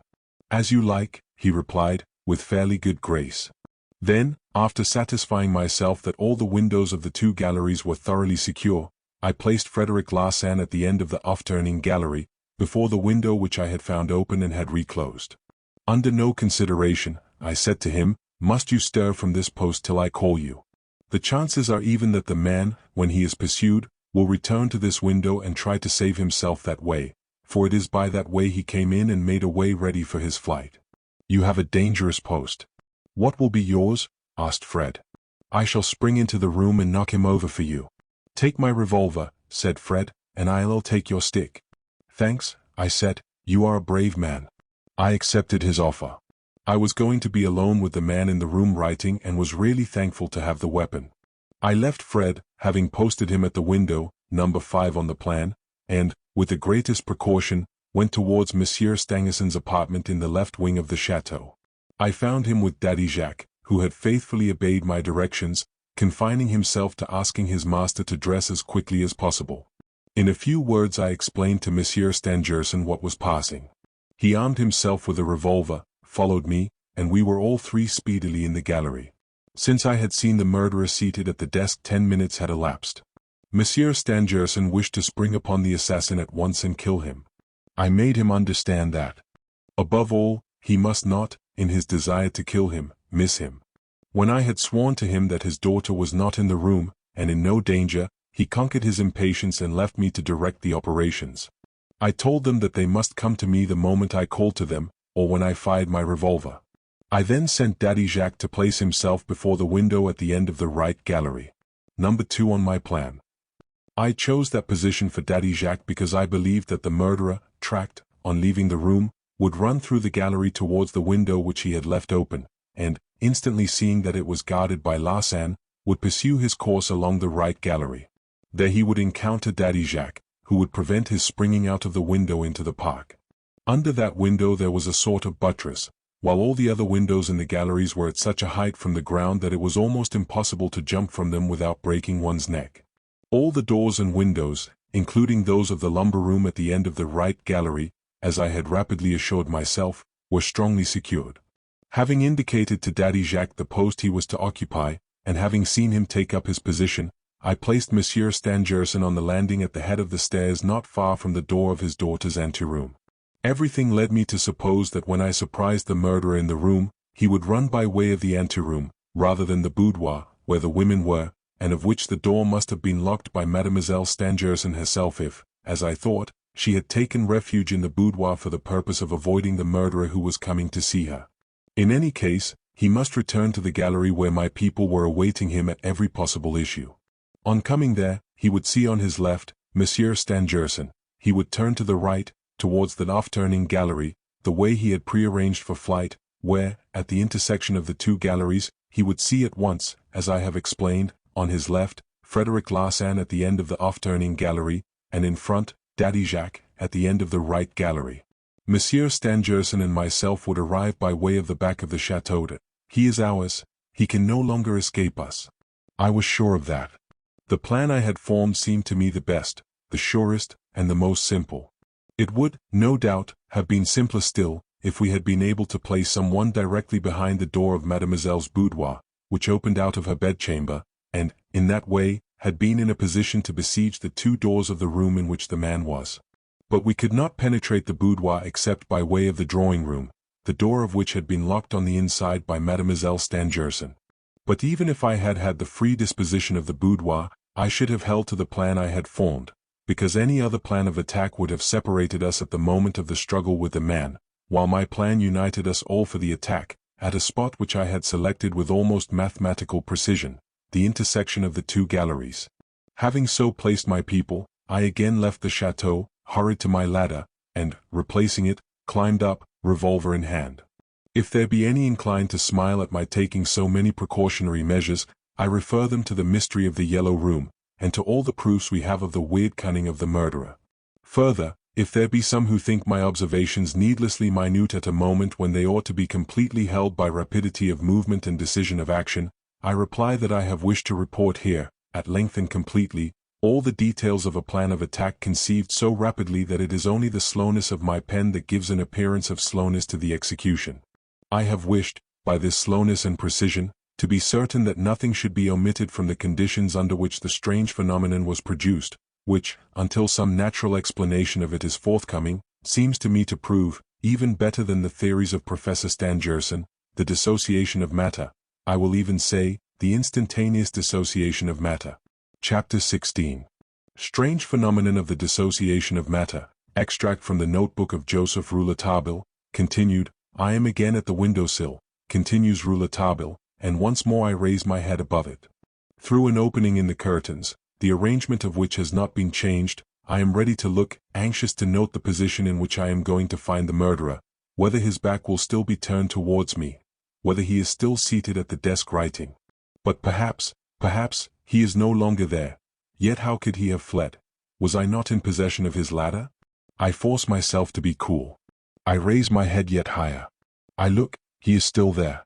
I see his monstrous back, deformed by the shadow thrown by the candle. He is no longer writing now, and the candle is on the parquet, over which he is bending, a position which serves my purpose. I hold my breath. I mount the ladder. I am on the uppermost rung of it, and with my left hand seize hold of the window-sill. In this moment of approaching success, I feel my heart beating wildly. I put my revolver between my teeth. A quick spring, and I shall be on the window ledge. But, the ladder. I had been obliged to press on it heavily, and my foot had scarcely left it, when I felt it swaying beneath me. It grated on the wall and fell. But, already, my knees were touching the window-sill, and, by a movement quick as lightning, I got onto it. But the murderer had been even quicker than I had been. He had heard the grating of the ladder on the wall, and I saw the monstrous back of the man raise itself. I saw his head. Did I really see it? The candle on the parquet lit up his legs only. Above the height of the table the chamber was in darkness. I saw a man with long hair, a full beard, wild-looking eyes, a pale face, framed in large whiskers, as well as I could distinguish, and, as I think, red in color. I did not know the face. That was, in brief, the chief sensation I received from that face in the dim half-light in which I saw it. I did not know it, or, at least, I did not recognize it. Now for quick action. It was indeed time for that, for as I was about to place my legs through the window, the man had seen me, had bounded to his feet, had sprung, as I foresaw he would, to the door of the antechamber, had time to open it, and fled. But I was already behind him, revolver in hand, shouting help. Like an arrow I crossed the room, but noticed a letter on the table as I rushed. I almost came up with the man in the anteroom, for he had lost time in opening the door to the gallery. I flew on wings, and in the gallery was but a few feet behind him. He had taken, as I supposed he would, the gallery on his right, that is to say, the road he had prepared for his flight. Help, Jacques! Help, Larsan! I cried. He could not escape us. I raised a shout of joy, of savage victory. The man reached the intersection of the two galleries hardly 2 seconds before me for the meeting which I had prepared, the fatal shock which must inevitably take place at that spot. We all rushed to the crossing place, Monsieur Stangerson and I coming from one end of the right gallery, Daddy Jacques coming from the other end of the same gallery, and Frederic Larsan coming from the off-turning gallery. The man was not there. We looked at each other stupidly and with eyes terrified. The man had vanished like a ghost. Where is he? Where is he? We all asked. It is impossible he can have escaped. I cried, my terror mastered by my anger. I touched him, exclaimed Frederic Larsan. I felt his breath on my face, cried Daddy Jacques. Where is he? Where is he? We all cried. We raced like madmen along the two galleries. We visited doors and windows. They were closed, hermetically closed. They had not been opened. Besides, the opening of a door or window by this man whom we were hunting, without our having perceived it, would have been more inexplicable than his disappearance? Where is he? Where is he? He could not have got away by a door or a window, nor by any other way. He could not have passed through our bodies. I confess that, for the moment, I felt done for. For the gallery was perfectly lighted, and there was neither trap, nor secret door in the walls, nor any sort of hiding place. We moved the chairs and lifted the pictures. Nothing, nothing.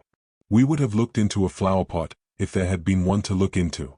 When this mystery, thanks to Rouletabille, was naturally explained, by the help alone of his masterful mind, we were able to realize that the murderer had got away neither by a door, a window, nor the stairs, a fact which the judges would not admit.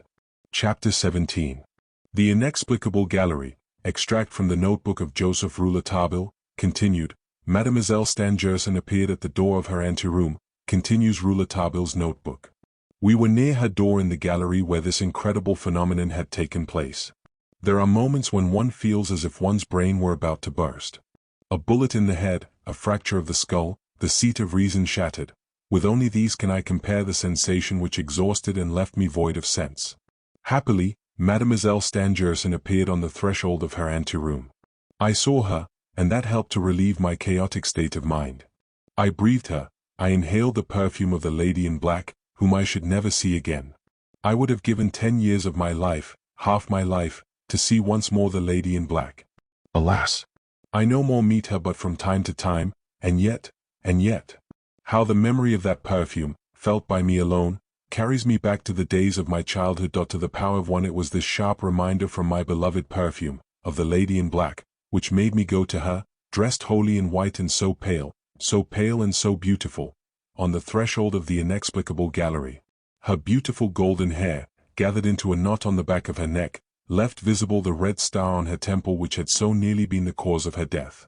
When I first got on the right track of the mystery of this case, I had imagined that, on the night of the tragedy in the Yellow Room, Mademoiselle Stangerson had worn her hair in bands.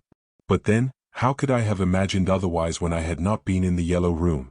But now, since the occurrence of the inexplicable gallery, I did not reason at all.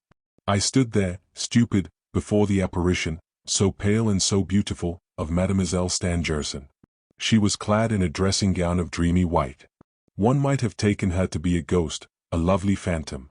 Her father took her in his arms and kissed her passionately, as if he had recovered her after being long lost to him. I dared not question her. He drew her into the room and we followed them, for we had to know. The door of the boudoir was open.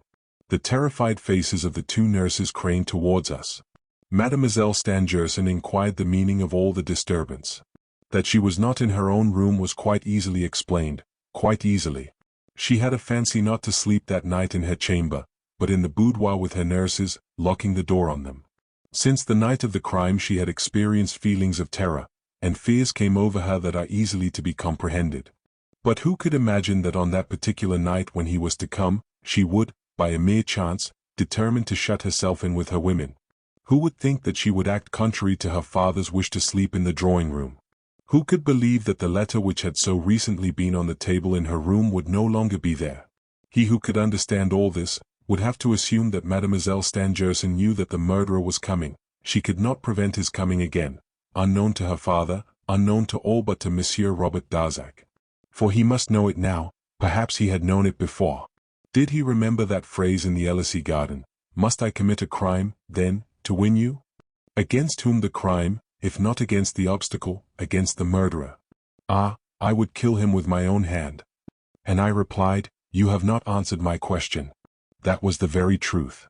In truth, Monsieur Darzac knew the murderer so well that, while wishing to kill him himself, he was afraid I should find him. There could be but two reasons why he had assisted me in my investigation. First, because I have forced him to do it, and, second, because she would be the better protected. I am in the chamber, her room. I look at her, also at the place where the letter had just now been. She has possessed herself of it. It was evidently intended for her, evidently. How she trembles at the strange story her father is telling her, of the presence of the murderer in her chamber, and of the pursuit. But it is plainly to be seen that she is not wholly satisfied by the assurance given her until she had been told that the murderer, by some incomprehensible means, had been able to elude us. Then follows a silence. What a silence! We are all there, looking at her, her father, Larsen, Daddy Jacques and I. What were we all thinking of in the silence? After the events of that night, of the mystery of the inexplicable gallery, of the prodigious fact of the presence of the murderer in her room, it seemed to me that all our thoughts might have been translated into the words which were addressed to her. You who know of this mystery, explain it to us, and we shall perhaps be able to save you. How I longed to save her, from herself, and, from the other. It brought the tears to my eyes. She is there, shedding about her the perfume of the lady in black. At last, I see her, in the silence of her chamber. Since the fatal hour of the mystery of the yellow room, we have hung about this invisible and silent woman to learn what she knows. Our desires, our wish to know must be a torment to her. Who can tell that, should we learn the secret of her mystery, it would not precipitate a tragedy more terrible than that which had already been enacted here? Who can tell if it might not mean her death? Yet it had brought her close to death, and we still knew nothing. Or, rather, there are some of us who know nothing. But if I knew who, I should know all. Who? Not knowing who, I must remain silent, out of pity for her. For there is no doubt that she knows how he escaped from the yellow room, and yet she keeps the secret. When I know who, I will speak to him. She looked at us now, with a faraway look in her eyes, as if we were not in the chamber. Monsieur Stangerson broke the silence. He declared that, henceforth, he would no more absent himself from his daughter's apartments. She tried to oppose him in vain.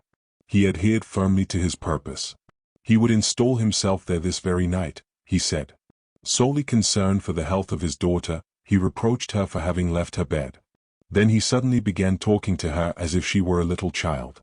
He smiled at her and seemed not to know either what he said or what he did. The illustrious professor had lost his head. Mademoiselle Stangerson in a tone of tender distress said, "Father, father." Daddy Jacques blows his nose, and Frederick Larsan himself is obliged to turn away to hide his emotion. For myself, I am able neither to think or feel. I felt an infinite contempt for myself. It was the first time that Frederick Larsan, like myself, found himself face to face with Mademoiselle Stangerson since the attack in the yellow room. Like me, he had insisted on being allowed to question the unhappy lady, but he had not, any more than had I, been permitted. To him, as to me, the same answer had always been given. Mademoiselle Stangerson was too weak to receive us. The questionings of the examining magistrate had over-fatigued her. It was evidently intended not to give us any assistance in our researches. I was not surprised, but Frederick Larsan had always resented this conduct. It is true that he and I had a totally different theory of the crime. I still catch myself repeating from the depths of my heart, save her without his speaking. Who is he, the murderer? Take him and shut his mouth. But Monsieur Darzac made it clear that in order to shut his mouth he must be killed. Have I the right to kill Mademoiselle Stangerson's murderer? No, I had not. But let him only give me the chance. Let me find out whether he is really a creature of flesh and blood. Let me see his dead body, since it cannot be taken alive. If I could but make this woman, who does not even look at us, understand. She is absorbed by her fears and by her father's distress of mind. And I can do nothing to save her. Yes, I will go to work once more and accomplish wonders. I move towards her. I would speak to her. I would entreat her to have confidence in me. I would, in a word, make her understand, she alone, that I know how the murderer escaped from the yellow room, that I have guessed the motives for her secrecy, and that I pity her with all my heart. But by her gesture she begged us to leave her alone, expressing weariness and the need for immediate rest. Monsieur Stangerson asked us to go back to our rooms and thanked us. Frederick Larsan and I bowed to him and, followed by Daddy Jacques, we regained the gallery. I heard Larsan murmur, "Strange. Strange." He made a sign to me to go with him into his room. On the threshold he turned towards Daddy Jacques. "Did you see him distinctly?" he asked. "Who? The man?" "Saw him. Why, he had a big red beard and red hair." "That is how he appeared to me," I said. "And to me," said Larsan. The great Fred and I were alone in his chamber, now, to talk over this thing. We talked for an hour, turning the matter over and viewing it from every side. From the questions put by him, from the explanation which he gives me, it is clear to me that, In spite of all our senses, he is persuaded the man disappeared by some secret passage in the chateau known to him alone. He knows the chateau, he said to me, he knows it well. He is a rather tall man, well built, I suggested. He is as tall as he wants to be, murmured Fred. I understand, I said, but how do you account for his red hair and beard? Too much beard, too much hair, false, says Fred. That's easily said. You are always thinking of Robert Darzac. You can't get rid of that idea? I am certain that he is innocent. So much the better. I hope so, but everything condemns him. Did you notice the marks on the carpet? Come and look at them. I have seen them. They are the marks of the neat boots, the same as those we saw on the border of the lake. Can you deny that they belong to Robert Darzac? Of course, one may be mistaken. Have you noticed that those footprints only go in one direction? That there are no return marks? When the man came from the chamber, pursued by all of us, his footsteps left no traces behind them. He had, perhaps, been in the chamber for hours. The mud from his boots had dried, and he moved with such rapidity on the points of his toes. We saw him running, but we did not hear his steps. I suddenly put an end to this idle chatter, void of any logic, and made a sign to Larsan to listen. There, below, someone is shutting a door. I rise, Larsan follows me. We descend to the ground floor of the chateau. I lead him to the little semicircular room under the terrace beneath the window of the off-turning gallery. I point to the door, now closed, open a short time before, under which a shaft of light is visible. The forest keeper, says Fred. Come on. I whisper. Prepared, I know not why, to believe that the keeper is the guilty man, I go to the door and rap smartly on it. Some might think that we were rather late in thinking of the keeper, since our first business, after having found that the murderer had escaped us in the gallery, ought to have been to search everywhere else, around the chateau, in the park. Had this criticism been made at the time, we could only have answered that the assassin had disappeared from the gallery in such a way that we thought he was no longer anywhere.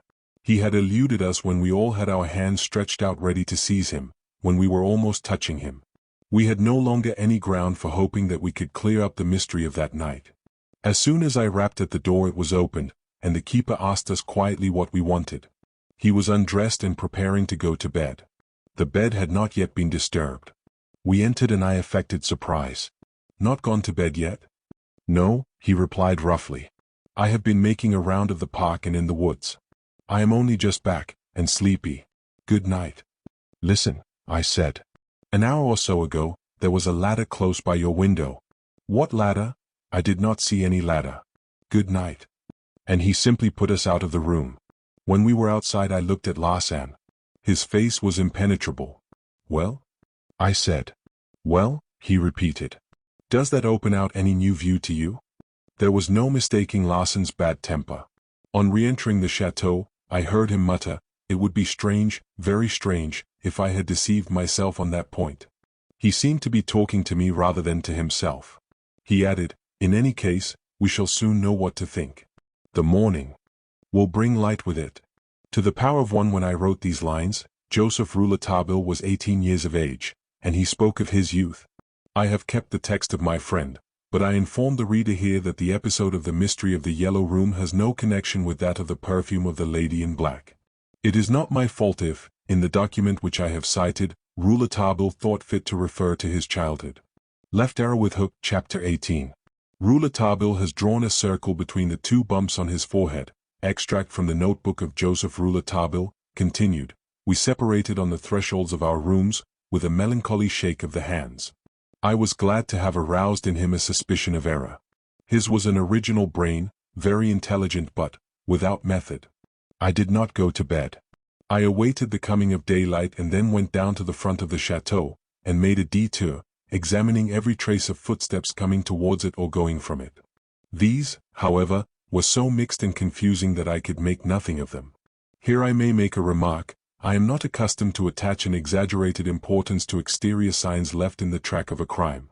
The method which traces the criminal by means of the tracks of his footsteps is altogether primitive. So many footprints are identical. However, in the disturbed state of my mind, I did go into the deserted court and did look at all the footprints I could find there, seeking for some indication, as a basis for reasoning. If I could but find a right starting point.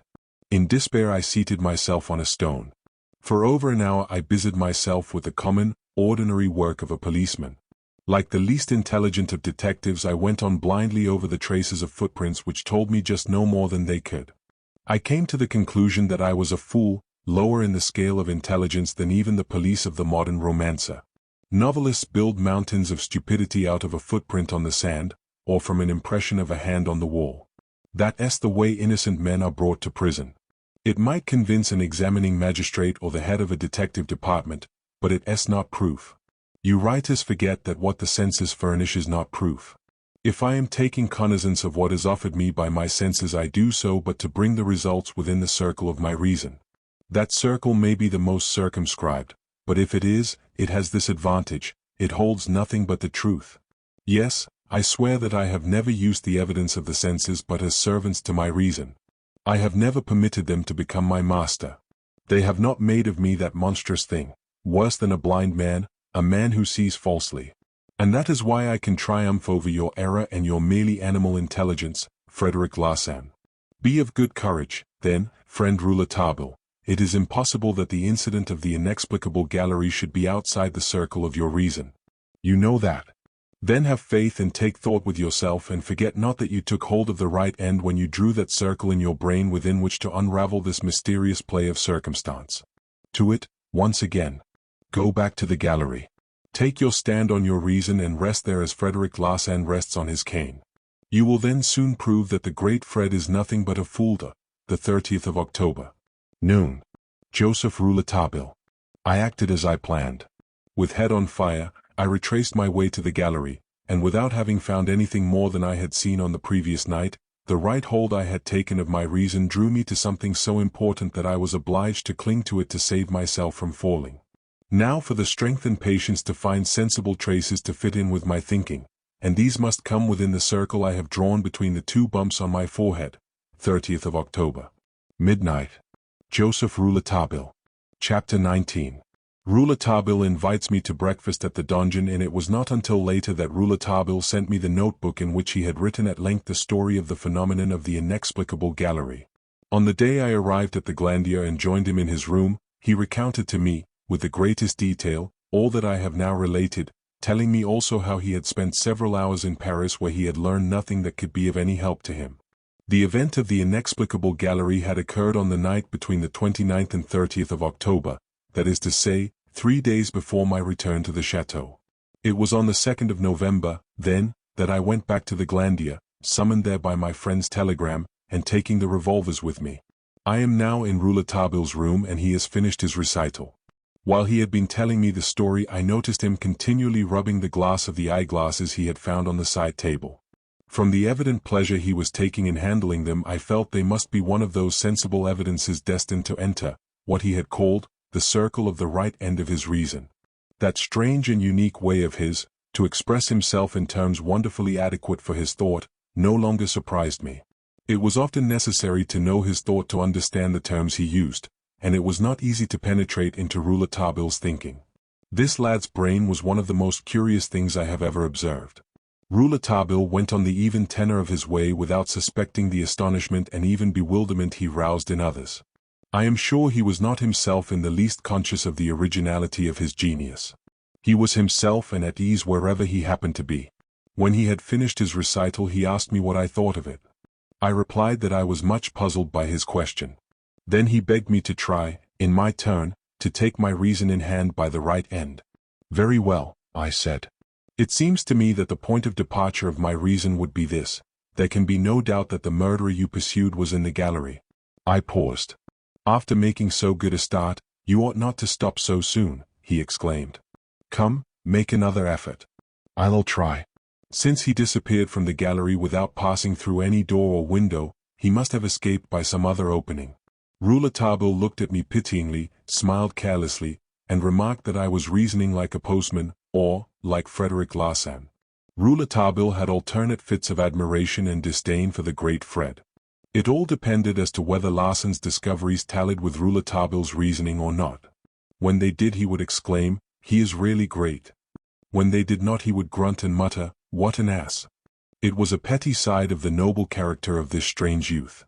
We had risen, and he led me into the park. When we reached the court and were making towards the gate, the sound of blinds thrown back against the wall made us turn our heads, and we saw, at a window on the first floor of the chateau, the ruddy and clean-shaven face of a person I did not recognize. "Hello," muttered Rouletabille. "Arthur Rance." He lowered his head, quickened his pace, and I heard him ask himself between his teeth, was he in the chateau that night? What is he doing here? We had gone some distance from the chateau when I asked him who this Arthur Rance was, and how he had come to know him. He referred to his story of that morning, and I remembered that Mr. Arthur W. Rance was the American from Philadelphia with whom he had had so many drinks at the Elysee reception. But was he not to have left France almost immediately? I asked. No doubt, that's why I am surprised to find him here still, and not only in France, but above all, at the Glandier. He did not arrive this morning, and he did not get here last night. He must have got here before dinner, then. Why didn't the concierges tell me? I reminded my friend, apropos of the concierges, that he had not yet told me what had led him to get them set at liberty. We were close to their lodge. Monsieur and Madame Bernier saw us coming. A frank smile lit up their happy faces. They seemed to harbor no ill feeling because of their detention. My young friend asked them at what hour Mr. Arthur Rance had arrived. They answered that they did not know he was at the chateau. He must have come during the evening of the previous night, but they had not had to open the gate for him, because, being a great walker, and not wishing that a carriage should be sent to meet him, he was accustomed to get off at the little hamlet of Saint-Michel, from which he came to the chateau by way of the forest. He reached the park by the grotto of Sainte-Geneviève, over the little gate of which, giving on to the park, he climbed. As the concierge spoke, I saw Rouletabille's face cloud over and exhibit disappointment, a disappointment, no doubt, with himself. Evidently he was a little vexed, after having worked so much on the spot, with so minute a study of the people and events at the Glandier, that he had to learn now that Arthur Rance was accustomed to visit the chateau. You say that Monsieur Arthur Rance is accustomed to come to the chateau. When did he come here last? We can't tell you exactly, replied Madame Bernier. That was the name of the concierge. We couldn't know while they were keeping us in prison. Besides, as the gentleman comes to the chateau without passing through our gate, he goes away by the way he comes. Do you know when he came the first time? Oh yes, monsieur, 9 years ago. He was in France 9 years ago, then, said Rouletabille, and, since that time, as far as you know, how many times has he been at the Glandier? 3 times. When did he come the last time, as far as you know? A week before the attempt in the Yellow Room. Rouletabille put another question, this time addressing himself particularly to the woman. In the grove of the Parquet? In the grove of the Parquet, she replied. Thanks, said Rouletabille. Be ready for me this evening. He spoke the last words with a finger on his lips as if to command silence and discretion. We left the park and took the way to the Donjon Inn. Do you often eat here? Sometimes. But you also take your meals at the chateau? Yes, Larsen and I are sometimes served in one of our rooms. Hasn't Monsieur Stangerson ever invited you to his own table? Never. Does your presence at the chateau displease him? I don't know, but, in any case, he does not make us feel that we are in his way. Doesn't he question you? Never. He is in the same state of mind as he was in at the door of the Yellow Room when his daughter was being murdered, and when he broke open the door and did not find the murderer. He is persuaded, since he could discover nothing, that there is no reason why we should be able to discover more than he did. But he has made it his duty, since Larsan expressed his theory, not to oppose us. Rouletabille buried himself in thought again for some time. He aroused himself later to tell me of how he came to set the 2 concierges free. I went lately to see Monsieur Stangerson, and took with me a piece of paper on which was written, I promise, whatever others may say, to keep in my service my 2 faithful servants, Bernier and his wife. I explained to him that, by signing that document, he would enable me to compel those 2 people to speak out, and I declared my own assurance of their innocence of any part in the crime. That was also his opinion. The examining magistrate, after it was signed, presented the document to the Berniers, who then did speak. They said, what I was certain they would say, as soon as they were sure they would not lose their place. They confessed to poaching on Monsieur Stangerson's estates, and it was while they were poaching, on the night of the crime, that they were found not far from the pavilion at the moment when the outrage was being committed. Some rabbits they caught in that way were sold by them to the landlord of the Donjon Inn, who served them to his customers, or sent them to Paris. That was the truth, as I had guessed from the first. Do you remember what I said, on entering the Donjon Inn? We shall have to eat red meat, now. I had heard the words on the same morning when we arrived at the park gate. You heard them also, but you did not attach any importance to them. You recollect, when we reached the park gate, that we stopped to look at a man who was running by the side of the wall, looking every minute at his watch. That was Larsan. Well, behind us the landlord of the Donjon Inn, standing on his doorstep, said to someone inside, "We shall have to eat red meat, now." Why that now? When you are, as I am, in search of some hidden secret, you can't afford to have anything escape you. You've got to know the meaning of everything. We had come into a rather out-of-the-way part of the country which had been turned topsy-turvy by a crime, and my reason led me to suspect every phrase that could bear upon the event of the day. Now, I took to mean, since the outrage.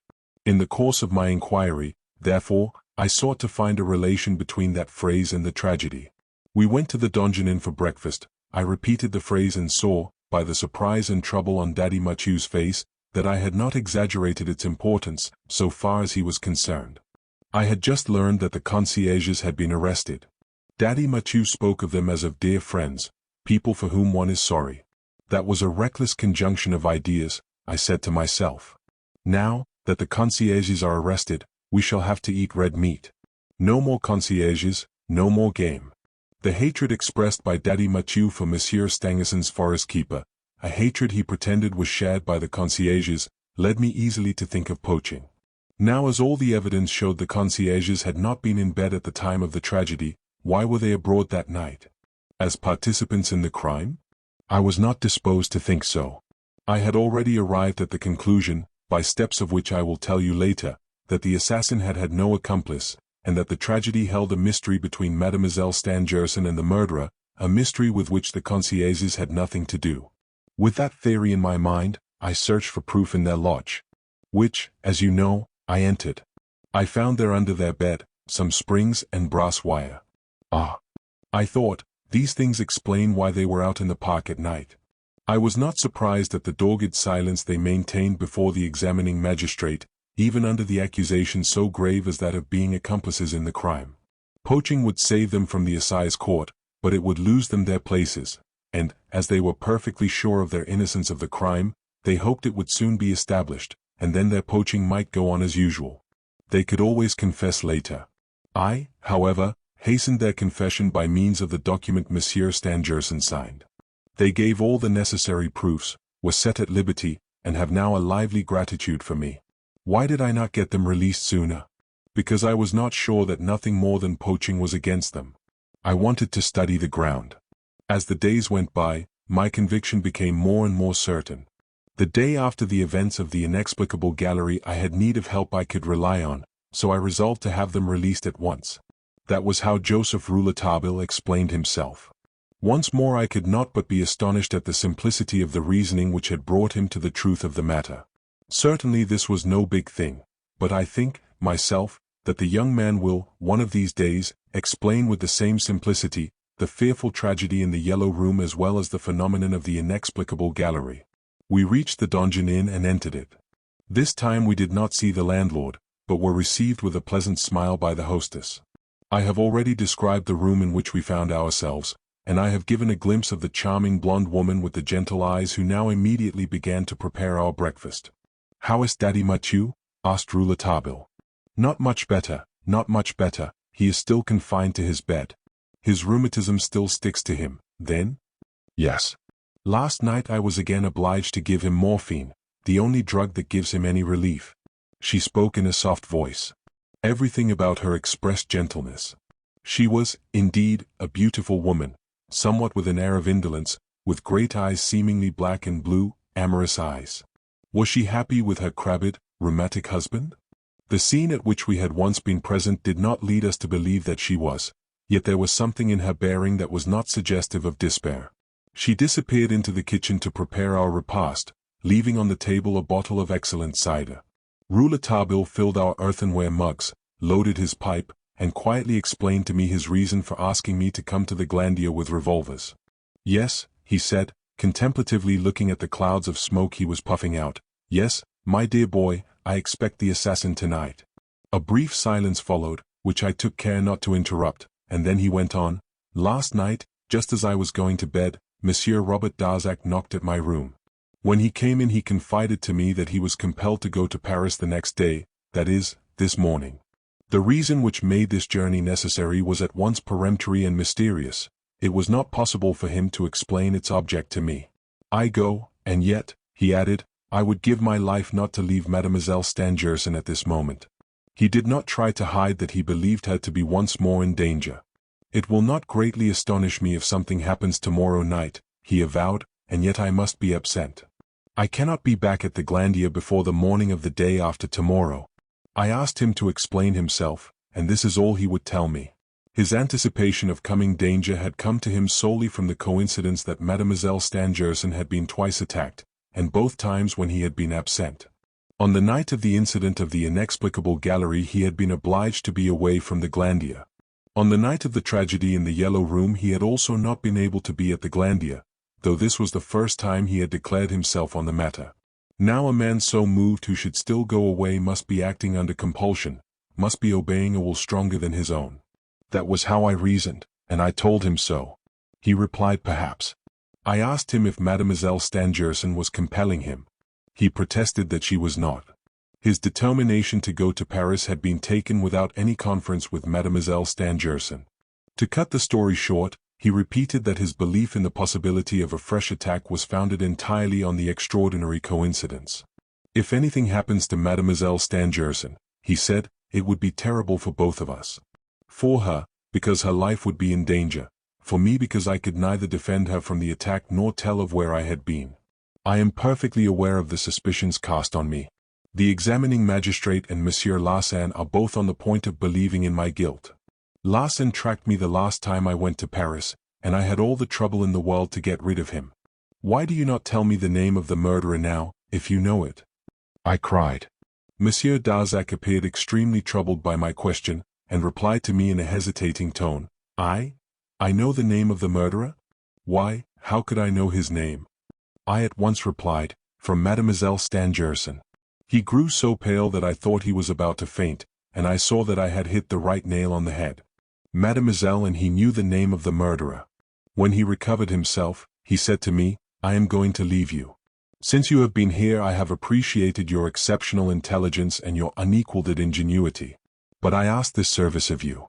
Perhaps I am wrong to fear an attack during the coming night, but, as I must act with foresight, I count on you to frustrate any attempt that may be made. Take every step needful to protect Mademoiselle Stangerson. Keep a most careful watch of her room. Don't go to sleep, nor allow yourself one moment of repose. The man we dread is remarkably cunning, with a cunning that has never been equaled. If you keep watch his very cunning may save her, because it is impossible that he should not know that you are watching, and knowing it, he may not venture. Have you spoken of all this to Monsieur Stangerson?" "No. I do not wish him to ask me, as you just now did, for the name of the murderer. I tell you all this, Monsieur Rouletabille, because I have great, very great, confidence in you. I know that you do not suspect me." The poor man spoke in jerks. He was evidently suffering. I pitied him, the more because I felt sure that he would rather allow himself to be killed than tell me who the murderer was. As for Mademoiselle Stangerson, I felt that she would rather allow herself to be murdered than denounce the man of the Yellow Room and of the inexplicable gallery. The man must be dominating her, or both, by some inscrutable power.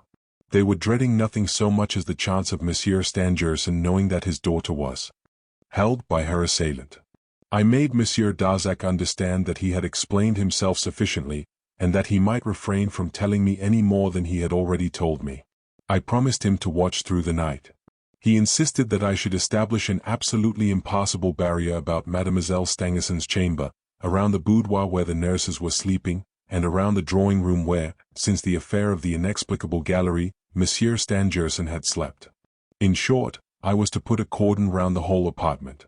From his insistence I gathered that Monsieur Darzac intended not only to make it impossible for the expected man to reach the chamber of Mademoiselle Stangerson, but to make that impossibility so visibly clear that, seeing himself expected, he would at once go away.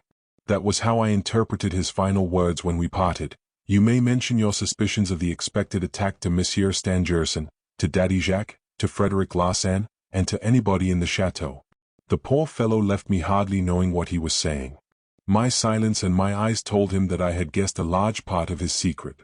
And, indeed, he must have been at his wits' end, to have come to me at such a time, and to abandon Mademoiselle Stangerson in spite of his fixed idea as to the coincidence.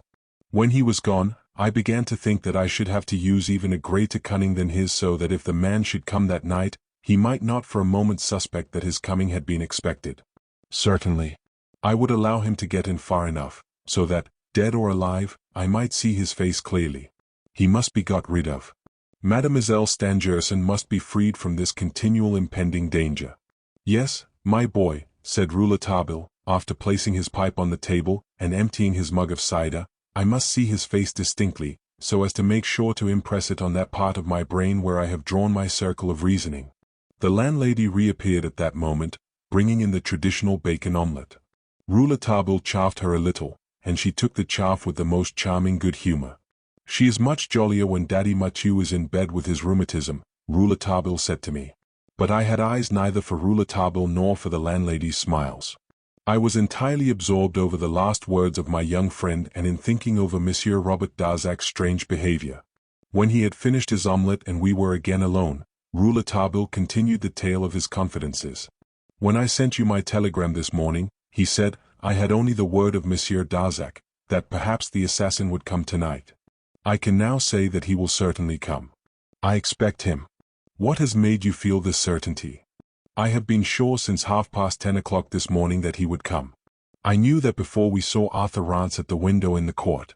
Ah, I said, but, again, what made you so sure? And why since 10:30 this morning? Because, at 10:30, I had proof that Mademoiselle Stangerson was making as many efforts to permit of the murderer's entrance as Monsieur Robert Darzac had taken precautions against it. Is that possible? I cried. Haven't you told me that Mademoiselle Stangerson loves Monsieur Robert Darzac? I told you so because it is the truth.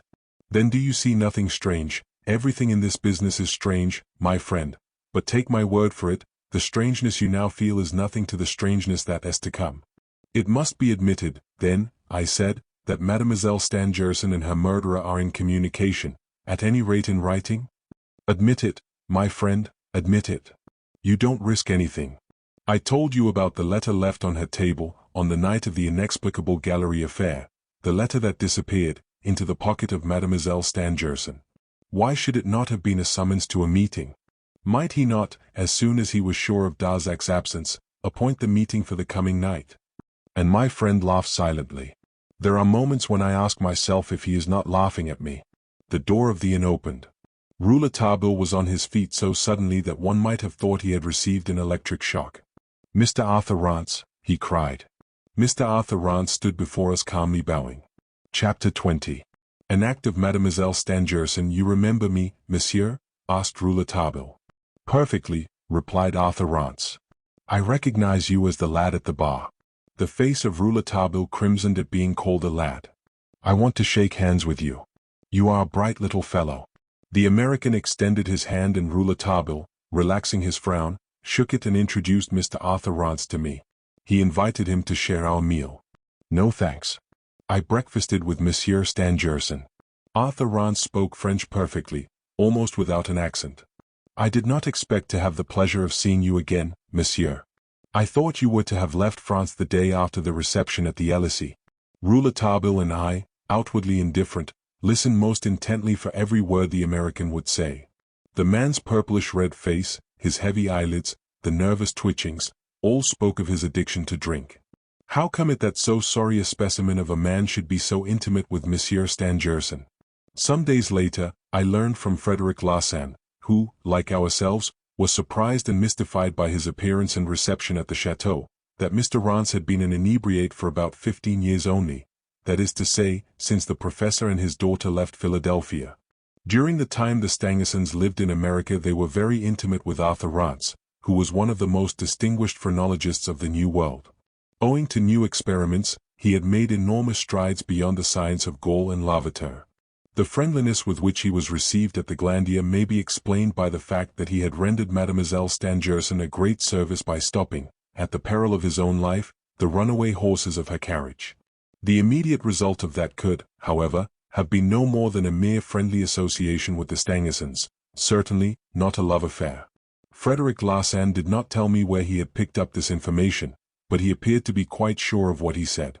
Had we known these facts at the time Arthur Rance met us at the Donjon Inn, his presence at the chateau might not have puzzled us, but they could not have failed to increase our interest in the man himself.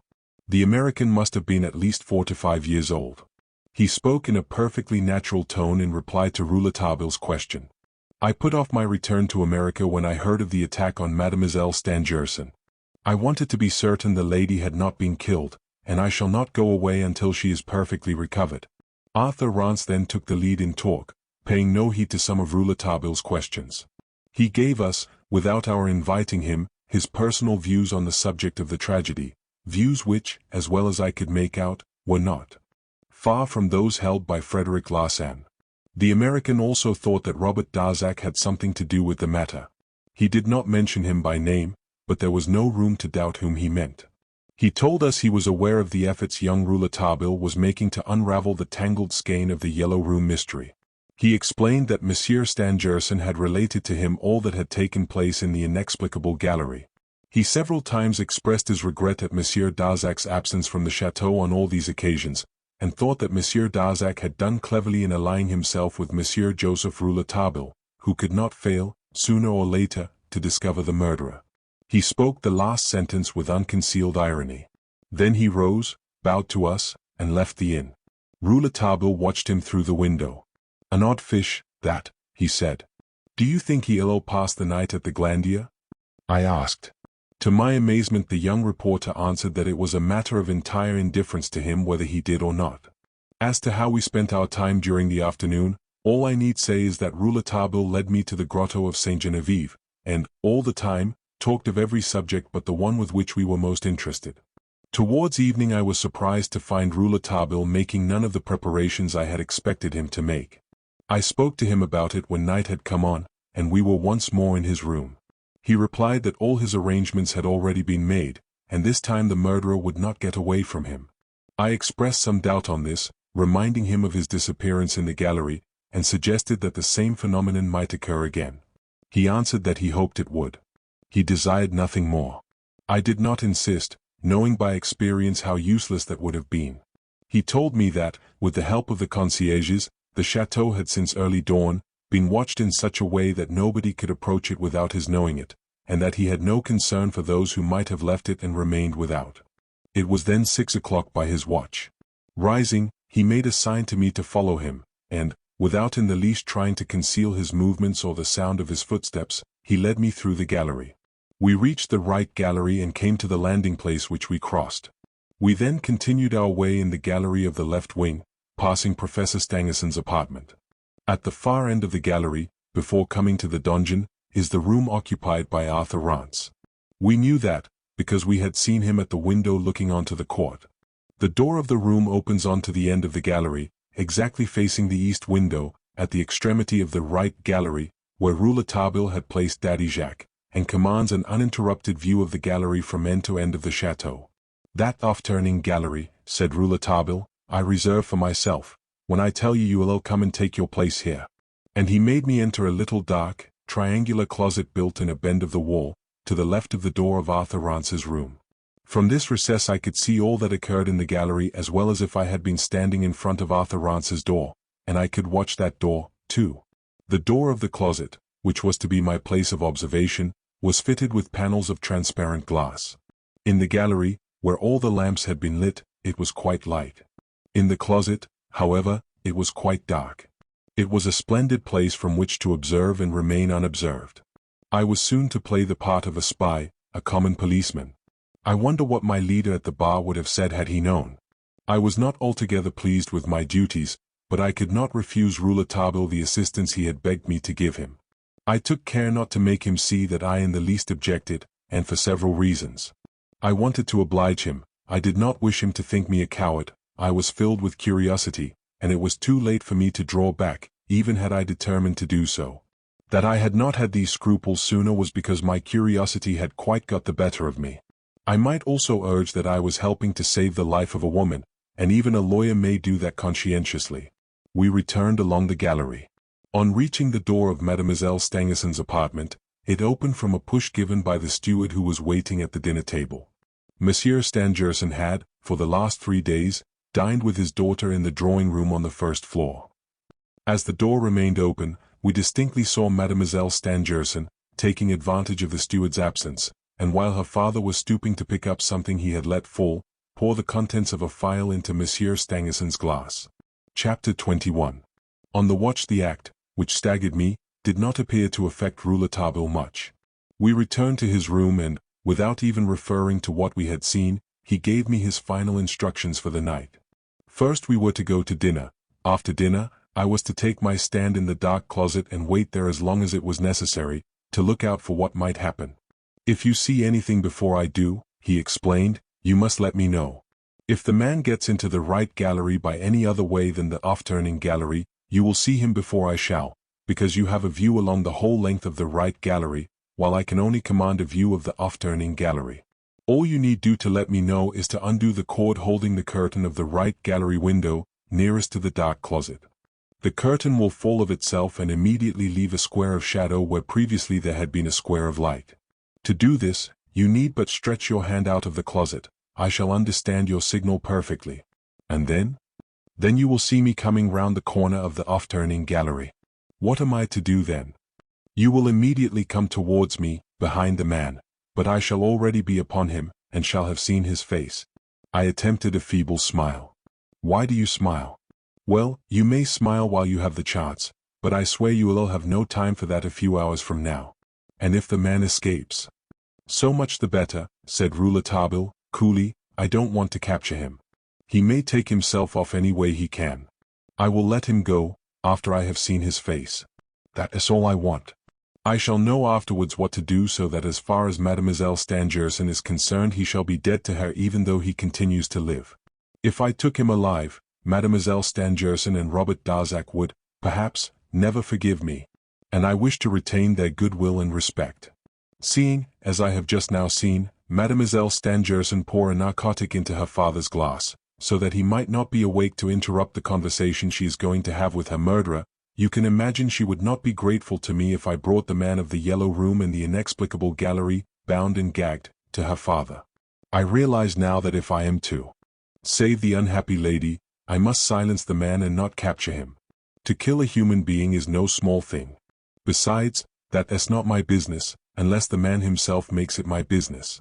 On the other hand, to render him forever silent without the lady's assent and confidence is to act on one's own initiative and assumes a knowledge of everything with nothing for a basis. Fortunately, my friend, I have guessed, no, I have reasoned it all out. All that I ask of the man who is coming tonight is to bring me his face, so that it may enter into the circle? Exactly. And his face won't surprise me. But I thought you saw his face on the night when you sprang into the chamber?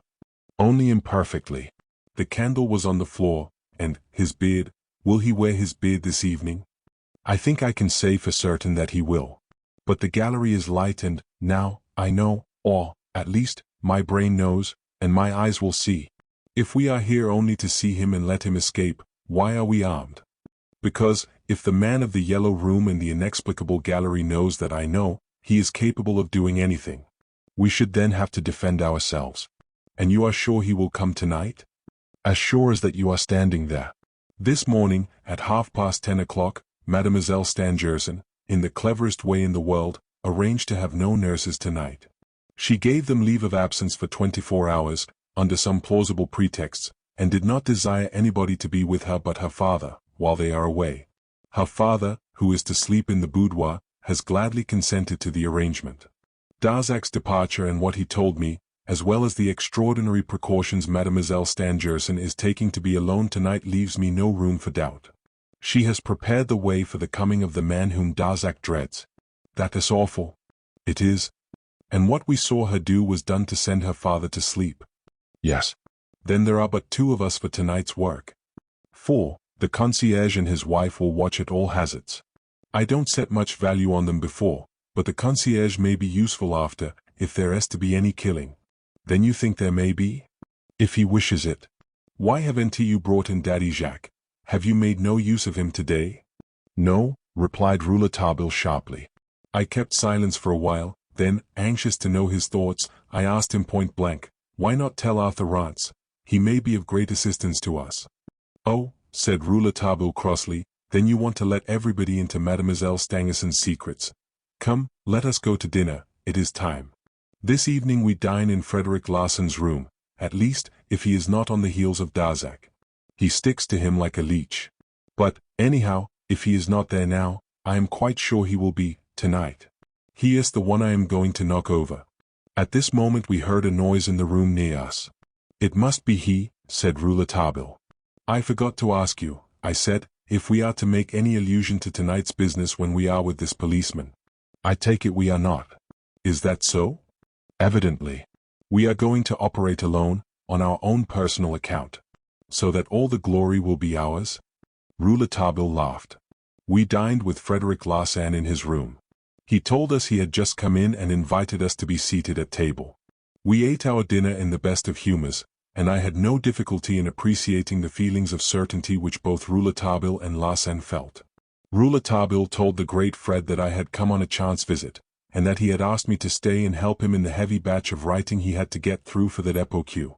I was going back to Paris, he said, by the 11 o'clock train, taking his copy, which took a story form, recounting the principal episodes in the mysteries of the Glandier.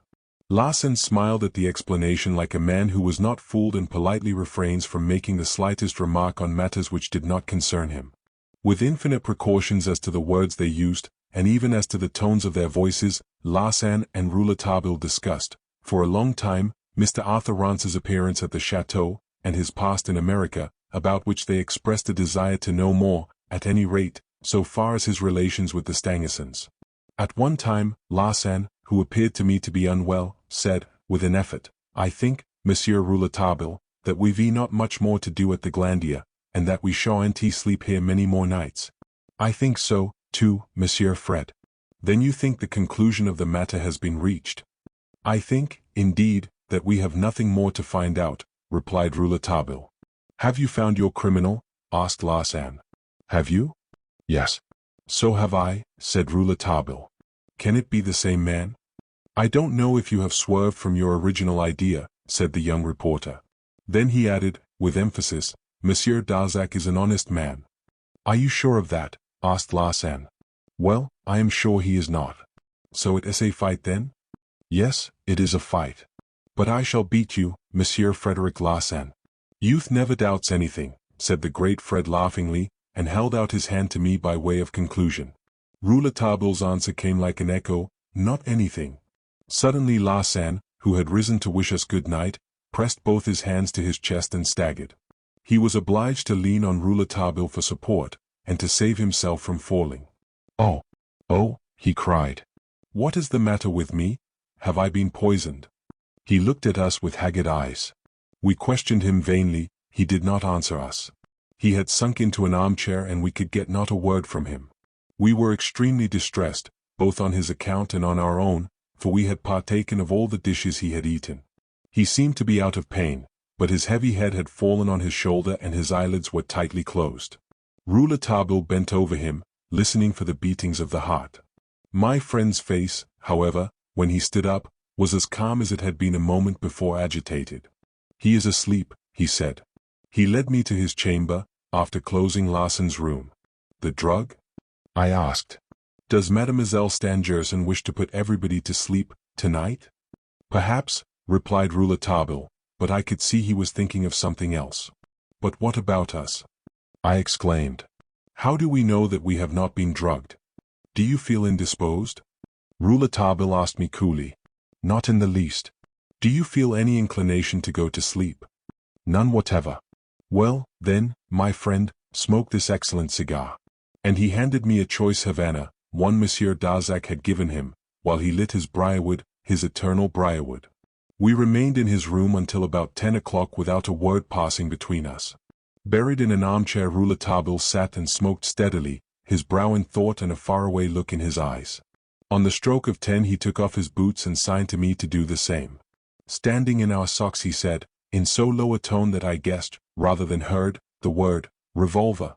I drew my revolver from my jacket pocket. "Cock it," he said. I did as he directed. Then moving towards the door of his room, he opened it with infinite precaution. It made no sound.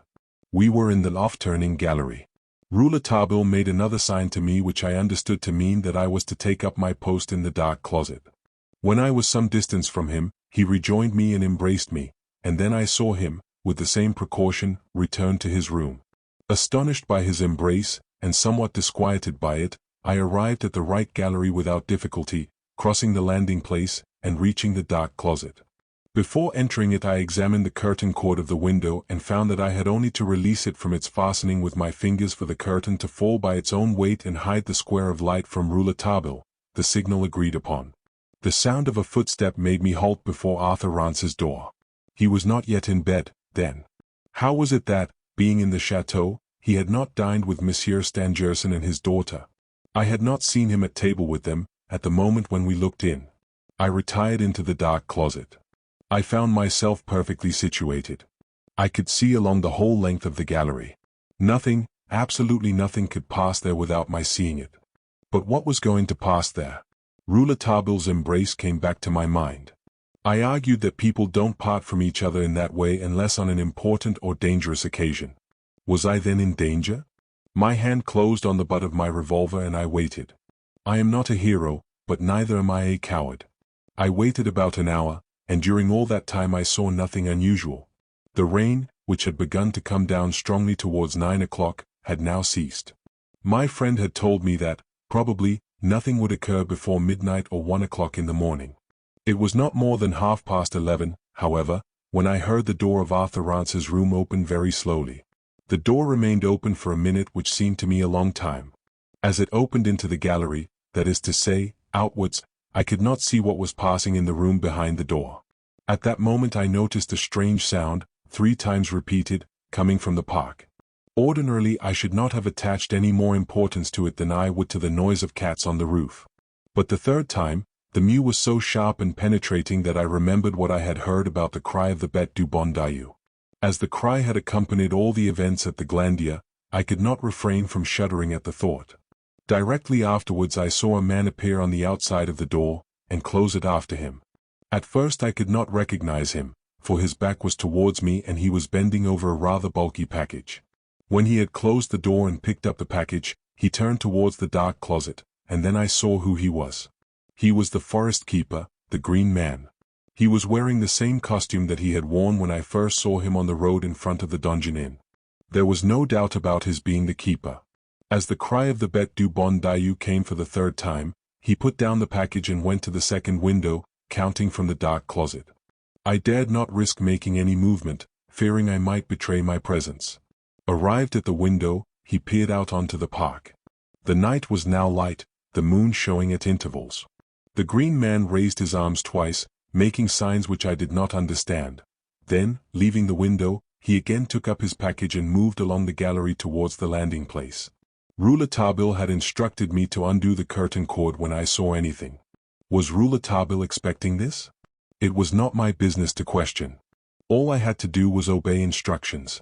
I unfastened the window cord, my heart beating the while as if it would burst. The man reached the landing place, but, to my utter surprise, I had expected to see him continue to pass along the gallery. I saw him descend the stairs leading to the vestibule. What was I to do? I looked stupidly at the heavy curtain which had shut the light from the window. The signal had been given, and I did not see Rouletabille appear at the corner of the off-turning gallery. Nobody appeared. I was exceedingly perplexed. Half an hour passed, an age to me. What was I to do now, even if I saw something? The signal once given I could not give it a second time. To venture into the gallery might upset all Rouletabille's plans. After all, I had nothing to reproach myself with, and if something had happened that my friend had not expected he could only blame himself. Unable to be of any further assistance to him by means of a signal, I left the dark closet and, still in my socks, picked my steps and made my way to the off-turning gallery. There was no one there. I went to the door of Rouletabille's room and listened. I could hear nothing. I knocked gently. There was no answer. I turned the door handle and the door opened. I entered. Rouletabille lay extended at full length on the floor. Chapter 22. The incredible body. I bent in great anxiety over the body of the reporter and had the joy to find that he was deeply sleeping, the same unhealthy sleep that I had seen fall upon Frederic Larsan. He had succumbed to the influence of the same drug that had been mixed with our food. How was it then that I, also, had not been overcome by it? I reflected that the drug must have been put into our wine, because that would explain my condition. I never drink when eating. Naturally inclined to obesity, I am restricted to a dry diet. I shook Rouletabille, but could not succeed in waking him. This, no doubt, was the work of Mademoiselle Stangerson. She had certainly thought it necessary to guard herself against this young man as well as her father. I recalled that the steward, in serving us, had recommended an excellent chablis which, no doubt, had come from the professor's table. More than a quarter of an hour passed. I resolved, under the pressing circumstances, to resort to extreme measures. I threw a pitcher of cold water over Rouletabille's head. He opened his eyes. I beat his face, and raised him up. I felt him stiffen in my arms and heard him murmur, go on, but don't make any noise." I pinched him and shook him until he was able to stand up. "We were saved. They sent me to sleep," he said. "Ah." I passed an awful quarter of an hour before giving way. "But it is over now. Don't leave me." He had no sooner uttered those words than we were thrilled by a frightful cry that rang through the chateau, a veritable death cry. "Mulher," roared Rouletabille, "we shall be too late." He tried to rush to the door, but he was too dazed, and fell against the wall. I was already in the gallery, revolver in hand, rushing like a madman towards Mademoiselle Stangerson's room. The moment I arrived at the intersection of the off-turning gallery and the right gallery, I saw a figure leaving her apartment, which, in a few strides had reached the landing place. I was not master of myself. I fired. The report from the revolver made a deafening noise, but the man continued his flight down the stairs. I ran behind him, shouting, "Stop, stop, or I will kill you." As I rushed after him down the stairs, I came face to face with Arthur Rance coming from the left wing of the chateau, yelling, "What is it? What is it?" We arrived almost at the same time at the foot of the staircase. The window of the vestibule was open. We distinctly saw the form of a man running away. Instinctively we fired our revolvers in his direction. He was not more than 10 paces in front of us. He staggered and we thought he was going to fall. We had sprung out of the window, but the man dashed off with renewed vigor. I was in my socks, and the American was barefooted. There being no hope of overtaking him, we fired our last cartridges at him. But he still kept on running, going along the right side of the court towards the end of the right wing of the chateau, which had no other outlet than the door of the little chamber occupied by the forest keeper. The man, though he was evidently wounded by our bullets, was now 20 yards ahead of us. Suddenly, behind us, and above our heads, a window in the gallery opened and we heard the voice of Rouletabille crying out desperately, "Fire, Bernier, fire!" At that moment the clear moonlight night was further lit by a broad flash. By its light we saw Daddy Bernier with his gun on the threshold of the dungeon door. He had taken good aim. The shadow fell. But as it had reached the end of the right wing of the chateau, it fell on the other side of the angle of the building. That is to say, we saw it about to fall, but not the actual sinking to the ground. Bernier, Arthur Rance, and myself reached the other side 20 seconds later. The shadow was lying dead at our feet. Aroused from his lethargy by the cries and reports, Larsan opened the window of his chamber and called out to us. Rouletabille, quite awake now, joined us at the same moment, and I cried out to him, "He is dead, is dead." "So much the better," he said. "Take him into the vestibule of the chateau." Then, as if on second thought, he said, "No, no. Let us put him in his own room." Rouletabille knocked at the door. Nobody answered. Naturally, this did not surprise me. "He is evidently not there, otherwise he would have come out," said the reporter. "Let us carry him to the vestibule then." Since reaching the dead shadow, a thick cloud had covered the moon and darkened the night, so that we were unable to make out the features. Daddy Jacques, who had now joined us, helped us to carry the body into the vestibule, where we laid it down on the lower step of the stairs. On the way, I had felt my hands wet from the warm blood flowing from the wounds. Daddy Jacques flew to the kitchen and returned with a lantern. He held it close to the face of the dead shadow, and we recognized the keeper, the man called by the landlord of the dungeon in the Green Man, whom, an hour earlier, I had seen come out of Arthur Rance's chamber carrying a parcel. But what I had seen I could only tell Rouletabille later, when we were alone. Rouletabille and Frederic Larsan experienced a cruel disappointment at the result of the night's adventure. They could only look in consternation and stupefaction at the body of the green man. Daddy Jacques showed a stupidly sorrowful face and with silly lamentations kept repeating that we were mistaken, the keeper could not be the assailant. We were obliged to compel him to be quiet. He could not have shown greater grief had the body been that of his own son. I noticed, while all the rest of us were more or less undressed and barefooted, that he was fully clothed. Rouletabille had not left the body. Kneeling on the flagstones by the light of Daddy Jacques' lantern, he removed the clothes from the body and laid bare its breast. Then snatching the lantern from Daddy Jacques, he held it over the corpse and saw a gaping wound. Rising suddenly, he exclaimed in a voice filled with savage irony, "The man you believed to have been shot was killed by the stab of a knife in his heart." I thought Rouletabille had gone mad, but, bending over the body, I quickly satisfied myself that Rouletabille was right. Not a sign of a bullet anywhere. The wound, evidently made by a sharp blade, had penetrated the heart. Chapter 23. The double scent. I had hardly recovered from the surprise into which this new discovery had plunged me, when Rouletabille touched me on the shoulder and asked me to follow him into his room. "What are we going to do there?" "To think the matter over." I confess I was in no condition for doing much thinking, nor could I understand how Rouletabille could so control himself as to be able calmly to sit down for reflection when he must have known that Mademoiselle Stangerson was at that moment almost on the point of death. But his self-control was more than I could explain. Closing the door of his room, he motioned me to a chair and, seating himself before me, took out his pipe. We sat there for some time in silence and then I fell asleep. When I awoke it was daylight. It was 8 o'clock by my watch. Rouletabille was no longer in the room. I rose to go out when the door opened and my friend re-entered. He had evidently lost no time.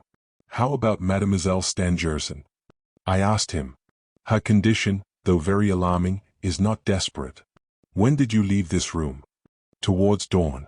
"I guess you have been hard at work." "Rather." "Have you found out anything?" "2 sets of footprints." "Do they explain anything?" "Yes." "Have they anything to do with the mystery of the keeper's body?" "Yes. The mystery is no longer a mystery. This morning, walking round the chateau, I found 2 distinct sets of footprints, made at the same time, last night. They were made by 2 persons walking side by side. I followed them from the court towards the oak grove. Larsan joined me. They were the same kind of footprints as were made at the time of the assault in the yellow room. One set was from clumsy boots and the other was made by neat ones, except that the big toe of one of the sets was of a different size from the one measured in the yellow room incident. I compared the marks with the paper patterns I had previously made. Still following the tracks of the prints, Larsan and I passed out of the oak grove and reached the border of the lake. There they turned off to a little path leading to the high road to Epinay, where we lost the traces in the newly macadamized highway. We went back to the chateau and parted at the courtyard. We met again, however, in Daddy Jacques' room, to which our separate trains of thinking had led us both. We found the old servant in bed. His clothes on the chair were wet through and his boots very muddy. He certainly did not get into that state in helping us to carry the body of the keeper. It was not raining then. Then his face showed extreme fatigue and he looked at us out of terror-stricken eyes. On our first questioning him, he told us that he had gone to bed immediately after the doctor had arrived. On pressing him, however, for it was evident to us he was not speaking the truth, he confessed that he had been away from the chateau. He explained his absence by saying that he had a headache and went out into the fresh air, but had gone no further than the oak grove. When we then described to him the whole route he had followed, he sat up in bed trembling. "And you were not alone?" cried Larsan. "Did you see it then?" gasped Daddy Jacques. "What?" I asked. "The phantom, the black phantom." Then he told us that for several nights he had seen what he kept calling the black phantom. It came into the park at the stroke of midnight and glided stealthily through the trees. It appeared to him to pass through the trunks of the trees. Twice he had seen it from his window, by the light of the moon, and had risen and followed the strange apparition. The night before last he had almost overtaken it, but it had vanished at the corner of the donjon. Last night, however, he had not left the chateau, his mind being disturbed by a presentiment that some new crime would be attempted. Suddenly he saw the black phantom rush out from somewhere in the middle of the court. He followed it to the lake and to the high road to Epinay, where the phantom suddenly disappeared. "Did you see his face?" demanded Larsan.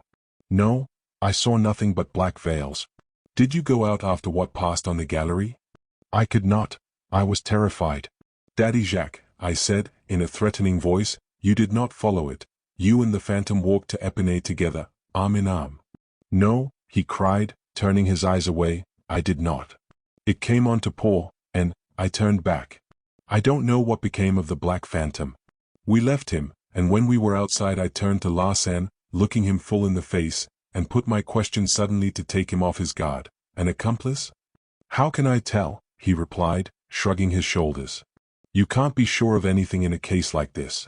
24 hours ago I would have sworn that there was no accomplice. He left me saying he was off to Epinay. Well, what do you make of it? I asked Rouletabille, after he had ended his recital. Personally I am utterly in the dark. I can't make anything out of it. What do you gather? Everything. Everything, he exclaimed. But, he said abruptly, let us find out further about Mademoiselle Stangerson. Chapter 24. Rouletabille knows the two halves of the murderer. Mademoiselle Stangerson had been for the second time almost murdered. Unfortunately, she was in too weak a state to bear the severer injuries of this second attack as well as she had those of the first. She had received 3 wounds in the breast from the murderer's knife, and she lay long between life and death. Her strong physique, however, saved her, but though she recovered physically it was found that her mind had been affected. The slightest allusion to the terrible incident sent her into delirium, and the arrest of Robert Darzac which followed on the day following the tragic death of the keeper seemed to sink her fine intelligence into complete melancholia. Robert Darzac arrived at the chateau towards 9:30. I saw him hurrying through the park, his hair and clothes in disorder and his face a deadly white. Rouletabille and I were looking out of a window in the gallery. He saw us, and gave a despairing cry, I am too late. Rouletabille answered, she lives. A minute later Darzac had gone into Mademoiselle Stangerson's room and, through the door, we could hear his heart-rending sobs. There's a fate about this place, groaned Rouletabille. Some infernal gods must be watching over the misfortunes of this family. If I had not been drugged, I should have saved Mademoiselle Stangerson. I should have silenced him forever. And the keeper would not have been killed. Monsieur Darzac came in to speak with us. His distress was terrible. Rouletabille told him everything, his preparations for Mademoiselle Stangerson's safety, his plans for either capturing or for disposing of the assailant forever, and how he would have succeeded had it not been for the drugging. If only you had trusted me, said the young man, in a low tone, if you had but begged Mademoiselle Stangerson to confide in me. But, then, everybody here distrusts everybody else, the daughter distrusts her father, and even her lover. While you ask me to protect her she is doing all she can to frustrate me. That was why I came on the scene too late. At Monsieur Robert Darzac's request Rouletabille described the whole scene. Leaning on the wall, to prevent himself from falling, he had made his way to Mademoiselle Stangerson's room, while we were running after the supposed murderer. The anteroom door was open and when he entered he found Mademoiselle Stangerson lying partly thrown over the desk. Her dressing gown was dyed with the blood flowing from her bosom. Still under the influence of the drug, he felt he was walking in a horrible nightmare. He went back to the gallery automatically, opened a window, shouted his order to fire, and then returned to the room. He crossed the deserted boudoir, entered the drawing room, and tried to rouse Monsieur Stangerson who was lying on a sofa. Monsieur Stangerson rose stupidly and let himself be drawn by Rouletabille into the room where, on seeing his daughter's body, he uttered a heart-rending cry. Both united their feeble strength and carried her to her bed. On his way to rejoin us Rouletabille passed by the desk. On the floor, near it, he saw a large packet. He knelt down and, finding the wrapper loose, he examined it, and made out an enormous quantity of papers and photographs. On one of the papers he read, New differential electroscopic condenser. Fundamental properties of substance intermediary between ponderable matter and imponderable ether. Strange irony of fate that the professor's precious papers should be restored to him at the very time when an attempt was being made to deprive him of his daughter's life. What are papers worth to him now? The morning following that awful night saw Monsieur de Marquet once more at the chateau, with his registrar and gendarmes. Of course we were all questioned. Rouletabille and I had already agreed on what to say. I kept back any information as to my being in the dark closet and said nothing about the drugging. We did not wish to suggest in any way that Mademoiselle Stangerson had been expecting her nocturnal visitor. The poor woman might, perhaps, never recover, and it was none of our business to lift the veil of a secret the preservation of which she had paid for so dearly. Arthur Rance told everybody, in a manner so natural that it astonished me, that he had last seen the keeper towards 11 o'clock of that fatal night. He had come for his valise, he said, which he was to take for him early next morning to the St. Michel station, and had been kept out late running after poachers. Arthur Rance had, indeed, intended to leave the chateau and, according to his habit, to walk to the station. Monsieur Stangerson confirmed what Rance had said, adding that he had not asked Rance to dine with him because his friend had taken his final leave of them both earlier in the evening. Monsieur Rance had had tea served him in his room, because he had complained of a slight indisposition. Bernier testified, instructed by Rouletabille, that the keeper had ordered him to meet at a spot near the oak grove, for the purpose of looking out for poachers. Finding that the keeper did not keep his appointment, he, Bernier, had gone in search of him. He had almost arrived at the donjon, when he saw a figure running swiftly in a direction opposite to him, towards the right wing of the chateau. He heard revolver shots from behind the figure and saw Rouletabille at one of the gallery windows. He heard Rouletabille call out to him to fire, and he had fired. He believed he had killed the man until he learned, after Rouletabille had uncovered the body, that the man had died from a knife thrust. Who had given it he could not imagine. Nobody could have been near the spot without my seeing him. When the examining magistrate reminded him that the spot where the body was found was very dark and that he himself had not been able to recognize the keeper before firing, Daddy Bernier replied that neither had they seen the other body, nor had they found it. In the narrow court where 5 people were standing, it would have been strange if the other body, had it been there, could have escaped. The only door that opened into the court was that of the keeper's room, and that door was closed, and the key of it was found in the keeper's pocket. However that might be, the examining magistrate did not pursue his inquiry further in this direction. He was evidently convinced that we had missed the man we were chasing and we had come upon the keeper's body in our chase. This matter of the keeper was another matter entirely. He wanted to satisfy himself about that without any further delay. Probably it chimed in with the conclusions he had already arrived at as to the keeper and his intrigues with the wife of Mathieu, the landlord of the Donjon Inn. This Mathieu, later in the afternoon, was arrested and taken to Corbeil in spite of his rheumatism. He had been heard to threaten the keeper, and though no evidence against him had been found at his inn, the evidence of carters who had heard the threats was enough to justify his retention. The examination had proceeded thus far when, to our surprise, Frederic Larsan returned to the chateau. He was accompanied by one of the employees of the railway. At that moment Rance and I were in the vestibule discussing Mathieu's guilt or innocence, while Rouletabille stood apart buried, apparently, in thought. The examining magistrate and his registrar were in the little green drawing room, while Darzac was with the doctor and Stangerson in the ladies' chamber. As Frederic Larsan entered the vestibule with the railway employee, Rouletabille and I at once recognized him by the small blond beard. We exchanged meaning glances. Larsan had himself announced to the examining magistrate by the gendarme and entered with the railway servant as Daddy Jacques came out. Some 10 minutes went by during which Rouletabille appeared extremely impatient. The door of the drawing room was then opened and we heard the magistrate calling to the gendarme who entered. Presently he came out, mounted the stairs and, coming back shortly, went into the magistrate and said, Monsieur Robert Darzac will not come." "What? Not come?" cried Monsieur de Marquet. "He says he cannot leave Mademoiselle Stangerson in her present state." "Very well," said Monsieur de Marquet, "then we'll all go to him." Monsieur de Marquet and the gendarme mounted the stairs. He made a sign to Larsan and the railway employee to follow. Rouletabille and I went along too. On reaching the door of Mademoiselle Stangerson's chamber, Monsieur de Marquet knocked. A chambermaid appeared. It was Sylvia, with her hair all in disorder and consternation showing on her face. "Is Monsieur Stangerson within?" asked the magistrate. "Yes, monsieur." "Tell him that I wish to speak with him." Stangerson came out. His appearance was wretched in the extreme. "What do you want?" he demanded of the magistrate. "May I not be left in peace, monsieur?" "Monsieur," said the magistrate, "it is absolutely necessary that I should see Monsieur Darzac at once. If you cannot induce him to come, I shall be compelled to use the help of the law." The professor made no reply. He looked at us all like a man being led to execution, and then went back into the room. Almost immediately after Monsieur Robert Darzac came out. He was very pale. He looked at us and, his eyes falling on the railway servant, his features stiffened and he could hardly repress a groan. We were all much moved by the appearance of the man. We felt that what was about to happen would decide the fate of Monsieur Robert Darzac. Frederick Larsan's face alone was radiant, showing a joy as of a dog that had at last got its prey. Pointing to the railway servant, Monsieur de Marquet said to Monsieur Darzac, "Do you recognize this man, monsieur?" "I do," said Monsieur Darzac, in a tone which he vainly tried to make firm. "He is an employee at the station at Épinay-sur-Orge."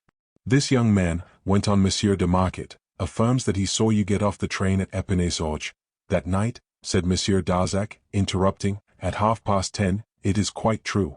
An interval of silence followed. "Monsieur Darzac," the magistrate went on in a tone of deep emotion, "Monsieur Darzac, what were you doing that night, at Épinay-sur-Orge, at that time?"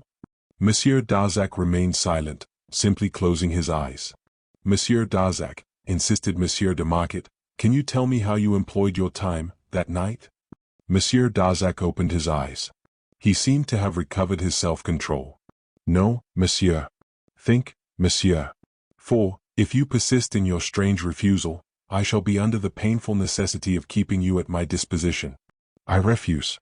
"Monsieur Darzac, in the name of the law, I arrest you." The magistrate had no sooner pronounced the words than I saw Rouletabille move quickly towards Monsieur Darzac.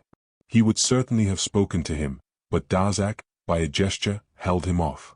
As the gendarme approached his prisoner, a despairing cry rang through the room, "Robert, Robert!" We recognized the voice of Mademoiselle Stangerson. We all shuddered. Larsan himself turned pale. Monsieur Darzac, in response to the cry, had flown back into the room.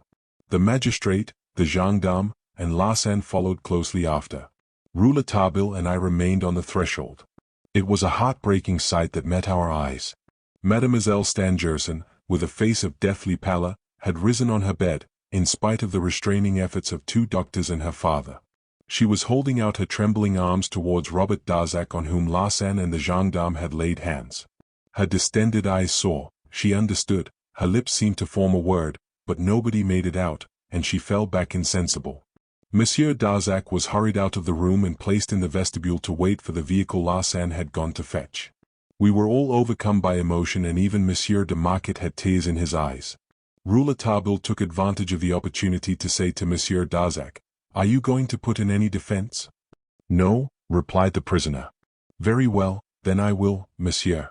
"You cannot do it," said the unhappy man with a faint smile. "I can, and I will." Rouletabille's voice had in it a strange strength and confidence. "I can do it, Monsieur Robert Darzac, because I know more than you do." "Come. Come," murmured Darzac, almost angrily. "Have no fear. I shall know only what will benefit you. You must know nothing, young man, if you want me to be grateful." Rouletabille shook his head, going close up to Darzac. "Listen to what I am about to say," he said in a low tone, "and let it give you confidence. You do not know the name of the murderer. Mademoiselle Stangerson knows it, but only half of it, but I know his 2 halves, I know the whole man." Robert Darzac opened his eyes, with a look that showed he had not understood a word of what Rouletabille had said to him. At that moment the conveyance arrived, driven by Frederick Larsan. Darzac and the gendarme entered it, Larsan remaining on the driver's seat. The prisoner was taken to Corbeil. Chapter 25. Rouletabille goes on a journey. That same evening Rouletabille and I left the Glandier. We were very glad to get away, and there was nothing more to keep us there. I declared my intention to give up the whole matter. It had been too much for me. Rouletabille, with a friendly tap on my shoulder, confessed that he had nothing more to learn at the Glandier. He had learned there all it had to tell him.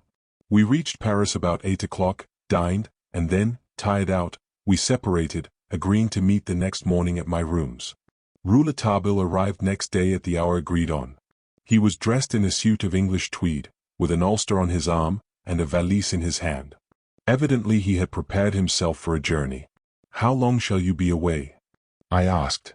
"A month or 2, he said. "It all depends."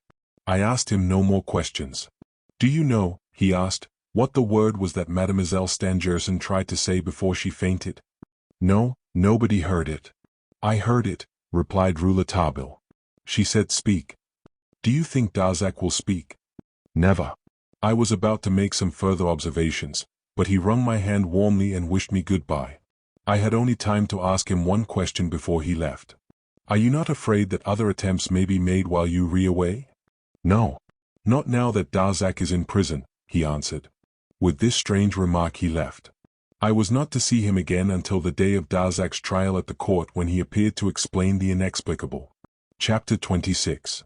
In which Joseph Rouletabille is awaited with impatience on the 15th of January, that is to say, 2 months and a half after the tragic events I have narrated. Then Epoque printed, as the first column of the front page, the following sensational article. The Saint-Ois jury is summoned today to give its verdict on one of the most mysterious affairs in the annals of crime. There never has been a case with so many obscure, incomprehensible, and inexplicable points. And yet the prosecution has not hesitated to put into the prisoner's dock a man who is respected, esteemed, and loved by all who knew him, a young savant, the hope of French science, whose whole life has been devoted to knowledge and truth. When Paris heard of Monsieur Robert Darzac's arrest, a unanimous cry of protest arose from all sides. The whole Sorbonne, disgraced by this act of the examining magistrate, asserted its belief in the innocence of Mademoiselle Stangerson's fiancé. Monsieur Stangerson was loud in his denunciation of this miscarriage of justice. There is no doubt in the mind of anybody that could the victim speak, she would claim from the jurors of Saint-Ois the man she wishes to make her husband and whom the prosecution would send to the scaffold. It is to be hoped that Mademoiselle Stangerson will shortly recover her reason, which has been temporarily unhinged by the horrible mystery at the Glandier. The question before the jury is the one we propose to deal with this very day. We have decided not to permit 12 worthy men to commit a disgraceful miscarriage of justice. We confess that the remarkable coincidences, the many convicting evidences, and the inexplicable silence on the part of the accused, as well as a total absence of any evidence for an alibi, were enough to warrant the bench of judges in assuming that in this man alone was centered the truth of the affair. The evidences are, in appearance, so overwhelming against Monsieur Robert Darzac that a detective so well informed, so intelligent, and generally so successful, as Monsieur Frederic Larsan, may be excused for having been misled by them. Up to now everything has gone against Monsieur Robert Darzac in the magisterial inquiry. Today, however, we are going to defend him before the jury, and we are going to bring to the witness stand a light that will illumine the whole mystery of the Glandier. For we possess the truth. If we have not spoken sooner, it is because the interests of certain parties in the case demand that we should take that course. Our readers may remember the unsigned reports we published relating to the left foot of the Rue Oberkampf, at the time of the famous robbery of the Credit Universal, and the famous case of the gold ingots of the Mint. In both those cases we were able to discover the truth long before even the excellent ingenuity of Frederic Larsan had been able to unravel it. These reports were written by our youngest reporter, Joseph Rouletabille, a youth of 18, whose fame tomorrow will be worldwide. When attention was first drawn to the Glandier case, our youthful reporter was on the spot and installed in the chateau, when every other representative of the press had been denied admission. He worked side by side with Frederic Larsan. He was amazed and terrified at the grave mistake the celebrated detective was about to make, and tried to divert him from the false scent he was following. But the great Fred refused to receive instructions from this young journalist. We know now to where it brought Monsieur Robert Darzac. But now, France must know, the whole world must know, that, on the very evening on which Monsieur Darzac was arrested, young Rouletabille entered our editorial office and informed us that he was about to go away on a journey. How long I shall be away, he said, I cannot say, perhaps a month, perhaps 2, perhaps 3, perhaps I may never return. Here is a letter. If I am not back on the day on which Monsieur Darzac is to appear before the assize court, have this letter opened and read to the court, after all the witnesses have been heard. Arrange it with Monsieur Darzac's counsel.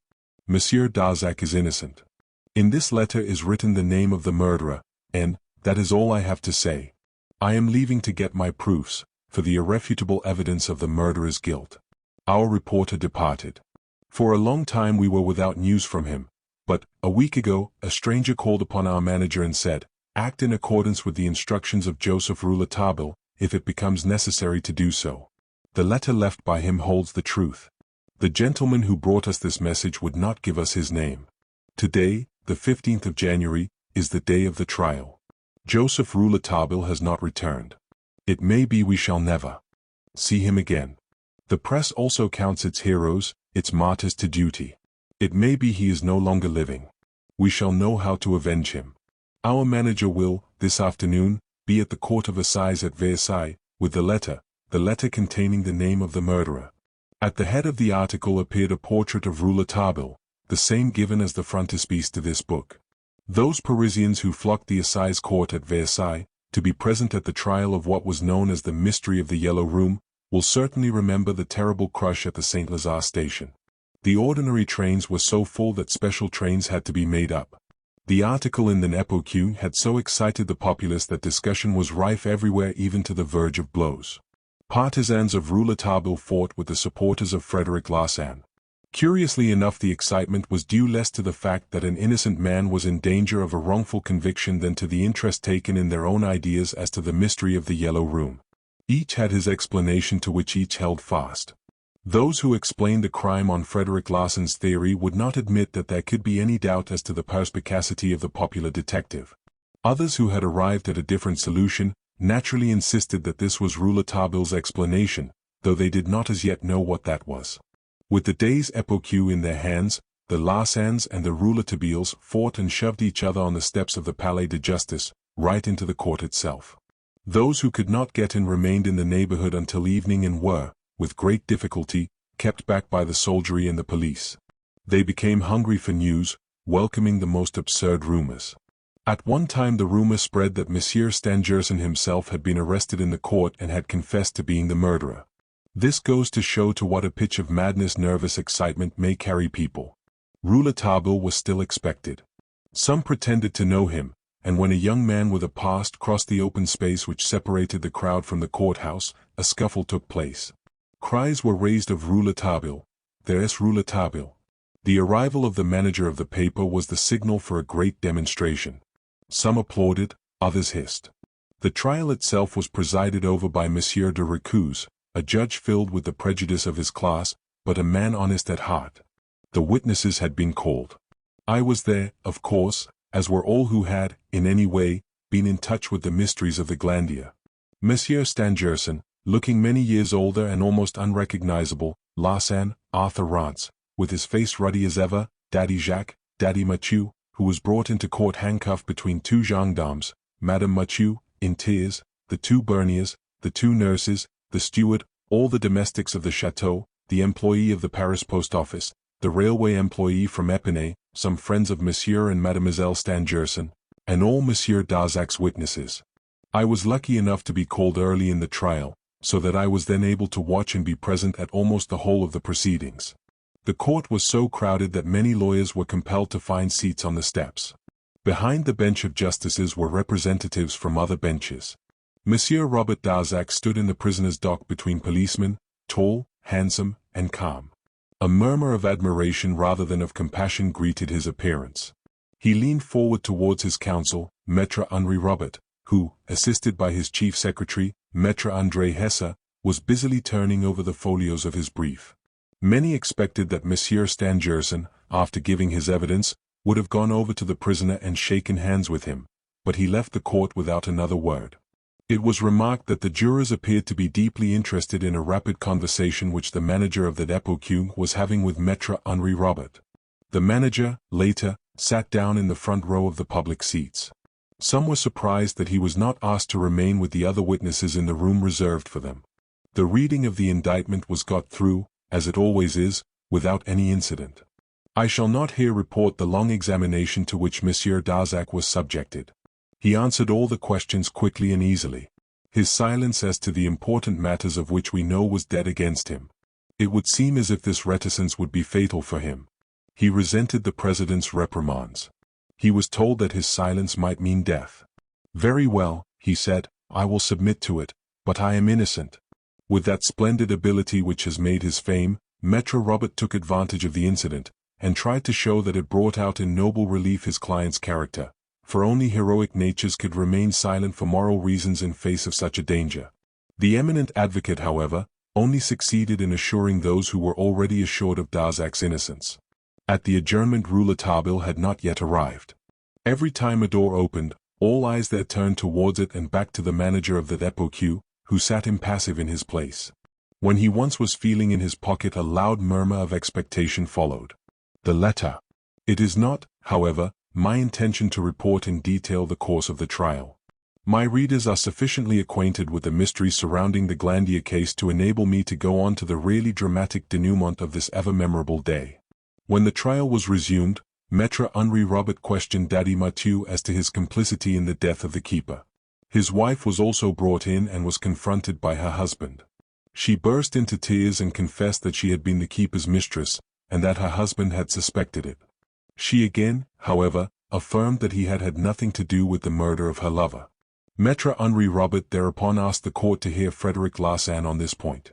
In a short conversation which I have had with Frederic Larsan, during the adjournment, declared the advocate, he has made me understand that the death of the keeper may have been brought about otherwise than by the hand of Mathieu. It will be interesting to hear Frederic Larsan's theory. Frederic Larsan was brought in. His explanation was quite clear. I see no necessity, he said, for bringing Mathieu in this. I have told Monsieur de Marquet that the man's threats had biased the examining magistrate against him. To me the attempt to murder Mademoiselle and the death of the keeper are the work of one and the same person. Mademoiselle Stangerson's murderer, flying through the court, was fired on. It was thought he was struck, perhaps killed.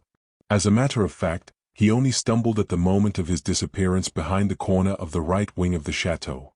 There he encountered the keeper who, no doubt, tried to seize him. The murderer had in his hand the knife with which he had stabbed Mademoiselle Stangerson, and with this he killed the keeper. This very simple explanation appeared at once plausible and satisfying. A murmur of approbation was heard. And the murderer? What became of him? Asked the president. He was evidently hidden in an obscure corner at the end of the court. After the people had left the court carrying with them the body of the keeper, the murderer quietly made his escape. The words had scarcely left Larsan's mouth when from the back of the court came a youthful voice. I agree with Frederic Larsan as to the death of the keeper, but I do not agree with him as to the way the murderer escaped. Everybody turned round, astonished. The clerks of the court sprang towards the speaker, calling out silence, and the president angrily ordered the intruder to be immediately expelled. The same clear voice, however, was again heard. It is I, Monsieur President, Joseph Rouletabille. Chapter 27. In which Joseph Rouletabille appears in all his glory. The excitement was extreme. Cries from fainting women were to be heard amid the extraordinary bustle and stir. The majesty of the Lord was utterly forgotten. The president tried in vain to make himself heard. Rouletabille made his way forward with difficulty, but by dint of much elbowing reached his manager and greeted him cordially. The letter was passed to him, and pocketing it he turned to the witness box. He was dressed exactly as on the day he left me, even to the ulster over his arm. Turning to the president, he said, I beg your pardon, Monsieur President, but I have only just arrived from America. The steamer was late. My name is Joseph Rouletabille. The silence which followed his stepping into the witness box was broken by laughter when his words were heard. Everybody seemed relieved and glad to find him there, as if in the expectation of hearing the truth at last. But the president was extremely incensed. So, you are Joseph Rouletabille, he replied. Well, young man, I'll teach you what comes of making a farce of justice. By virtue of my discretionary power, I hold you at the court's disposition. I ask nothing better, Monsieur President. I have come here for that purpose. I humbly beg the court's pardon for the disturbance of which I have been the innocent cause. I beg you to believe that nobody has a greater respect for the court than I have. I came in as I could. He smiled. Take him away, ordered the president. Maître Henri Robert intervened. He began by apologizing for the young man, who, he said, was moved only by the best intentions. He made the president understand that the evidence of a witness who had slept at the Glandier during the whole of that eventful week could not be omitted, and the present witness, moreover, had come to name the real murderer. Are you going to tell us who the murderer was? Asked the president, somewhat convinced though still skeptical. I have come for that purpose, Monsieur President, replied Rouletabille. An attempt at applause was silenced by the usher. Joseph Rouletabille, said Maître Henri Robert, has not been regularly subpoenaed as a witness, but I hope, Monsieur President, you will examine him in virtue of your discretionary powers. Very well, said the president, we will question him. But we must proceed in order. The Advocate General rose. It would, perhaps, be better, he said, if the young man were to tell us now whom he suspects. The president nodded ironically. If the Advocate General attaches importance to the deposition of Monsieur Joseph Rouletabille, I see no reason why this witness should not give us the name of the murderer. A pin drop could have been heard. Rouletabille stood silent, looking sympathetically at Darzac, who, for the first time since the opening of the trial, showed himself agitated. "Well," cried the president, "we wait for the name of the murderer."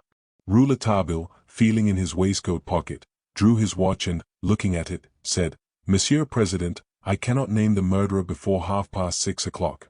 Loud murmurs of disappointment filled the room. Some of the lawyers were heard to say, "He is making fun of us." The president, in a stern voice, said, "This joke has gone far enough. You may retire, monsieur, into the witness's room. I hold you at our disposition." Rouletabille protested. "I assure you, Monsieur President," he cried in his sharp, clear voice, "that when I do name the murderer you will understand why I could not speak before 6:30. I assert this on my honor. I can, however, give you now some explanation of the murder of the keeper. Monsieur Frederic Larsan, who has seen me at work at the Glandier, can tell you with what care I studied this case. I found myself compelled to differ with him in arresting Monsieur Robert Darzac, who is innocent.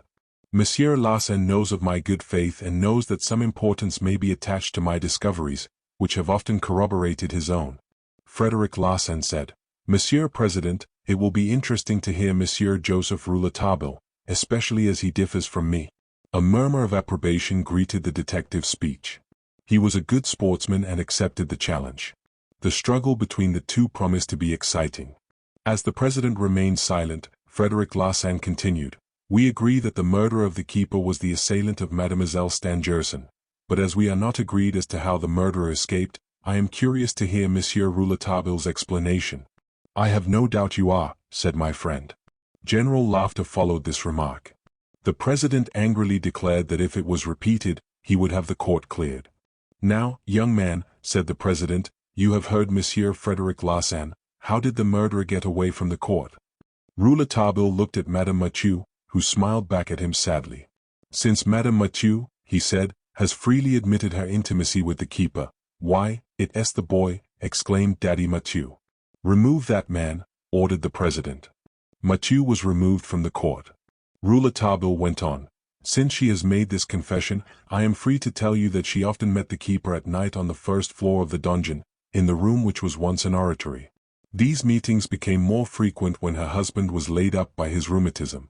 She gave him morphine to ease his pain and to give herself more time for the meetings. Madame Mathieu came to the chateau that night, enveloped in a large black shawl which served also as a disguise. This was the phantom that disturbed Daddy Jacques. She knew how to imitate the mewing of Mother Angenoux cat, and she would make the cries to advise the keeper of her presence.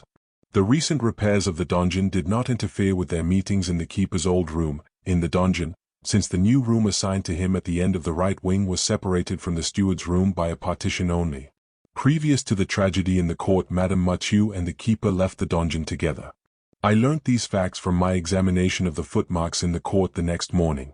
Bernier, the concierge, whom I had stationed behind the donjon, as he will explain himself, could not see what passed in the court. He did not reach the court until he heard the revolver shots, and then he fired.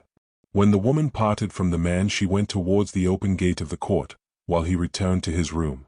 He had almost reached the door when the revolvers rang out. He had just reached the corner when a shadow bounded by. Meanwhile, Madame Mathieu, surprised by the revolver shots and by the entrance of people into the court, crouched in the darkness. The court is a large one and, being near the gate, she might easily have passed out unseen. But she remained and saw the body being carried away. In great agony of mind she neared the vestibule and saw the dead body of her lover on the stairs lit up by Daddy Jacques' lantern. She then fled, and Daddy Jacques joined her. That same night, before the murder, Daddy Jacques had been awakened by the cat's cry, and, looking through his window, had seen the black phantom. Hastily dressing himself, he went out and recognized her. He is an old friend of Madame Mathieu, and when she saw him she had to tell him of her relations with the keeper and begged his assistance. Daddy Jacques took pity on her and accompanied her through the oak grove out of the park, past the border of the lake to the road to Epinay. From there it was but a very short distance to her home.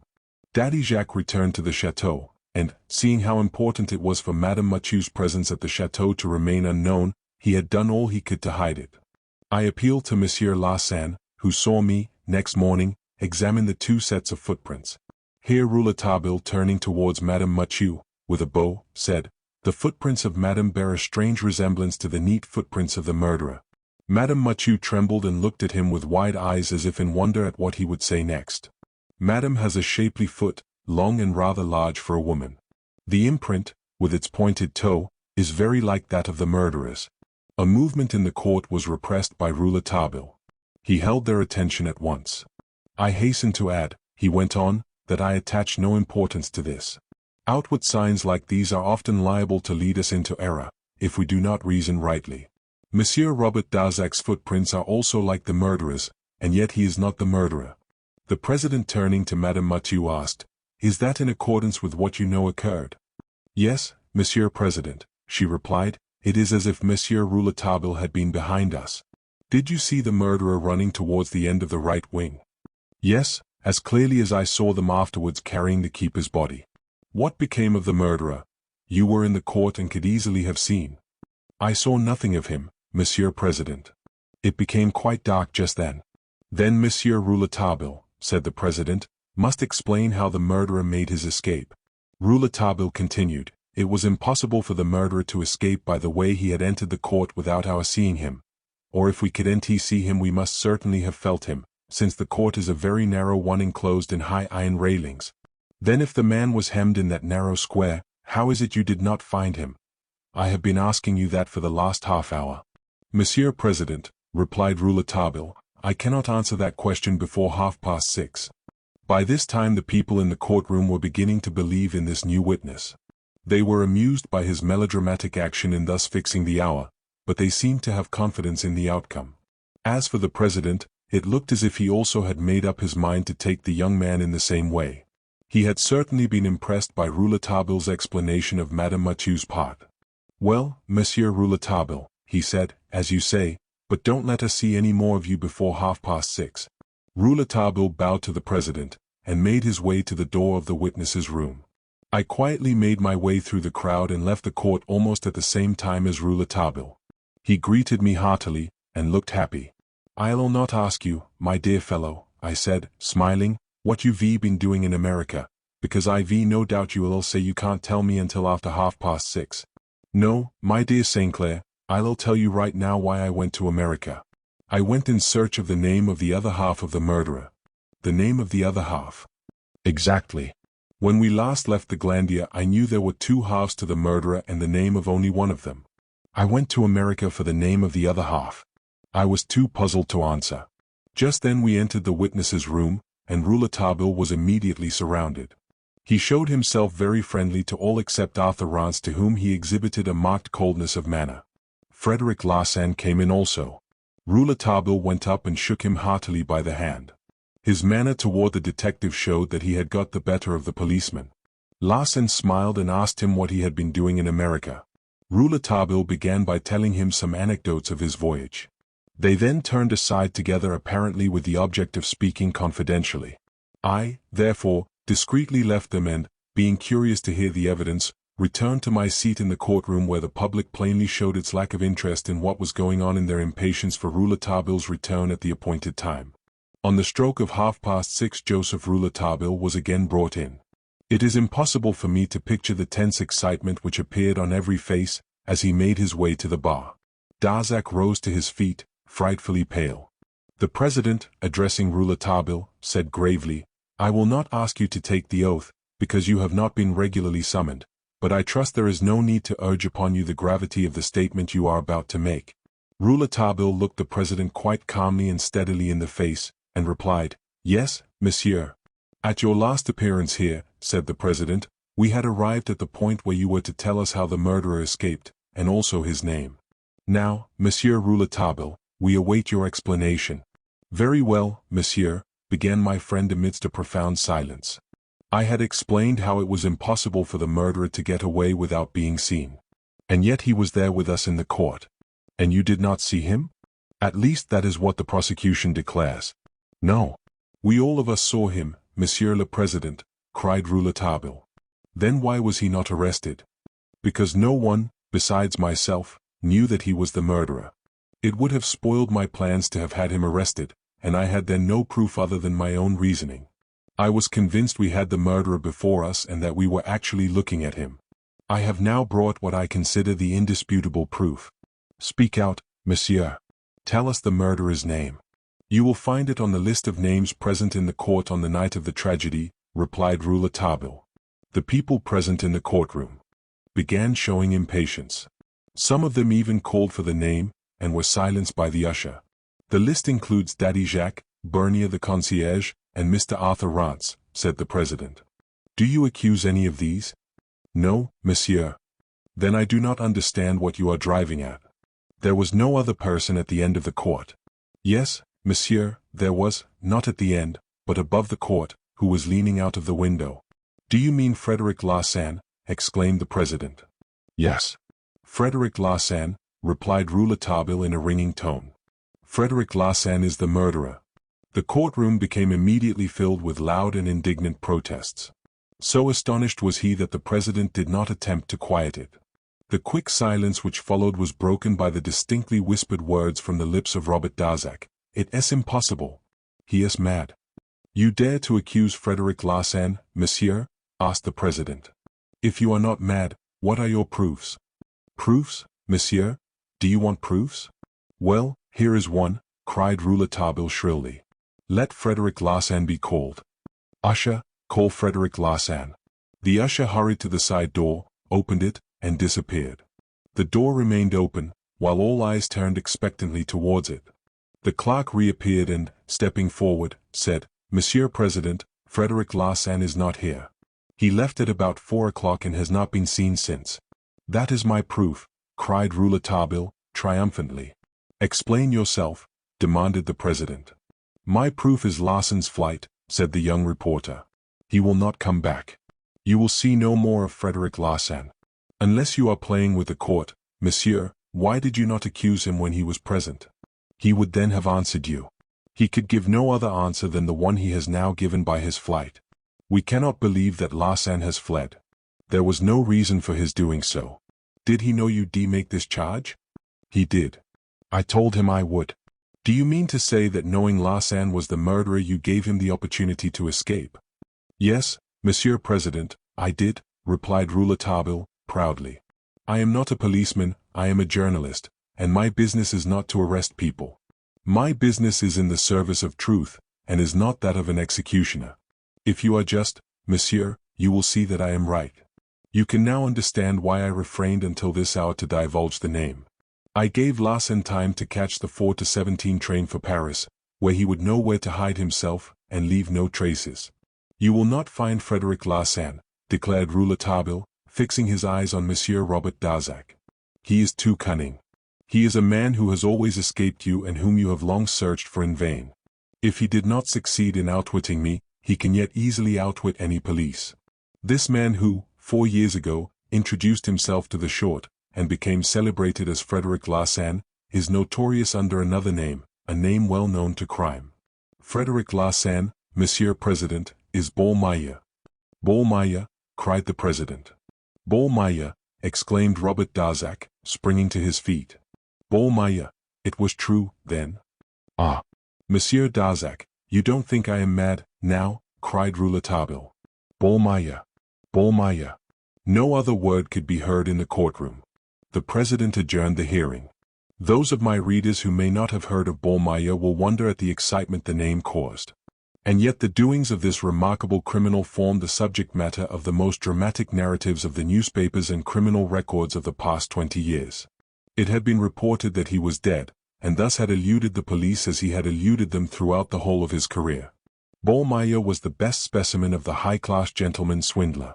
He was an adept at sleight-of-hand tricks, and no bolder or more ruthless crook ever lived. He was received in the best society, and was a member of some of the most exclusive clubs. On many of his depredatory expeditions he had not hesitated to use the knife and the mutton bone. No difficulty stopped him and no operation was too dangerous. He had been caught, but escaped on the very morning of his trial, by throwing pepper into the eyes of the guards who were conducting him to court. It was known later that, in spite of the keen hunt after him by the most expert of detectives, he had sat that same evening at a first performance in the Théâtre Français, without the slightest disguise. He left France, later, to work America. The police there succeeded in once capturing him, but the extraordinary man escaped the next day. It would need a volume to recount the adventures of this master criminal. And yet this was the man Rouletabille had allowed to get away. Knowing all about him and who he was, he afforded the criminal an opportunity for another laugh at the society he had defied. I could not help admiring the bold stroke of the young journalist, because I felt certain his motive had been to protect both Mademoiselle Stangerson and rid Darzac of an enemy at the same time. The crowd had barely recovered from the effect of the astonishing revelation when the hearing was resumed. The question in everybody's mind was, admitting that Larsan was the murderer, how did he get out of the Yellow Room? Rouletabille was immediately called to the bar and his examination continued. "You have told us," said the president, "that it was impossible to escape from the end of the court. Since Larsan was leaning out of his window, he had left the court. How did he do that?" "He escaped by a most unusual way. He climbed the wall, sprang onto the terrace, and, while we were engaged with the keeper's body, reached the gallery by the window. He then had little else to do than to open the window, get in and call out to us, as if he had just come from his own room. To a man of Ballmeyer's strength all that was mere child's play. And here, monsieur, is the proof of what I say." Rouletabille drew from his pocket a small packet, from which he produced a strong iron peg. "This, monsieur," he said, "is a spike which perfectly fits a hole still to be seen in the cornice supporting the terrace." Larsan, who thought and prepared for everything in case of any emergency, had fixed this spike into the cornice. All he had to do to make his escape good was to plant one foot on a stone which is placed at the corner of the chateau, another on this support, one hand on the cornice of the keeper's door and the other on the terrace, and Larsan was clear of the ground. The rest was easy. His acting after dinner as if he had been drugged was make-believe. He was not drugged, but he did drug me. Of course he had to make it appear as if he also had been drugged so that no suspicion should fall on him for my condition. Had I not been thus overpowered, Larsan would never have entered Mademoiselle Stangerson's chamber that night, and the attack on her would not have taken place. A groan came from Darzac, who appeared to be unable to control his suffering. "You can understand," added Rouletabille, "that Larsan would feel himself hampered from the fact that my room was so close to his, and from a suspicion that I would be on the watch that night. Naturally, he could not for a moment believe that I suspected him. But I might see him leaving his room when he was about to go to Mademoiselle Stangerson. He waited till I was asleep, and my friend St. Clair was busy trying to rouse me. 10 minutes after that Mademoiselle was calling out, 'Murder!' How did you come to suspect Larsan?" asked the president. "My pure reason pointed to him. That was why I watched him. But I did not foresee the drugging. He is very cunning. Yes, my pure reason pointed to him, but I required tangible proof so that my eyes could see him as my pure reason saw him." "What do you mean by your pure reason?" "That power of one's mind which admits of no disturbing elements to a conclusion. The day following the incident of the inexplicable gallery, I felt myself losing control of it. I had allowed myself to be diverted by fallacious evidence, but I recovered and again took hold of the right end. I satisfied myself that the murderer could not have left the gallery, either naturally or supernaturally. I narrowed the field of consideration to that small circle, so to speak. The murderer could not be outside that circle. Now who were in it? There was, first, the murderer. Then there were Daddy Jacques, Monsieur Stangerson, Frederic Larsan, and myself. 5 persons in all, counting in the murderer. And yet, in the gallery, there were but 4. Now since it had been demonstrated to me that the 5th could not have escaped, it was evident that one of the 4 present in the gallery must be a double. He must be himself and the murderer also. Why had I not seen this before? Simply because the phenomenon of the double personality had not occurred before in this inquiry. Now who of the 4 persons in the gallery was both that person and the assassin? I went over in my mind what I had seen.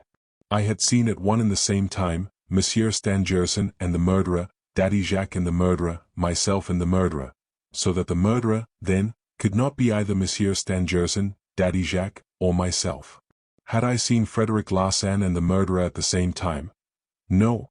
2 seconds had passed, during which I lost sight of the murderer, for, as I have noted in my papers, he arrived 2 seconds before Monsieur Stangerson, Daddy Jacques, and myself at the meeting point of the 2 galleries. That would have given Larsan time to go through the off-turning gallery, snatch off his false beard, return, and hurry with us as if, like us, in pursuit of the murderer. I was sure now I had got hold of the right end in my reasoning. With Frederic Larsan was now always associated, in my mind, the personality of the unknown of whom I was in pursuit, the murderer, in other words. That revelation staggered me. I tried to regain my balance by going over the evidences previously traced, but which had diverted my mind and led me away from Frederic Larsan. What were these evidences? First, I had seen the unknown in Mademoiselle Stangerson's chamber. On going to Frederic Larsan's room, I had found Larsan sound asleep. Second, the ladder. Third, I had placed Frederic Larsan at the end of the off-turning gallery and had told him that I would rush into Mademoiselle Stangerson's room to try to capture the murderer. Then I returned to Mademoiselle Stangerson's chamber where I had seen the unknown. The first evidence did not disturb me much. It is likely that, when I descended from my ladder, after having seen the unknown in Mademoiselle Stangerson's chamber, Larsan had already finished what he was doing there. Then, while I was re-entering the chateau, Larsan went back to his own room and, undressing himself, went to sleep. Nor did the second evidence trouble me. If Larsan were the murderer, he could have no use for a ladder, but the ladder might have been placed there to give an appearance to the murderer's entrance from without the chateau, especially as Larsan had accused Darzac and Darzac was not in the chateau that night. Further, the ladder might have been placed there to facilitate Larsan's flight in case of absolute necessity. But the third evidence puzzled me altogether. Having placed Larsan at the end of the off-turning gallery, I could not explain how he had taken advantage of the moment when I had gone to the left wing of the chateau to find Monsieur Stangerson and Daddy Jacques, to return to Mademoiselle Stangerson's room. It was a very dangerous thing to do. He risked being captured, and he knew it. And he was very nearly captured. He had not had time to regain his post, as he had certainly hoped to do. He had then a very strong reason for returning to his room. As for myself, when I sent Daddy Jacques to the end of the right gallery, I naturally thought that Larsan was still at his post. Daddy Jacques, in going to his post, had not looked, when he passed, to see whether Larsan was at his post or not. What, then, was the urgent reason which had compelled Larsan to go to the room a second time? I guessed it to be some evidence of his presence there. He had left something very important in that room. What was it? And had he recovered it? I begged Madame Bernier, who was accustomed to clean the room, to look, and she found a pair of eyeglasses, this pair, Monsieur President. And Rouletabille drew the eyeglasses, of which we know, from his pocket. When I saw these eyeglasses, he continued, I was utterly nonplussed. I had never seen Larsan wear eyeglasses. What did they mean? Suddenly I exclaimed to myself, I wonder if he is long-sighted? I had never seen Larsan write. He might, then, be long-sighted. They would certainly know at the short, and also know if the glasses were his. Such evidence would be damning. That explained Larsan's return. I know now that Larsan, or Ballmeyer, is long-sighted and that these glasses belong to him. I now made one mistake. I was not satisfied with the evidence I had obtained. I wished to see the man's face. Had I refrained from this, the second terrible attack would not have occurred. But, asked the President, why should Larsan go to Mademoiselle Stangerson's room, at all? Why should he twice attempt to murder her? Because he loves her, Monsieur President. That is certainly a reason, but, it is the only reason. He was madly in love, and because of that, and other things, he was capable of committing any crime. Did Mademoiselle Stangerson know this? Yes, monsieur, but she was ignorant of the fact that the man who was pursuing her was Frederic Larsan. Otherwise, of course, he would not have been allowed to be at the chateau. I noticed, when he was in her room after the incident in the gallery, that he kept himself in the shadow, and that he kept his head bent down. He was looking for the lost eyeglasses. Mademoiselle Stangerson knew Larsan under another name. Monsieur Darzac, asked the President, did Mademoiselle Stangerson in any way confide in you on this matter? How is it that she has never spoken about it to anyone? If you are innocent, she would have wished to spare you the pain of being accused. Mademoiselle Stangerson told me nothing, replied Monsieur Darzac.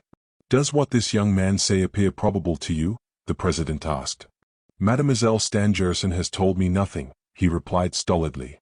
How do you explain that, on the night of the murder of the keeper, the President asked, turning to Rouletabille, the murderer brought back the papers stolen from Monsieur Stangerson? How do you explain how the murderer gained entrance into Mademoiselle Stangerson's locked room?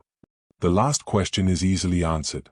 A man like Larsan, or Ballmeyer, could have had made duplicate keys. As to the documents, I think Larsan had not intended to steal them, at first. Closely watching Mademoiselle with the purpose of preventing her marriage with Monsieur Robert Darzac, he one day followed her and Monsieur into the Grands Magasins de la Louvre. There he got possession of the reticule which she lost, or left behind. In that reticule was a key with a brass head. He did not know there was any value attached to the key till the advertisement in the newspapers revealed it. He then wrote to Mademoiselle, as the advertisement requested. No doubt he asked for a meeting, making known to her that he was also the person who had for some time pursued her with his love. He received no answer. He went to the post office and ascertained that his letter was no longer there. He had already taken complete stock of Monsieur Darzac, and, having decided to go to any lengths to gain Mademoiselle Stangerson, he had planned that, whatever might happen, Monsieur Darzac, his hated rival, should be the man to be suspected. I do not think that Larsan had as yet thought of murdering Mademoiselle Stangerson, but whatever he might do, he made sure that Monsieur Darzac should suffer for it. He was very nearly of the same height as Monsieur Darzac and had almost the same sized feet. It would not be difficult to take an impression of Monsieur Darzac's footprints, and have similar boots made for himself. Such tricks were mere child's play for Larsan, or Ballmeyer. Receiving no reply to his letter, he determined, since Mademoiselle Stangerson would not come to him, that he would go to her. His plan had long been formed. He had made himself master of the plans of the chateau and the pavilion. So that, one afternoon, while Monsieur and Mademoiselle Stangerson were out for a walk, and while Daddy Jacques was away, he entered the latter by the vestibule window. He was alone, and, being in no hurry, he began examining the furniture. One of the pieces, resembling a safe, had a very small keyhole. That interested him. He had with him the little key with the brass head, and, associating one with the other, he tried the key in the lock. The door opened. He saw nothing but papers. They must be very valuable to have been put away in a safe, and the key to which to be of so much importance. Perhaps a thought of blackmail occurred to him as a useful possibility in helping him in his designs on Mademoiselle Stangerson. He quickly made a parcel of the papers and took it to the lavatory in the vestibule. Between the time of his first examination of the pavilion and the night of the murder of the keeper, Larsan had had time to find out what those papers contained. He could do nothing with them, and they were rather compromising. That night he took them back to the chateau. Perhaps he hoped that, by returning the papers he might obtain some gratitude from Mademoiselle Stangerson. But whatever may have been his reasons, he took the papers back and so rid himself of an encumbrance. Rouletabille coughed. It was evident to me that he was embarrassed. He had arrived at a point where he had to keep back his knowledge of Larsan's true motive. The explanation he had given had evidently been unsatisfactory. Rouletabille was quick enough to note the bad impression he had made, for, turning to the president, he said, "And now we come to the explanation of the mystery of the Yellow Room." A movement of chairs in the court with a rustling of dresses and an energetic whispering of "hush," showed the curiosity that had been aroused. "It seems to me," said the president, "that the mystery of the Yellow Room, Monsieur Rouletabille, is wholly explained by your hypothesis. Frederic Larsan is the explanation. We have merely to substitute him for Monsieur Robert Darzac. Evidently the door of the Yellow Room was open at the time Monsieur Stangerson was alone, and that he allowed the man who was coming out of his daughter's chamber to pass without arresting him, perhaps at her entreaty to avoid all scandal." "No, Monsieur President," protested the young man. "You forget that, stunned by the attack made on her, Mademoiselle Stangerson was not in a condition to have made such an appeal. Nor could she have locked and bolted herself in her room. You must also remember that Monsieur Stangerson has sworn that the door was not open. That, however, is the only way in which it can be explained. The Yellow Room was as closely shut as an iron safe. To use your own expression, it was impossible for the murderer to make his escape either naturally or supernaturally. When the room was broken into he was not there. He must, therefore, have escaped. That does not follow." "What do you mean?" "There was no need for him to escape, if he was not there." "Not there?" "Evidently, not. He could not have been there, if he were not found there." "But, what about the evidences of his presence?" asked the president. "That, Monsieur President, is where we have taken hold of the wrong end. From the time Mademoiselle Stangerson shut herself in her room to the time her door was burst open, it was impossible for the murderer to escape. He was not found because he was not there during that time. But the evidences? They have led us astray. In reasoning on this mystery we must not take them to mean what they apparently mean. Why do we conclude the murderer was there? Because he left his tracks in the room. Good. But may he not have been there before the room was locked? Nay, he must have been there before. Let us look into the matter of these traces and see if they do not point to my conclusion. After the publication of the article in the Matin and my conversation with the examining magistrate on the journey from Paris to Épinay-Sauge, I was certain that the yellow room had been hermetically sealed, so to speak, and that consequently the murderer had escaped before Mademoiselle Stangerson had gone into her chamber at midnight. At the time I was much puzzled. Mademoiselle Stangerson could not have been her own murderer, since the evidences pointed to some other person. The assassin, then, had come before. If that were so, how was it that Mademoiselle had been attacked after? Or rather, that she appeared to have been attacked after? It was necessary for me to reconstruct the occurrence and make of it two phases, each separated from the other, in time, by the space of several hours. One phase in which Mademoiselle Stangerson had really been attacked, the other phase in which those who heard her cries thought she was being attacked. I had not then examined the yellow room. What were the marks on Mademoiselle Stangerson? There were marks of strangulation, and the wound from a hard blow on the temple. The marks of strangulation did not interest me much. They might have been made before, and Mademoiselle Stangerson could have concealed them by a collarette, or any similar article of apparel. I had to suppose this the moment I was compelled to reconstruct the occurrence by two phases. Mademoiselle Stangerson had, no doubt, her own reasons for so doing, since she had told her father nothing of it, and had made it understood to the examining magistrate that the attack had taken place in the night, during the second phase. She was forced to say that, otherwise her father would have questioned her as to her reason for having said nothing about it. But I could not explain the blow on the temple. I understood it even less when I learned that the mutton bone had been found in her room. She could not hide the fact that she had been struck on the head, and yet that wound appeared evidently to have been inflicted during the first phase, since it required the presence of the murderer. I thought Mademoiselle Stangerson had hidden the wound by arranging her hair in bands on her forehead. As to the mark of the hand on the wall, that had evidently been made during the first phase, when the murderer was really there. All the traces of his presence had naturally been left during the first phase: the mutton bone, the black footprints, the basque cap, the handkerchief, the blood on the wall, on the door, and on the floor. If those traces were still all there, they showed that Mademoiselle Stangerson, who desired that nothing should be known, had not yet had time to clear them away.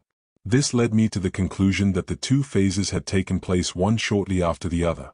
She had not had the opportunity, after leaving her room and going back to the laboratory to her father, to get back again to her room and put it in order. Her father was all the time with her, working. So that after the first phase she did not re-enter her chamber till midnight. Daddy Jacques was there at 10 o'clock, as he was every night, but he went in merely to close the blinds and light the nightlight. Owing to her disturbed state of mind she had forgotten that Daddy Jacques would go into her room and had begged him not to trouble himself. All this was set forth in the article in the Matin. Daddy Jacques did go, however, and, in the dim light of the room, saw nothing. Mademoiselle Stangerson must have lived some anxious moments while Daddy Jacques was absent, but I think she was not aware that so many evidences had been left. After she had been attacked she had only time to hide the traces of the man's fingers on her neck and to hurry to the laboratory. Had she known of the bone, the cap, and the handkerchief, she would have made away with them after she had gone back to her chamber at midnight. She did not see them, and undressed by the uncertain glimmer of the night light. She went to bed, worn out by anxiety and fear, a fear that had made her remain in the laboratory as late as possible. My reasoning had thus brought me to the second phase of the tragedy, when Mademoiselle Stangerson was alone in the room. I had now to explain the revolver shots fired during the second phase. Cries of help, murder, had been heard. How to explain these? As to the cries, I was in no difficulty. Since she was alone in her room these could result from nightmare only. My explanation of the struggle and noise that were heard is simply that in her nightmare she was haunted by the terrible experience she had passed through in the afternoon. In her dream she sees the murderer about to spring upon her and she cries, "Help! Murder!"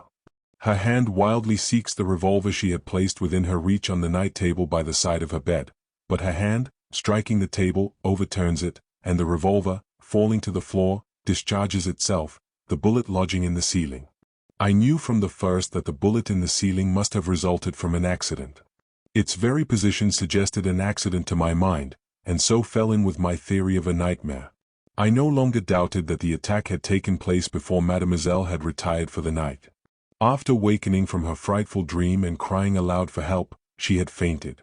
My theory, based on the evidence of the shots that were heard at midnight, demanded 2 shots, one which wounded the murderer at the time of his attack, and one fired at the time of the nightmare.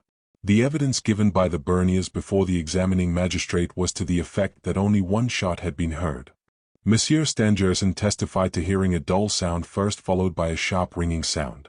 The dull sound I explained by the falling of the marble-top table, the ringing sound was the shot from the revolver. I was now convinced I was right. The shot that had wounded the hand of the murderer and had caused it to bleed so that he left the bloody imprint on the wall was fired by Mademoiselle in self-defense, before the second phase, when she had been really attacked. The shot in the ceiling which the Berniers heard was the accidental shot during the nightmare. I had now to explain the wound on the temple. It was not severe enough to have been made by means of the mutton bone, and Mademoiselle had not attempted to hide it. It must have been made during the second phase. It was to find this out that I went to the Yellow Room, and I obtained my answer there. Rouletabille drew a piece of white folded paper from his pocket, and drew out of it an almost invisible object which he held between his thumb and forefinger. "This, Monsieur President," he said, "is a hair, a blonde hair stained with blood.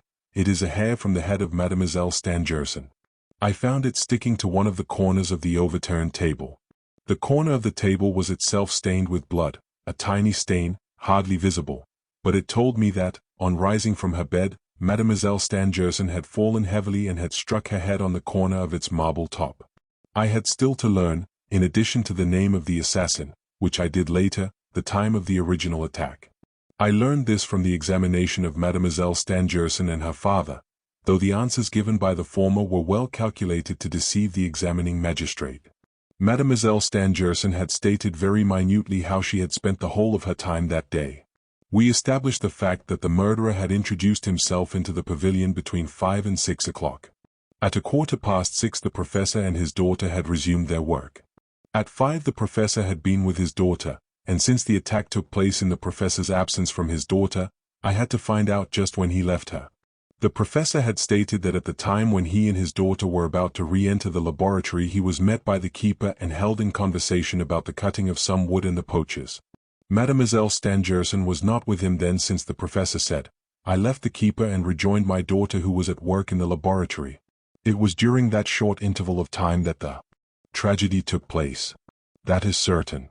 In my mind's eye I saw Mademoiselle Stangerson re-enter the pavilion, go to her room to take off her hat, and find herself faced by the murderer. He had been in the pavilion for some time waiting for her. He had arranged to pass the whole night there. He had taken off Daddy Jacques' boots, he had removed the papers from the cabinet, and had then slipped under the bed. Finding the time long, he had risen, gone again into the laboratory, then into the vestibule, looked into the garden, and had seen, coming towards the pavilion, Mademoiselle Stangerson, alone. He would never have dared to attack her at that hour, if he had not found her alone. His mind was made up. He would be more at ease alone with Mademoiselle Stangerson in the pavilion, than he would have been in the middle of the night, with Daddy Jacques sleeping in the attic. So he shut the vestibule window. That explains why neither Monsieur Stangerson, nor the keeper, who were at some distance from the pavilion, had heard the revolver shot. Then he went back to the Yellow Room. Mademoiselle Stangerson came in. What passed must have taken place very quickly. Mademoiselle tried to call for help, but the man had seized her by the throat. Her hand had sought and grasped the revolver which she had been keeping in the drawer of her night table, since she had come to fear the threats of her pursuer. The murderer was about to strike her on the head with the mutton bone, a terrible weapon in the hands of a Larsan or Ballmeyer, but she fired in time, and the shot wounded the hand that held the weapon. The bone fell to the floor covered with the blood of the murderer, who staggered, clutched at the wall for support, imprinting on it the red marks, and, fearing another bullet, fled. She saw him pass through the laboratory, and listened. He was long at the window. At length he jumped from it. She flew to it and shut it. The danger past, all her thoughts were of her father. Had he either seen or heard? At any cost to herself she must keep this from him. Thus when Monsieur Stangerson returned, he found the door of the Yellow Room closed, and his daughter in the laboratory, bending over her desk, at work. Turning towards Monsieur Darzac, Rouletabille cried, "You know the truth. Tell us, then, if that is not how things happened." "I don't know anything about it," replied Monsieur Darzac. "I admire you for your silence," said Rouletabille, "but if Mademoiselle Stangerson knew of your danger, she would release you from your oath. She would beg of you to tell all she has confided to you. She would be here to defend you." Monsieur Darzac made no movement, nor uttered a word. He looked at Rouletabille sadly. "However," said the young reporter, "since Mademoiselle is not here, I must do it myself. But, believe me, Monsieur Darzac, the only means to save Mademoiselle Stangerson and restore her to her reason, is to secure your acquittal." "What is this secret motive that compels Mademoiselle Stangerson to hide her knowledge from her father?" asked the president. "That, monsieur, I do not know," said Rouletabille. "It is no business of mine." The president, turning to Monsieur Darzac, endeavored to induce him to tell what he knew. "Do you still refuse, monsieur, to tell us how you employed your time during the attempts on the life of Mademoiselle Stangerson?" "I cannot tell you anything, monsieur." The president turned to Rouletabille as if appealing for an explanation. "We must assume, Monsieur President, that Monsieur Robert Darzac's absentions are closely connected with Mademoiselle Stangerson's secret, and that Monsieur Darzac feels himself in honor bound to remain silent. It may be that Larsan, who, since his 3 attempts, has had everything in training to cast suspicion on Monsieur Darzac, had fixed on just those occasions for a meeting with Monsieur Darzac at a spot most compromising. Larsan is cunning enough to have done that." The president seemed partly convinced, but still curious. He asked, "But what is this secret of Mademoiselle Stangerson?" "That I cannot tell you," said Rouletabille. "I think, however, you know enough now to acquit Monsieur Robert Darzac. Unless Larsan should return, and I don't think he will," he added, with a laugh. "One question more," said the president. "Admitting your explanation, we know that Larsan wished to turn suspicion on Monsieur Robert Darzac, but why should he throw suspicion on Daddy Jacques also? There came in the professional detective, monsieur, who proves himself an unraveler of mysteries, by annihilating the very proofs he had accumulated. He is a very cunning man, and a similar trick had often enabled him to turn suspicion from himself. He proved the innocence of one before accusing the other. You can easily believe, monsieur, that so complicated a scheme as this must have been long and carefully thought out in advance by Larsan. I can tell you that he had long been engaged on its elaboration. If you care to learn how he had gathered information, you will find that he had, on one occasion, disguised himself as the commissionaire between the laboratory of the Short and Monsieur Stangerson, of whom experiments were demanded. In this way he had been able before the crime, on 2 occasions, to take stock of the pavilion. He had made up so that Daddy Jacques had not recognized him. And yet Larsan had found the opportunity to rob the old man of a pair of old boots and a cast-off Basque cap, which the servant had tied up in a handkerchief, with the intention of carrying them to a friend, a charcoal burner on the road to Epinay. When the crime was discovered, Daddy Jacques had immediately recognized these objects as his. They were extremely compromising, which explains his distress at the time when we spoke to him about them. Larsan confessed it all to me. He is an artist at the game.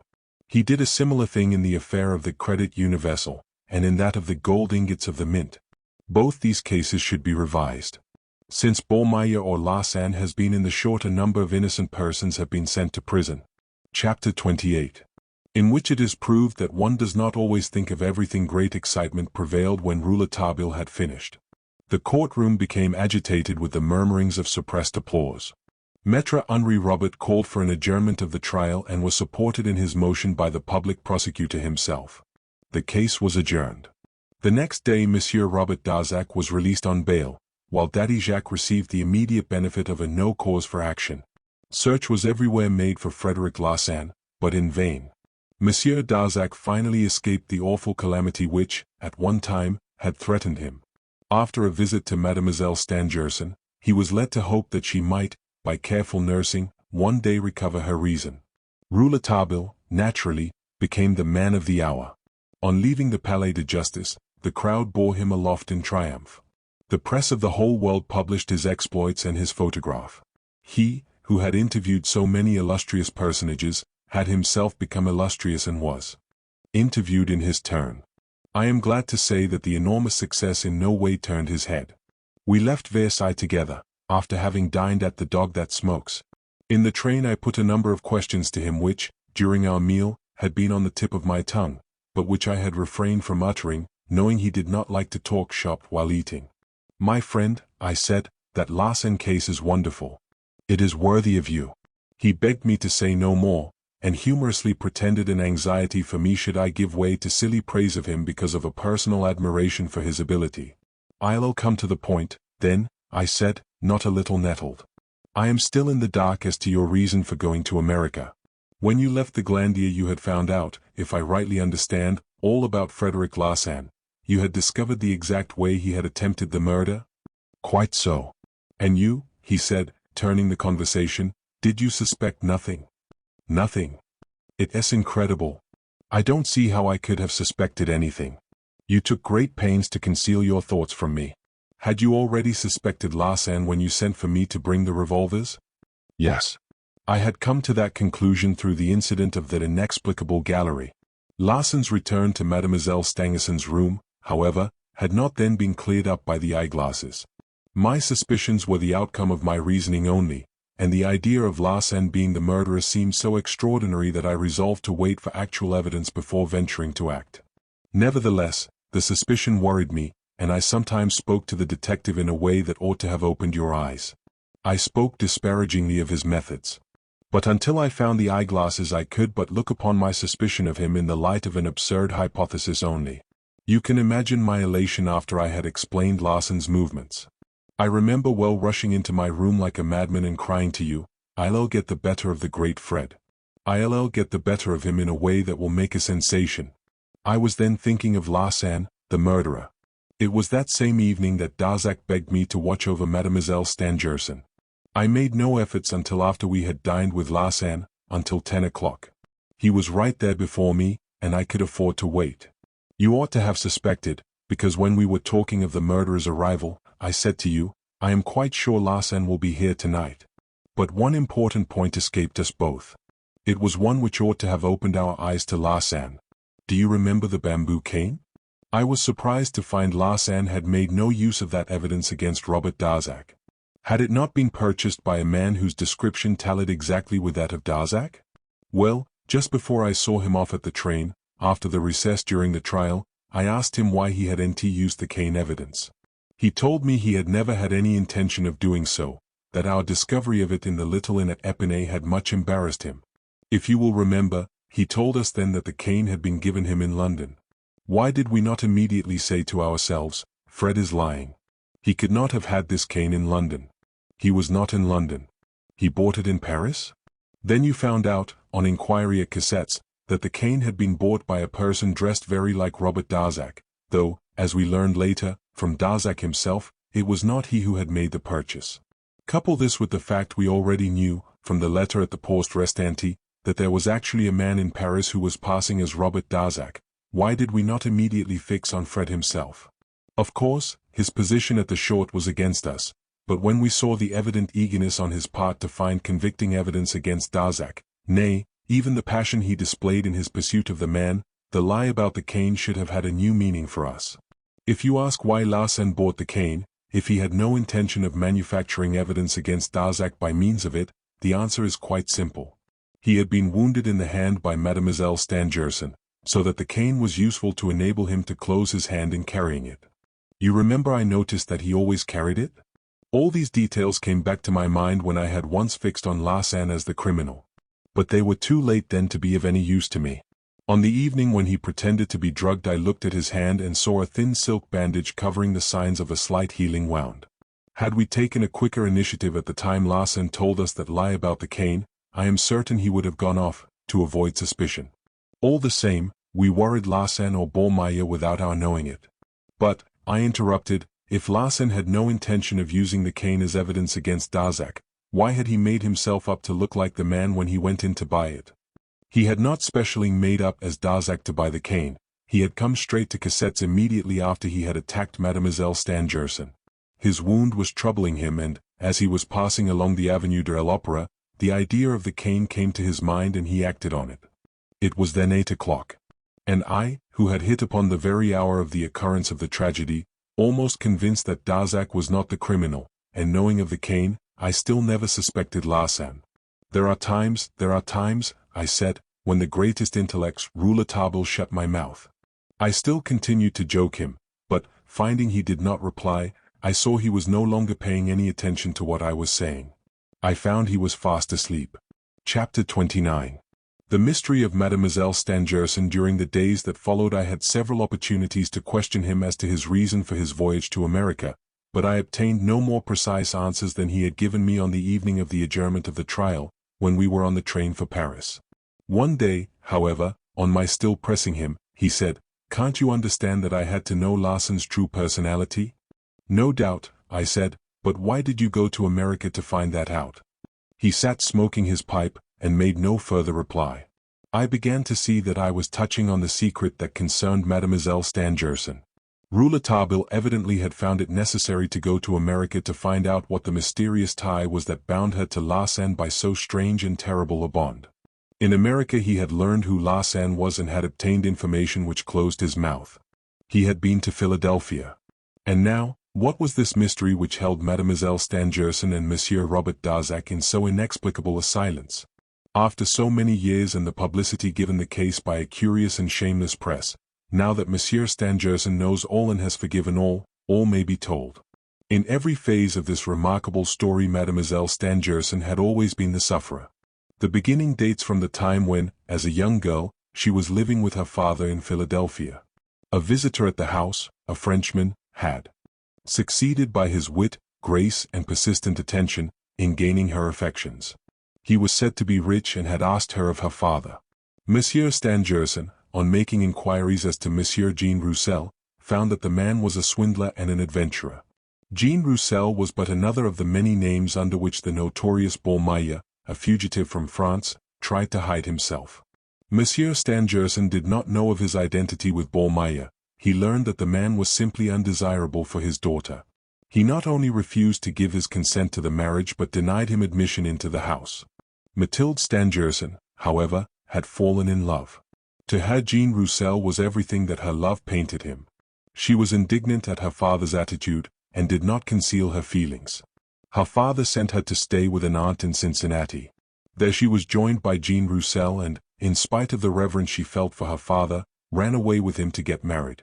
They went to Louisville and lived there for some time. One morning, however, a knock came at the door of the house in which they were and the police entered to arrest Jean Roussel. It was then that Mathilde Stangerson, or Roussel, learned that her husband was no other than the notorious Ballmeyer. The young woman in her despair tried to commit suicide. She failed in this, and was forced to rejoin her aunt at Cincinnati. The old lady was overjoyed to see her again. She had been anxiously searching for her and had not dared to tell Monsieur Stangerson of her disappearance. Mathilde swore her to secrecy, so that her father should not know she had been away. A month later, Mademoiselle Stangerson returned to her father, repentant, her heart dead within her, hoping only one thing, that she would never again see her husband, the horrible Ballmeyer. A report was spread, a few weeks later, that he was dead, and she now determined to atone for her disobedience by a life of labor and devotion for her father. And she kept her word. All this she had confessed to Robert Darzac, and, believing Ballmeyer dead, had given herself to the joy of a union with him. But fate had resuscitated Jean Roussel, the Ballmeyer of her youth. He had taken steps to let her know that he would never allow her to marry Darzac, that he still loved her. Mademoiselle Stangerson never for one moment hesitated to confide in Monsieur Darzac. She showed him the letter in which Jean Roussel asked her to recall the first hours of their union in their beautiful and charming Louisville home. "The presbytery has lost nothing of its charm, nor the garden its brightness," he had written. The scoundrel pretended to be rich and claimed the right of taking her back to Louisville. She had told Darzac that if her father should know of her dishonor, she would kill herself. Monsieur Darzac had sworn to silence her persecutor, even if he had to kill him. He was outwitted and would have succumbed had it not been for the genius of Rouletabille. Mademoiselle Stangerson was herself helpless in the hands of such a villain. She had tried to kill him when he had first threatened and then attacked her in the Yellow Room. She had, unfortunately, failed, and felt herself condemned to be forever at the mercy of this unscrupulous wretch who was continually demanding her presence at clandestine interviews. When he sent her the letter through the post office, asking her to meet him, she had refused. The result of her refusal was the tragedy of the Yellow Room. The second time he wrote asking for a meeting, the letter reaching her in her sick chamber, she had avoided him by sleeping with her women. In that letter the scoundrel had warned her that, since she was too ill to come to him, he would come to her, and that he would be in her chamber at a particular hour on a particular night. Knowing that she had everything to fear from Ballmeyer, she had left her chamber on that night. It was then that the incident of the inexplicable gallery occurred. The third time she had determined to keep the appointment. He asked for it in the letter he had written in her own room, on the night of the incident in the gallery, which he left on her desk. In that letter he threatened to burn her father's papers if she did not meet him. It was to rescue these papers that she made up her mind to see him. She did not for one moment doubt that the wretch would carry out his threat if she persisted in avoiding him, and in that case the labors of her father's lifetime would be forever lost. Since the meeting was thus inevitable, she resolved to see her husband and appeal to his better nature. It was for this interview that she had prepared herself on the night the keeper was killed. They did meet, and what passed between them may be imagined. He insisted that she renounce Darzac. She, on her part, affirmed her love for him. He stabbed her in his anger, determined to convict Darzac of the crime. As Larsen he could do it, and had so managed things that Darzac could never explain how he had employed the time of his absence from the chateau. Ballmeyer's precautions were most cunningly taken. Larsen had threatened Darzac as he had threatened Mathilde, with the same weapon and the same threats. He wrote Darzac urgent letters, declaring himself ready to deliver up the letters that had passed between him and his wife, and to leave them forever, if he would pay him his price. He asked Darzac to meet him for the purpose of arranging the matter, appointing the time when Larsen would be with Mademoiselle Stangerson. When Darzac went to Epinay, expecting to find Ballmeyer or Larsen there, he was met by an accomplice of Larsen's, and kept waiting until such time as the coincidence could be established. It was all done with Machiavellian cunning, but Ballmeyer had reckoned without Joseph Rouletabille.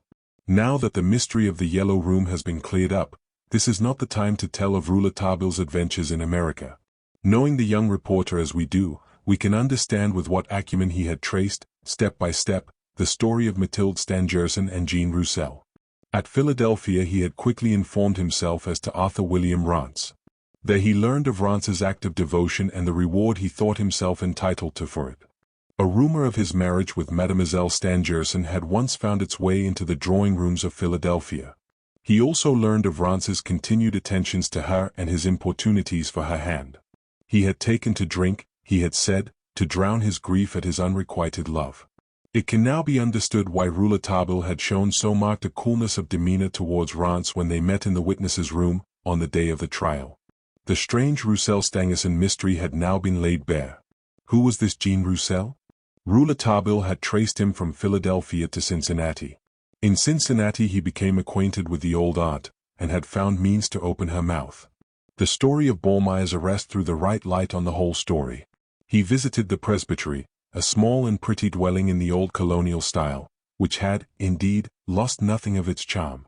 Then, abandoning his pursuit of traces of Mademoiselle Stangerson, he took up those of Ballmeyer. He followed them from prison to prison, from crime to crime. Finally, as he was about leaving for Europe, he learned in New York that Ballmeyer had, 5 years before, embarked for France with some valuable papers belonging to a merchant of New Orleans whom he had murdered. And yet the whole of this mystery has not been revealed. Mademoiselle Stangerson had a child, by her husband, a son. The infant was born in the old aunt's house. No one knew of it, so well had the aunt managed to conceal the event. What became of that son? That is another story which, so far, I am not permitted to relate. About 2 months after these events, I came upon Rouletabille sitting on a bench in the Palais de Justice, looking very depressed. "What is the matter, old man?" I asked. "You are looking very downcast. How are your friends getting on?" "Apart from you," he said, "I have no friends. I hope that Monsieur Darzac." "No doubt." "And Mademoiselle Stangerson, how is she?" "Better, much better." "Then you ought not to be sad." "I am sad," he said, "because I am thinking of the perfume of the lady in black. The perfume of the lady in black. I have heard you often refer to it. Tell me why it troubles you." "Perhaps, some day," said Rouletabille. And he heaved a profound sigh.